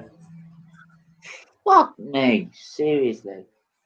It's like they think these players ain't got their own brains. Yeah. Right? They all applaud them, right, when they come up with a great piece of vision. Right? I'm sorry. Listen, Goldbridge is it's gonna piss me off to listen to Goldbridge. He's saying that we play Van der Beek today, we win, right? But he's not focusing on Matic's faults. He's not focusing on Matic. He doesn't blame Matic. He doesn't blame Pogba, and he doesn't blame Bruno. All right, listen. They should be blaming Matic. If we had Fred and Donny playing today, we'd win. If you can't blame any of those three players, then why are you saying Van der Beek would not lose you this game? Because it would make no difference. It'd make no difference if he was playing or not. They're playing Matic. Matic is shit, and he can't hold the back line. And the thing is, Fred can't do it either, but I feel like Fred does a better job at actually pushing the centre-backs forward to actually join the attack. And then they go back to when the ball's up. The fucking front of the pitch. And me and Connor got in an argument with it yesterday. He was saying, Fred isn't a good player. Fred can't attack. Fred can't defend. He said that. I was kind of like, bro, it's kind of a wrong opinion. Like, no opinion can be wrong, But that was a disgrace to say that Fred can't attack or defend. Like, you know, we What wouldn't. does Matic do? He's like a Yeah, freaking Roman pillar. it's giraffe defending. I mean, seriously, he's like one of the Roman pillars of the Parthenon. He's like a Greek pillar of the Parthenon, isn't it? In the middle of the defense. I just want to hear what Goldbridge is saying because I know he's talking crap. What? I mean,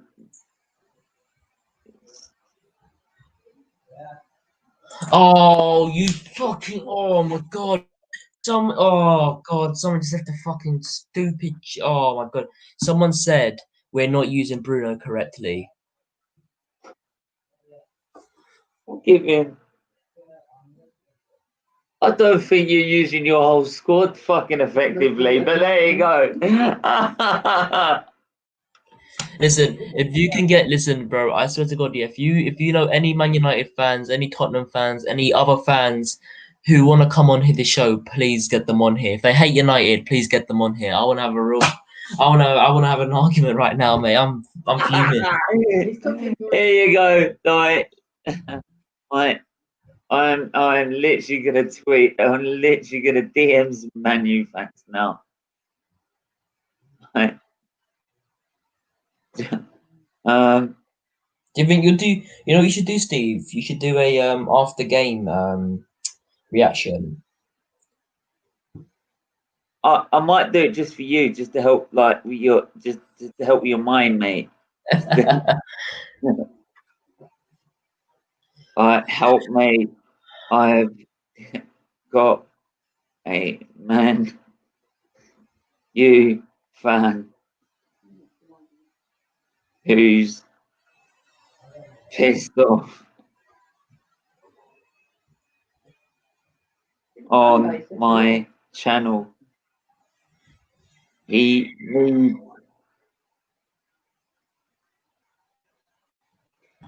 needs help from the fan base.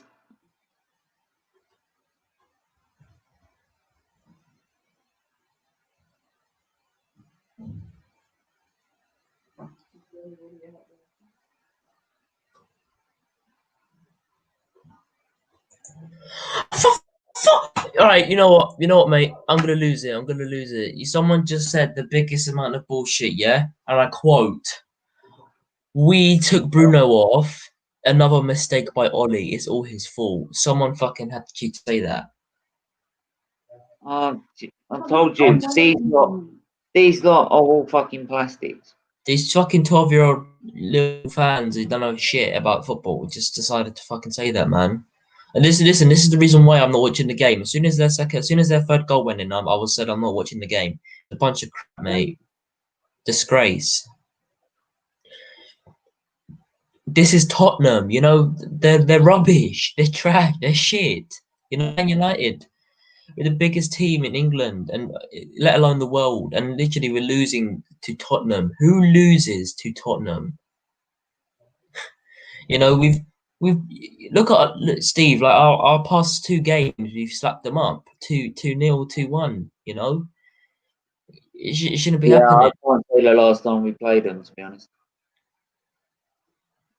Fucking, I'm so pissed off, and I know Troops is just gonna say that he's just gonna hoax it with expressions. He's just gonna be like, oh yeah, we both won. Oh, that crap. Fuck. Was it another weird blood? So I'm just so distraught. I'm just, Was it Eric the Messi? No, I don't blame Bailey tonight. I don't blame him. He's the only defender trying to do. No, man. To be honest, like that's the best. You said at the start of the game that was the best guy defensively you could have gone for.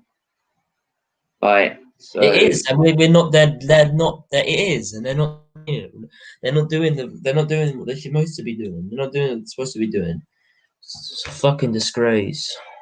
Just pissed off. Just don't know why we are doing this. No, seriously, who loses to Tottenham?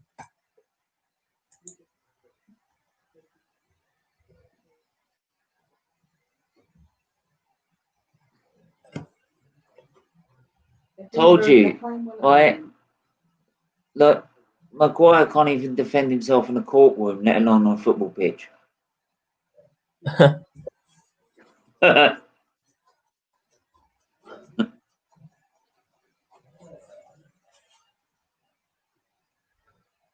You think with 80 million quid, you find a decent lawyer?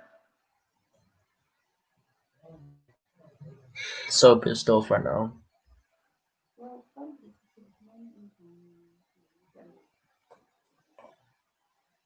Yeah, that's what they said 7 years ago. You'll get them back. That's what we said like 16 years ago. But we're still here. We're still shit. Yeah, Man, does come. Yeah, Man, you might come back for Arsenal. It's been 16 years and we're shit. When? Everybody has their go. Yeah, when? If that's the case, why ain't Crystal Palace won the league? I'll cheer him up. Look, there's cheering him up, and then there's being really too many optimistic.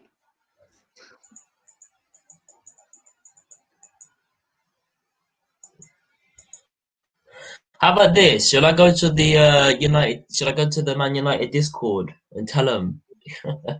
Yes. Yes. Tell them. Let's have it out. All right. Oh, lovely. Yeah. Oh, Look, in the scoreline here, mate. It's not good enough. It's not good enough.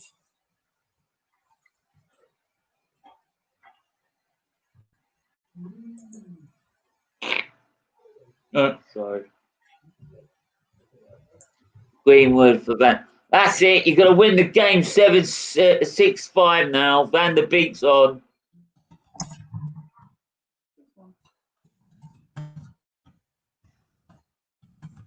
Oh, Christ.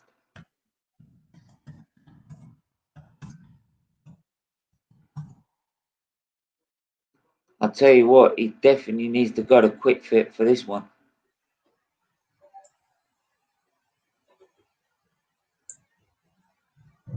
To be honest, like I just seen your face. You look like you've just stayed up all night and literally drunk Red Bull. I don't drink that crap. I can't do this no more. I just despair, bro. It's not a good performance. We should be Man United, man. Be winning. We should be slapping these teams easily.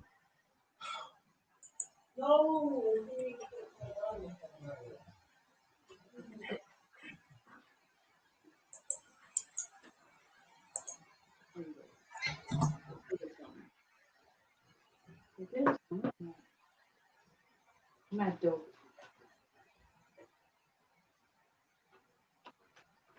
He can give you a sausage. He can give you a sausage. Yeah.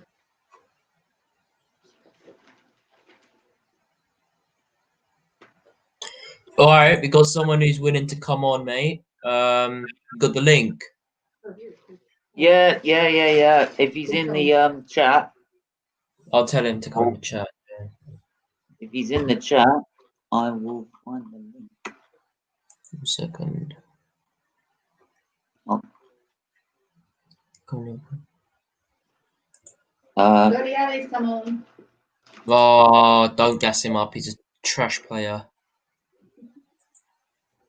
Give him more chance then. Oh, great. Right, there's the link. It's in the chat. Get. Come on. Oh, I've got a dog that's trying to attack my food here. Piss off, dog. Busy. Christ.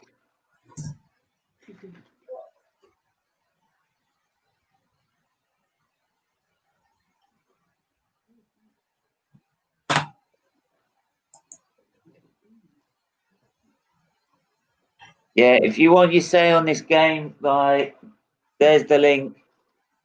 Right.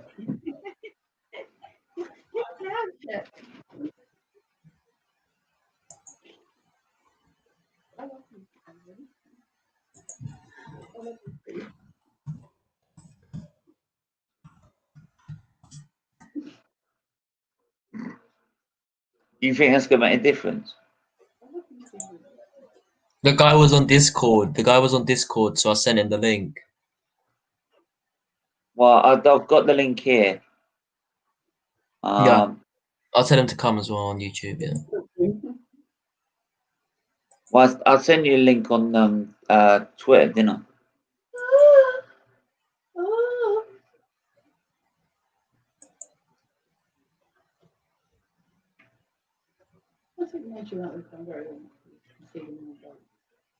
Well, they did concede another goal.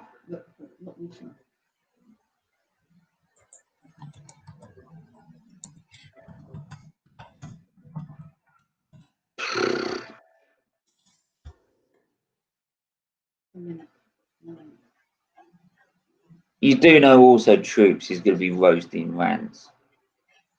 Of course he is. Oh, the guy stops Kane getting another one.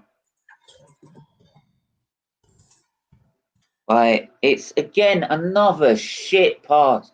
And actually this time it is Fred.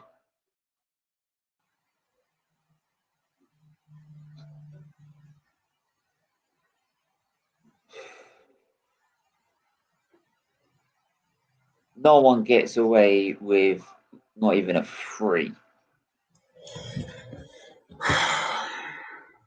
Let's be honest. I'd give Bailey a 4. It's a bunch of fucking shit.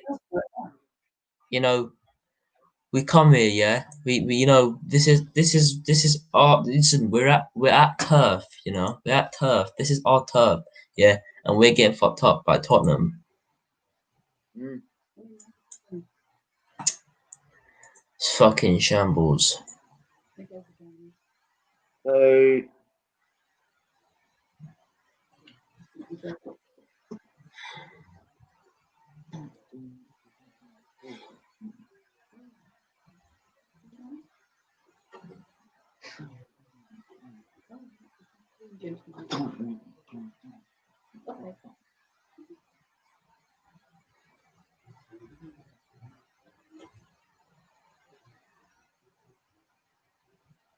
So yeah, I've sent. Oh yeah, this guy's coming in.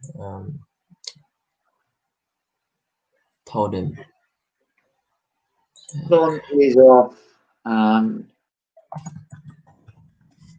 don't know if he actually replaced him actually. I'll have to go back.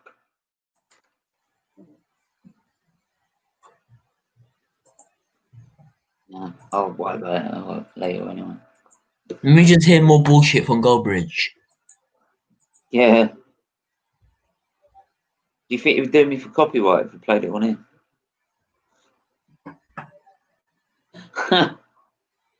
Oh, this why this guy's fucking saying about the ratings. It's your choice fully. All this fucking shit.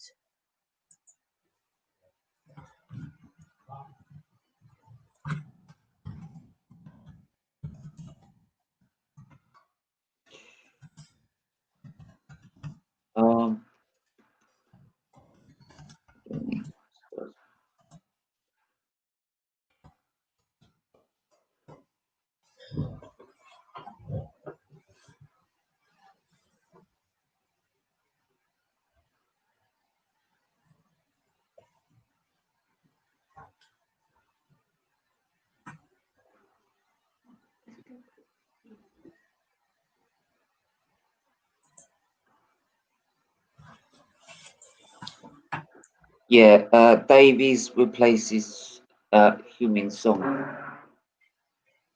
No Gareth Bale. He's injured. He's injured. Oh, okay. That's probably a relief. Yeah, man. I feel that's the last play you needed on your case.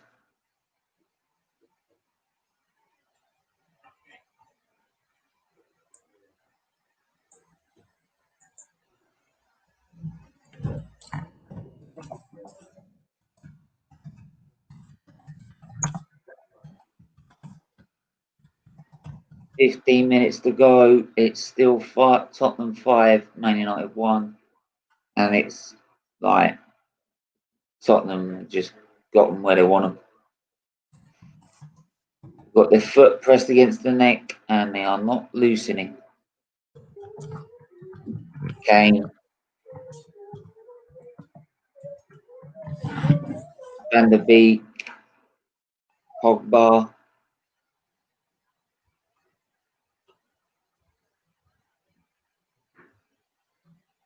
Sure.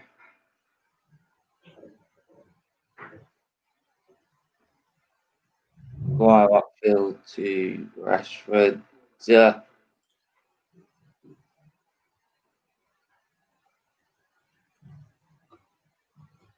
Problem is Rashford struggles as a lone striker.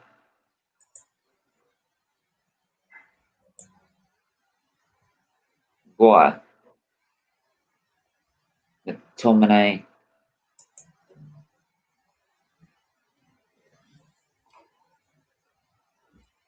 Intercepted.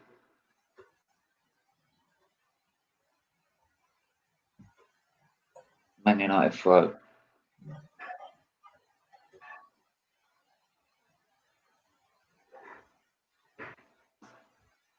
Yeah, what's happened to this guy, mate?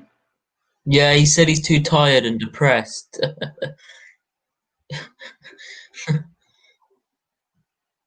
Join the club. At least you got a win today, mate. Oh, Oh, and guess what? Guess what? 6, isn't it? It's gonna be. It's a penalty. Pogba on Davies. Late. Davies got the ball first. Late. Clear penalty.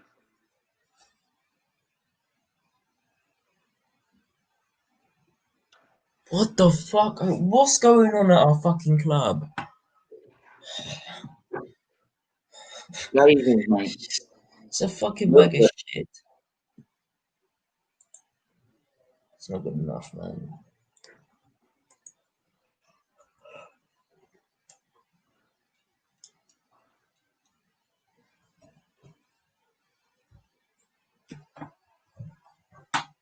Goal.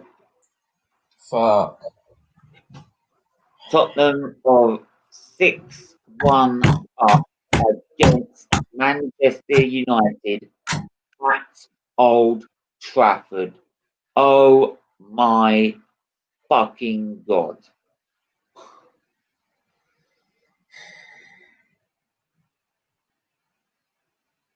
They have matched Man United's record home defeat. And that's it. Ads is gone. He's gone. He's left the building.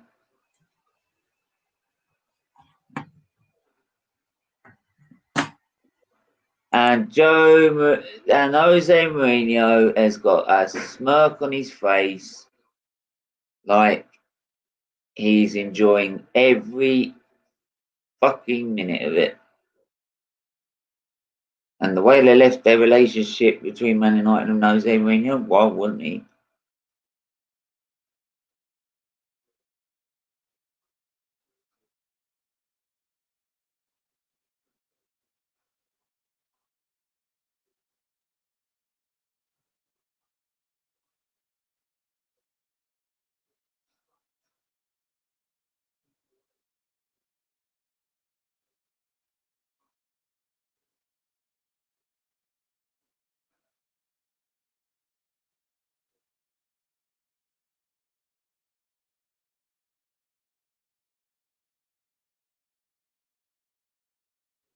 And to be honest,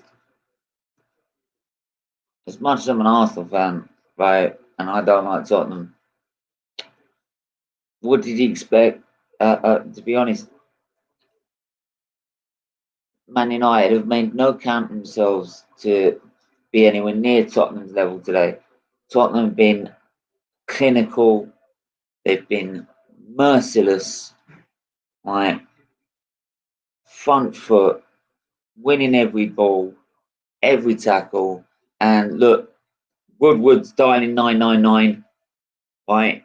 He's dialing emergency services as we speak, right? I need more funds. I need help. I don't know how to run a fucking football club.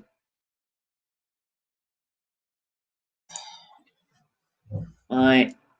Time to go to the job centre.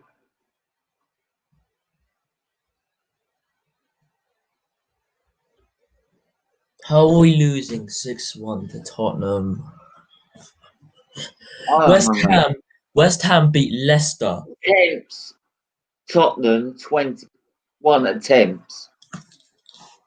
Man U 5. That's attempts. How many attempts is that for Tottenham? 21. And we're having 5. We're Manchester United. Yeah, 1 second. Yeah. I just want to say one thing. Ricky, are you happy now? Ricky, are you happy now? This happens when you play Matic. He doesn't hold a back line. You said he holds a back line. What happened? I don't think he's going to watch this channel, mate, to be honest, but there you go. Yeah, you know, I'm going to send it to him. DM. Go on, send it to him then. Matic is a disgrace. This is why you need to play Fred.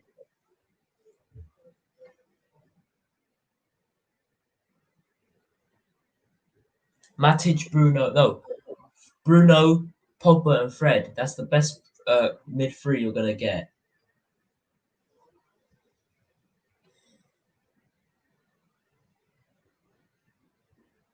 Like, if you need a CDM who can attack as well, there's Fred.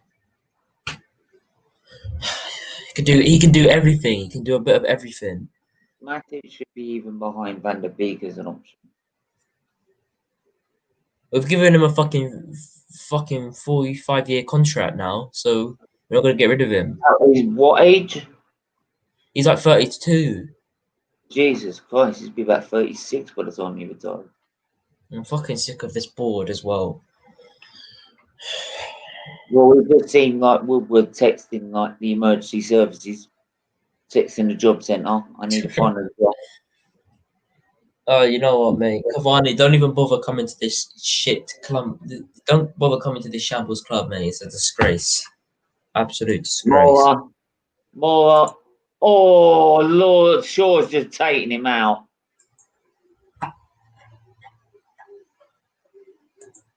Oh, no.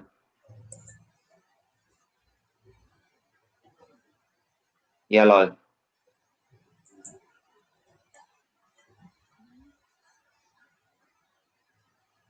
6.5 minutes to go. And Shaw just clearly took him out. Diesel's going to watch this. He's going to take the piss.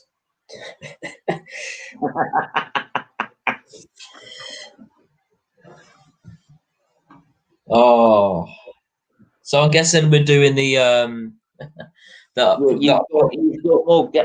You've got more holes in a leaking gas pipe.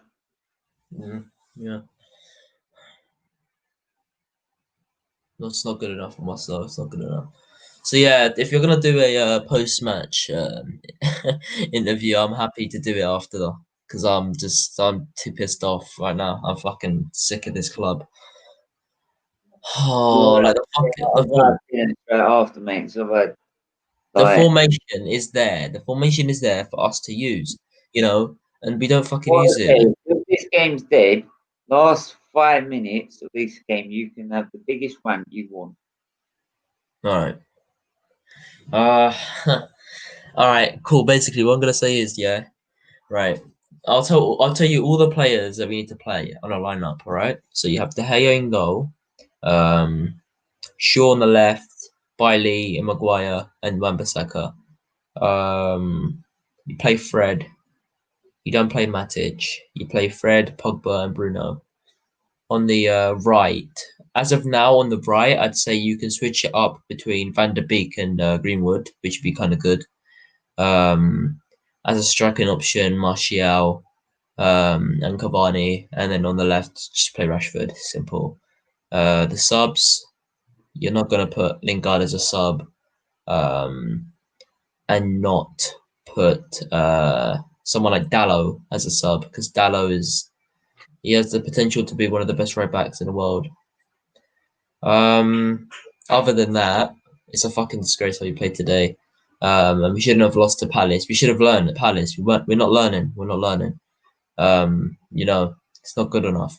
Not good enough. And the bullshit that we're gonna get from Tottenham fans is gonna be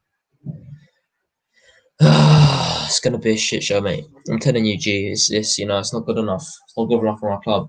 And I'm waiting for the I'm waiting for the BT Sport interview when they start coming out of the dressing when they start coming out from the pitch saying that we make mistakes. We lose to big teams. No, we're not meant to be losing to these teams. We're meant to be winning every game we play with Man United. The players that we have right now are they're good enough. They're just not putting in the work like they're good enough. Like the players that they are. I'm pissed off. I was so angry. Yeah, I think Man United got no case to show any sort of the fight that like they could even attempt a chop ball challenge.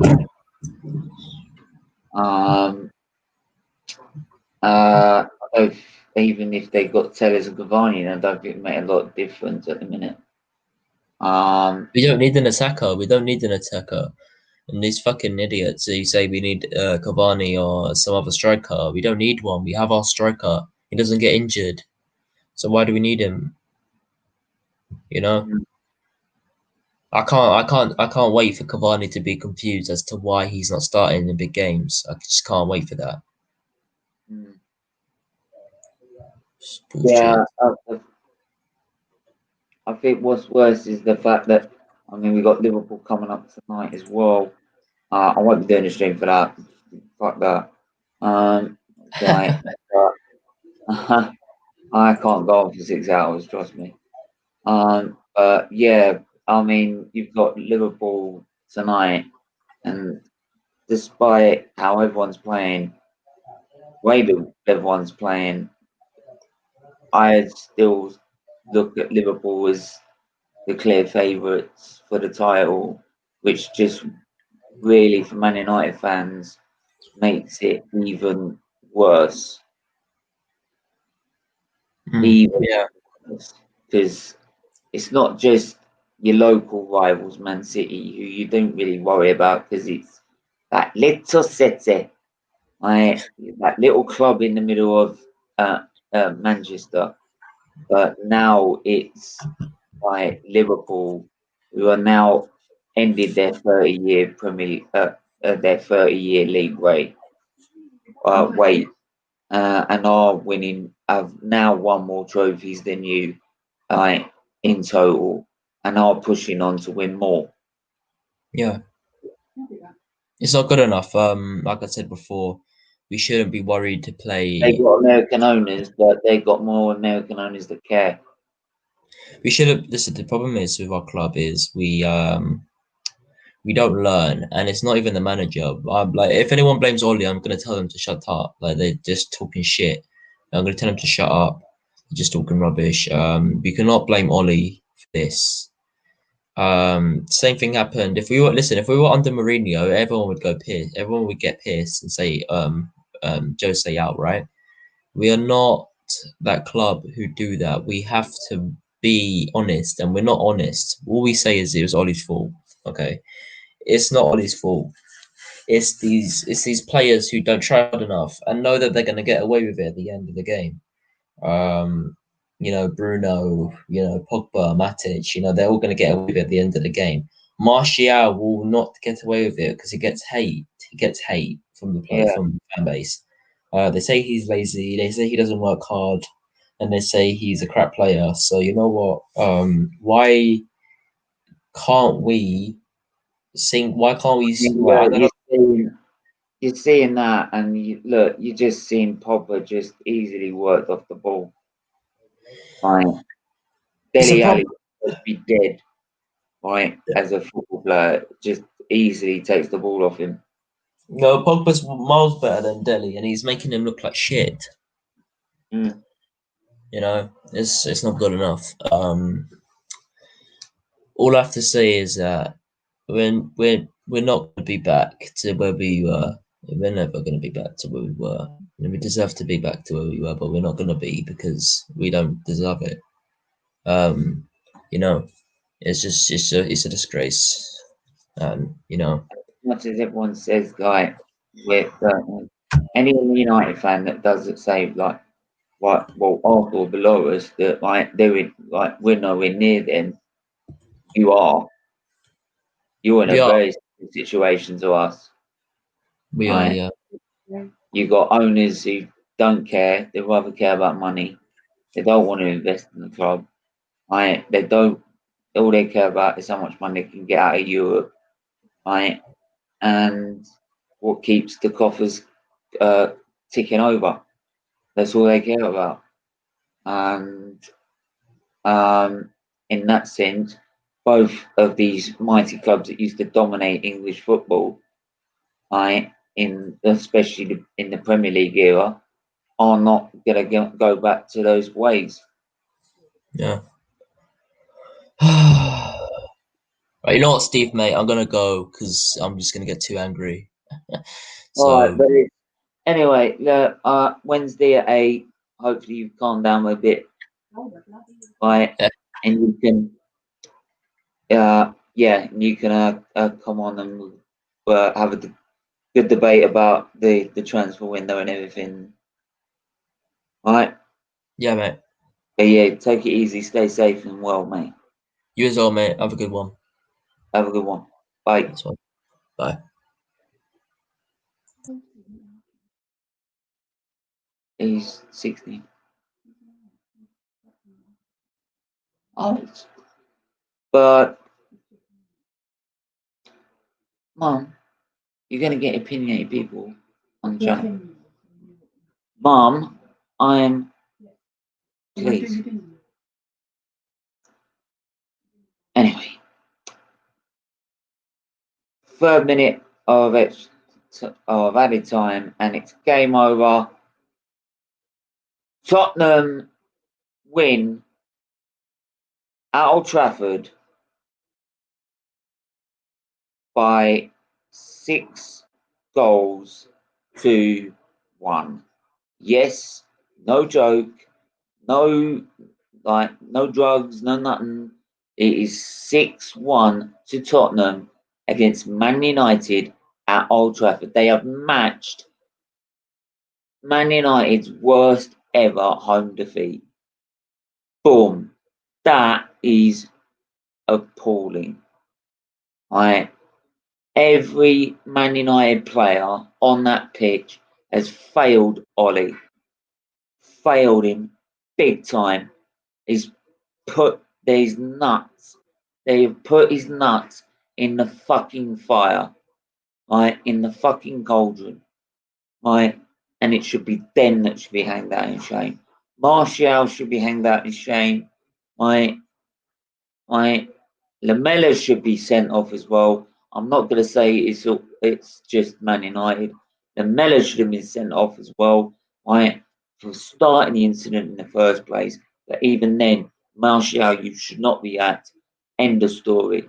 And from that moment on, and the 3rd goal went in straight after that, there was no way Man United were going to stop Tottenham demolishing them here. So, yeah. Thanks for everyone who's watched this extremely long stream that wasn't planned to go to this far. But my God, I'm glad it did. yeah, I'll be back on Wednesday at 8 with the Hot Off the Press show. We're talking about the transfer window, like finally closing, the ins and outs, plus the Champions League, Europa League draws. Plus, I will also be doing the live watch-alongs for the England games in the international break, as well as the Grand Prix next weekend as well. But until then, everyone take care, stay safe, and stay well. And yes, you heard it. Tottenham beat Man U at Old Trafford by 6 goals to 1. Take care.